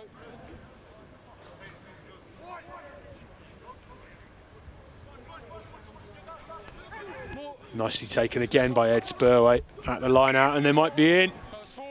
Well, it went forward. A nice idea. Lewis Gully just overrunning his line. And Oaklands again with the scrum. Burrows with the put-in. And they're going to either have to kick this one very long into the wind or try and come up with a bit of magic from deep in their own 22. 18. Crouch. Bind. Set. Steady. Hold.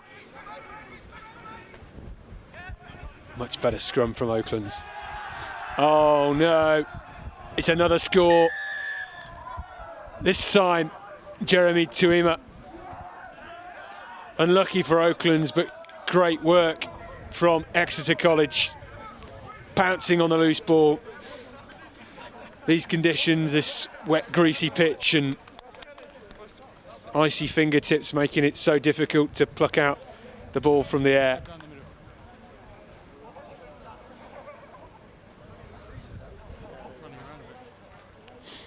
But it was a great, great intercept from Jeremy Tuima.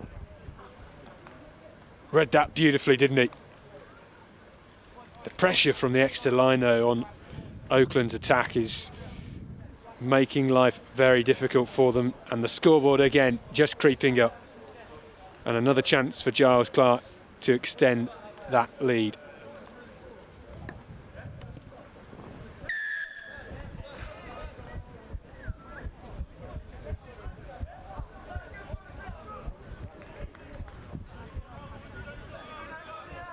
Well, Burrows did really well, but just look how much pressure Reynolds West is under, and Tuima doing the business. Superbly read from him.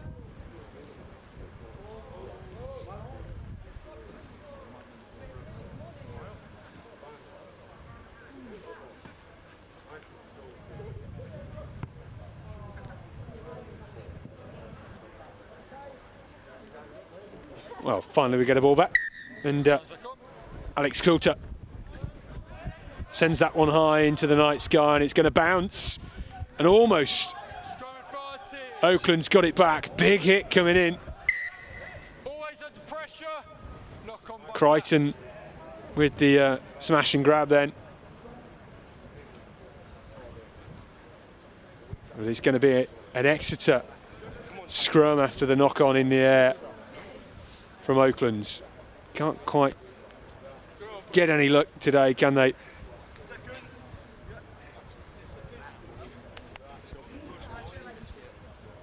I'll step straight back from this place. Crouch. Bind. Set. Steady. Use it.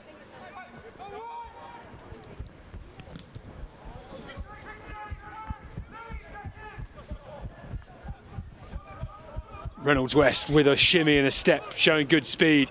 Backwards, went backwards. Release blue. Penalty advantage, black. Oakland's with the penalty advantage. Burrows trying to get them away. Quilter sends Chapman down the middle. Quilter can't quite get the ball to Reynolds West, but they're coming back for the advantage.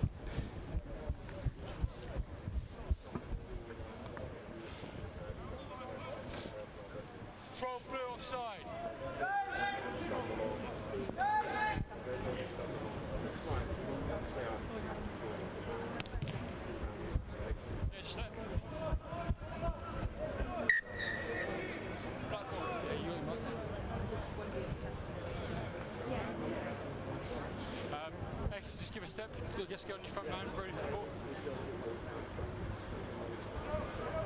I need you to come in a set and then go up, alright?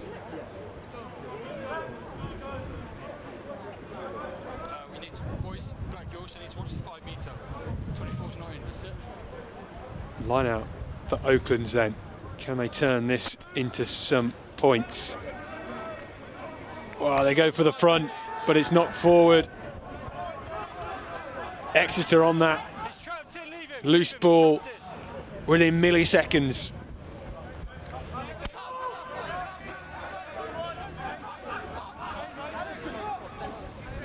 Stay.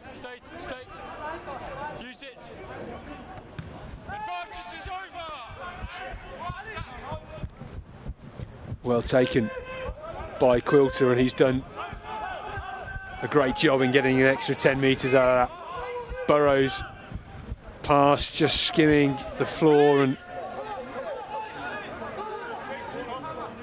just look how lined up and disciplined that Exeter defence is. Already there waiting, and they've been rewarded with the penalty. They try to take it quickly, but referee Matt Sharp not having any of that. And again, Exeter, despite the bit of pressure, come up good. And they are away and clear in this Ace League final 11th place playoff.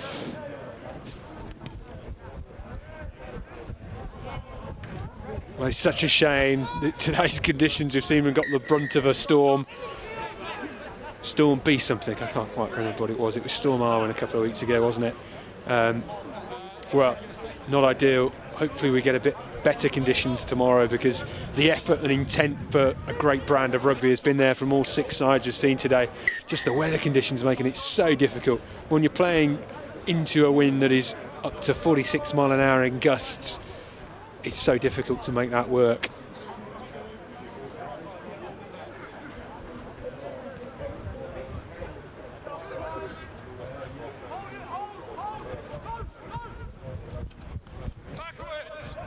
Well, loose ball. Exeter did well to pounce on it. And it is Oaklands that get the penalty. Quilter's going to try and send this one long, get out of their half. Been a difficult 20 minutes so far.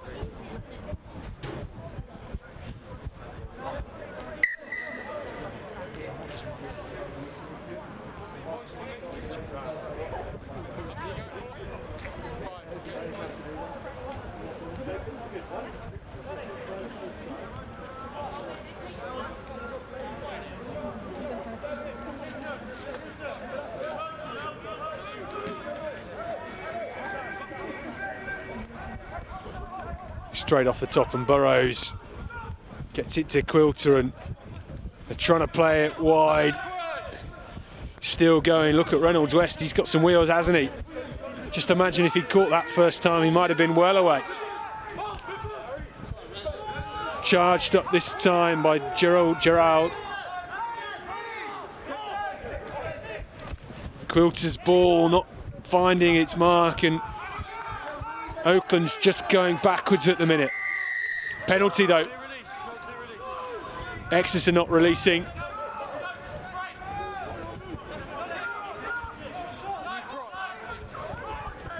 Carry. Big Bosch from Oakland's. Change of direction. Hayes taking it into contact. Lovely inside ball with Crichton on the line. Coulter's only got 2 men outside of him, and that's an aggressive Exeter defence. Well plucked. In these conditions, most of them have gone to ground today, but lovely hands from Oaklands. Big bosh from Exeter.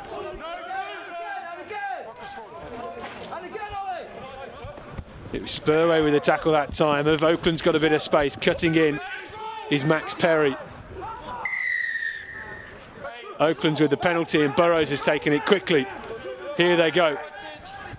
Richards far with the break. Penalty again. Not 10.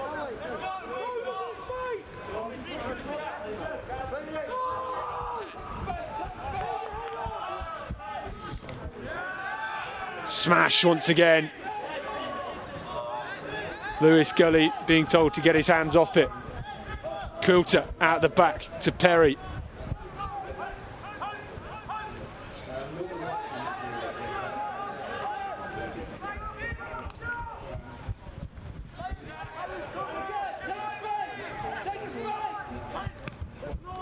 Oh, almost lost that, didn't he? But lovely pick-up in the end, and it's another penalty to Oaklands. And I think our referee, Matt Sharp, is getting a little bit fed up with all of these penalties and having a bit of a word with Ed Spurway and I think Ellis Kershaw there.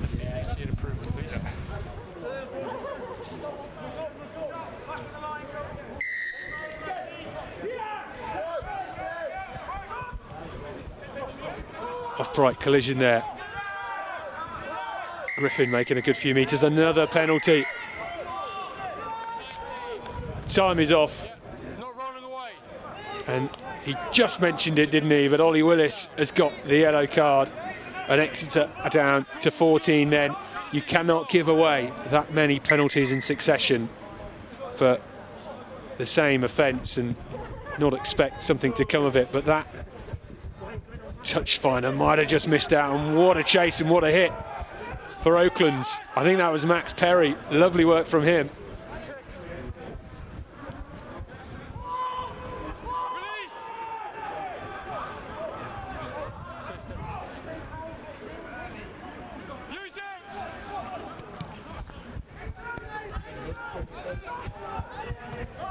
Great clearance from Exeter, great take as well from Alex Coulter.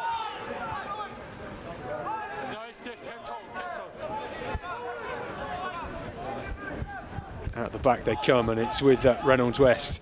Draws the man nicely. Perry out wide to Nicholson. Nicholson fumbles. And it's gone into touch. But we'll come back for the original knock-on. Jacob Nicholson, unfortunate there. Not had much ball to contend with today. Strong defensive effort in this game though. And Exeter with the ball back, only 14 men. They are 1 man short. Who will they bring into the pack?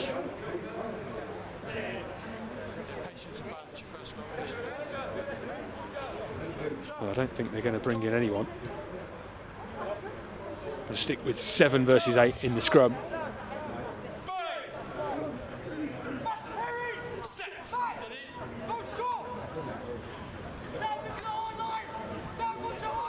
Done well to pick that and go. It's Charlie Parr off the base. Tuima, the try scorer, stepping forward.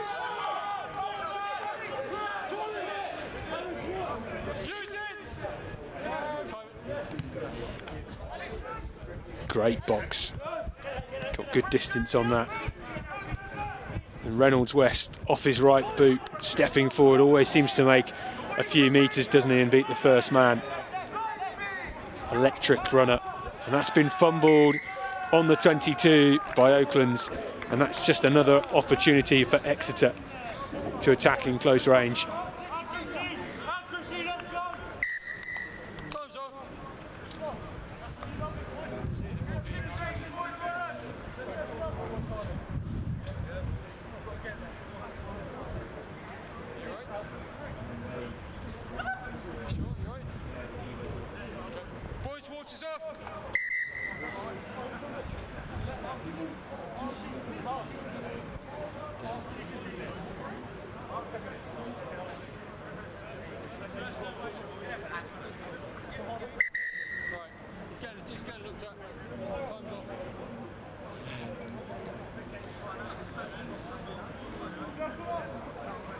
Well, time off once again. I think Charlie Reynolds-West just taking a bit of a knock in that latest attack. He's got through a lot of work today, attack and defensively. It was scrum half in the first half, moved to the outside backs, and it was at fly half at one point in this game.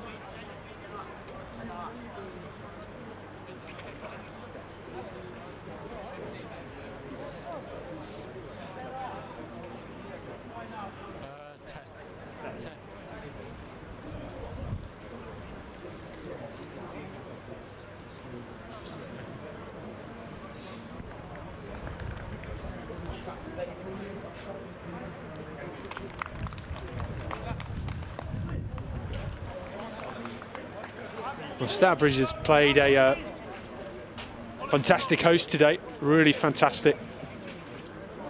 Very well organised event and a great location really as well. Lovely 4G pitch and a great clubhouse here, some superb food as well. Keeping the players and staff and officials and volunteers all well fed and watered.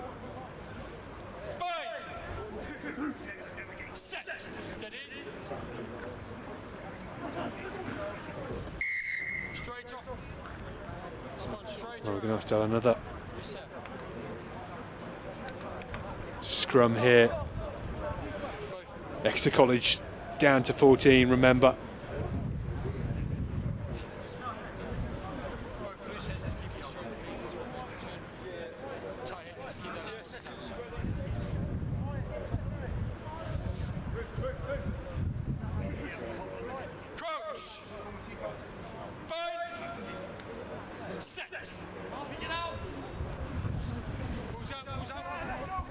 Break around the blind side, trying to go on their own here.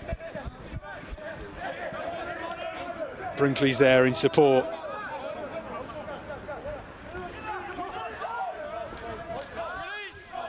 Exeter trying to use their muscle.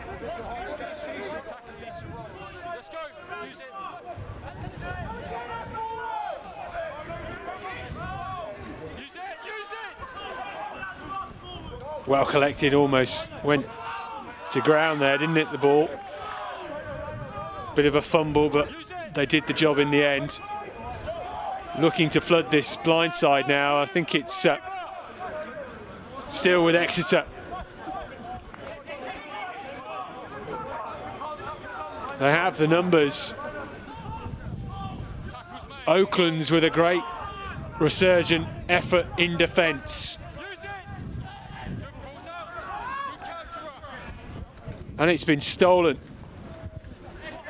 Oakland's rewarded, but it's charged down and there might be a score on here.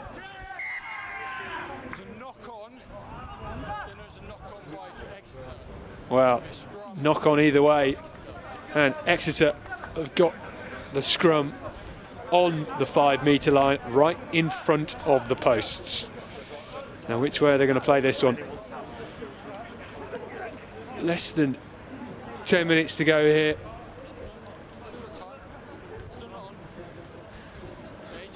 Oakland 7, Exeter College 33. Exeter still down to 14 men after Ollie Willis was sent to the bin.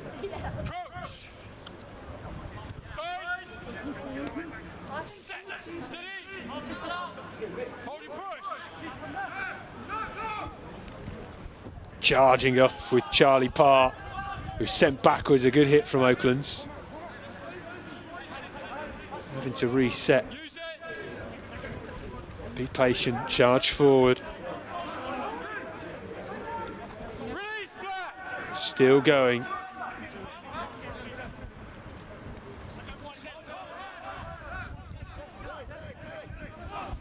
Can they get over here? And that is a 6th score. Again through the forwards.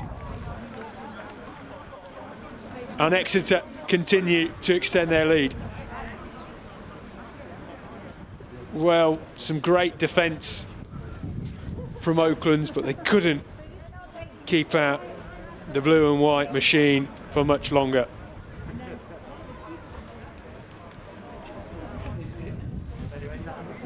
had to be patient, didn't they, Exeter? They went backwards.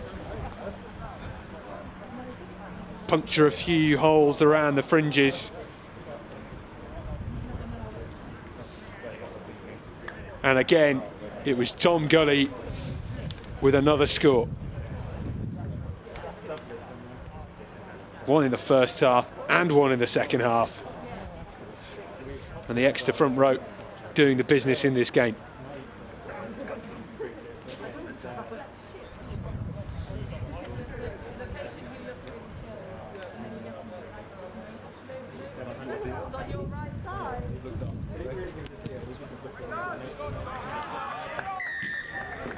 Great conversion once again for Exeter. And that makes it 40 on the scoreboard for them.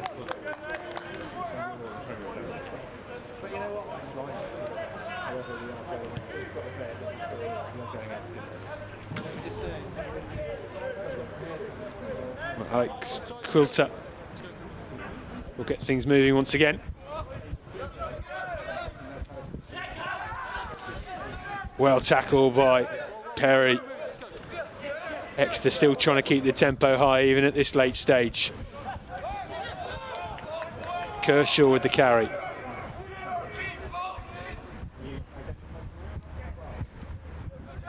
Tuima on a long run. Came in at the line with a lot of pace there.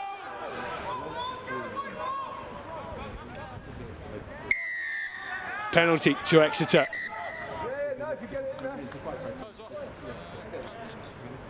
He wants to speak to the Oaklands captain, Freddie Chapman.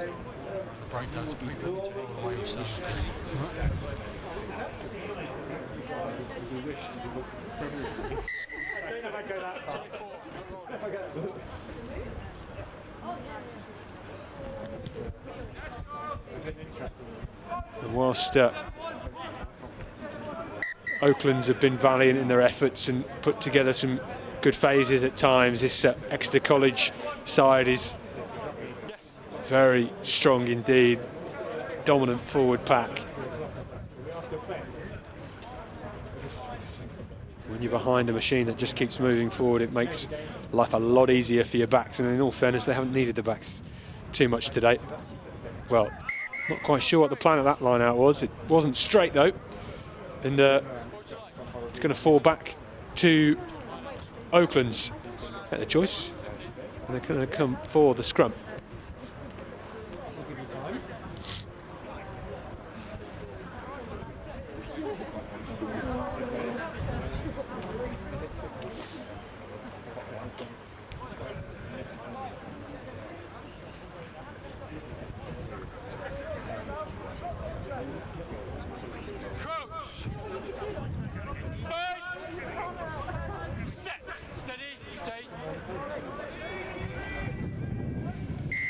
Look at that scrum. Penalty though to Oaklands. Burrows, well, he tried to take it quick. Oh no, it's Crichton rather tried to take it quick. But the referee said it wasn't on the mark, so back we go.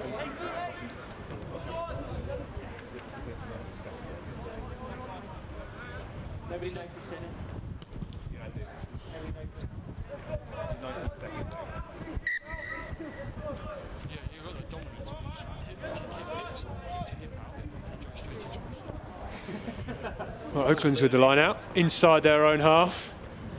I'm sure they'd love to get a second score at the close of this game. They have to go the length, not straight at the line out, unfortunately. That's the problem, they've got the wind coming across back towards them. And Exeter College opting for the line out.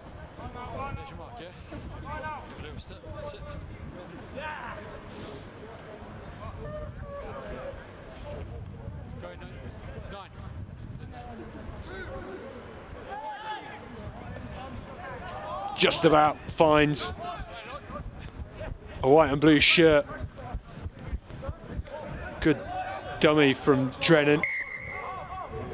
The rip from 2 went forward. So it's a scrum. Then lost forward. 1. by Oaklands, unfortunately, and it's back with Exeter for a scrum in the middle of the park.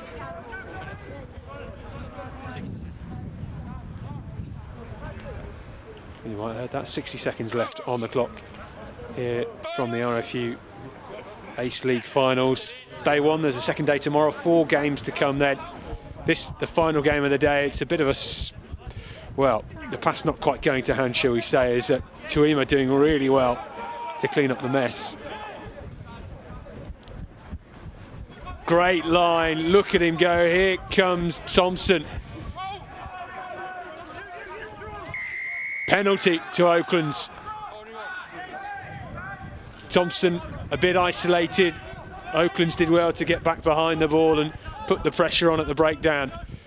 Sean O'Connell, offload off the base again, great work.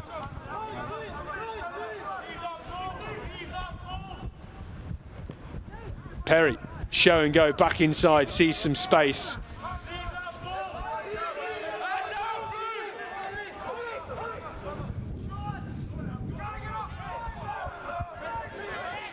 Griffin with the carry.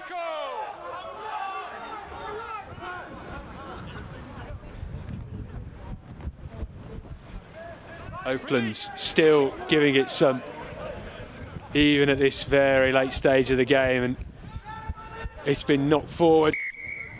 First by blue, to black, then by blue. And that is full time. Well, our final game of day one here from the RFU Ace League finals. This was the 11th place playoff, and Exeter College convincing winners in the end. A great effort from Oaklands. Played some good stuff. And the full-time scores then from Stourbridge. Oakland College 7, Exeter College 40.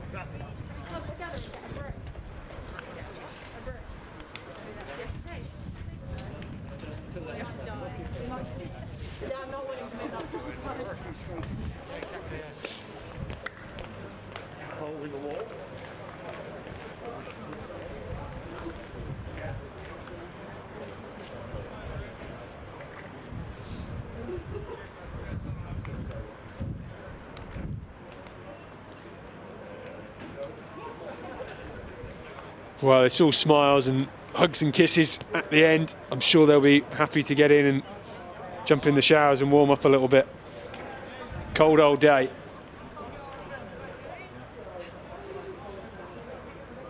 Still a playoff photo to come.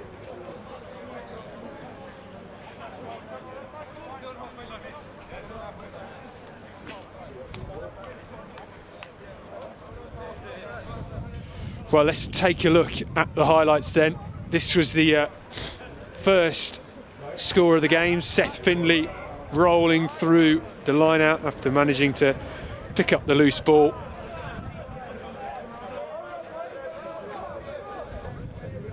Spinning his way through.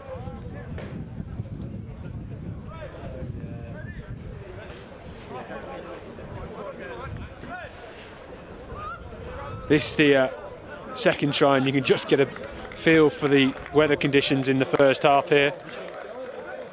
Bundling over was Tom Gully at the back of the driving maul.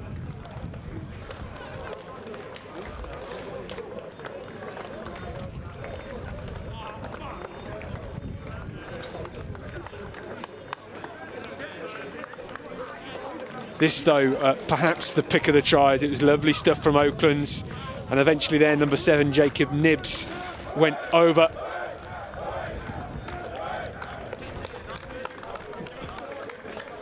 It was the quick tap penalty. Good thinking from Charlie Reynolds-West. Had a great game and some lovely offloads, but well finished in the end from Jacob Nibbs. That, unfortunately for Oaklands, their only score of the game. There were 6 tries in total for Exeter, so 4 more to come.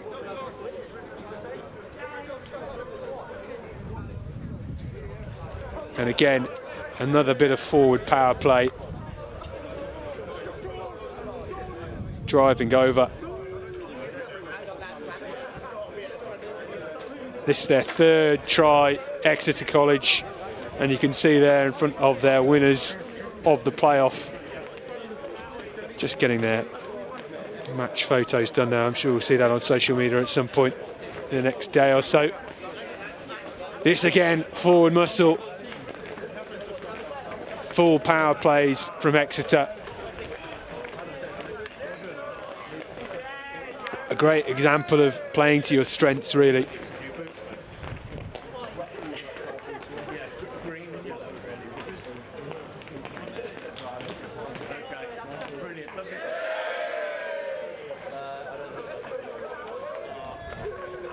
Well, this lovely score, really. Unfortunate for Oaklands, such a shame, but great read from Jeremy Tuima, pouncing on the pressure, and it ultimately came from some excellent Exeter College defence pressure, and that intercept well deserved for that effort.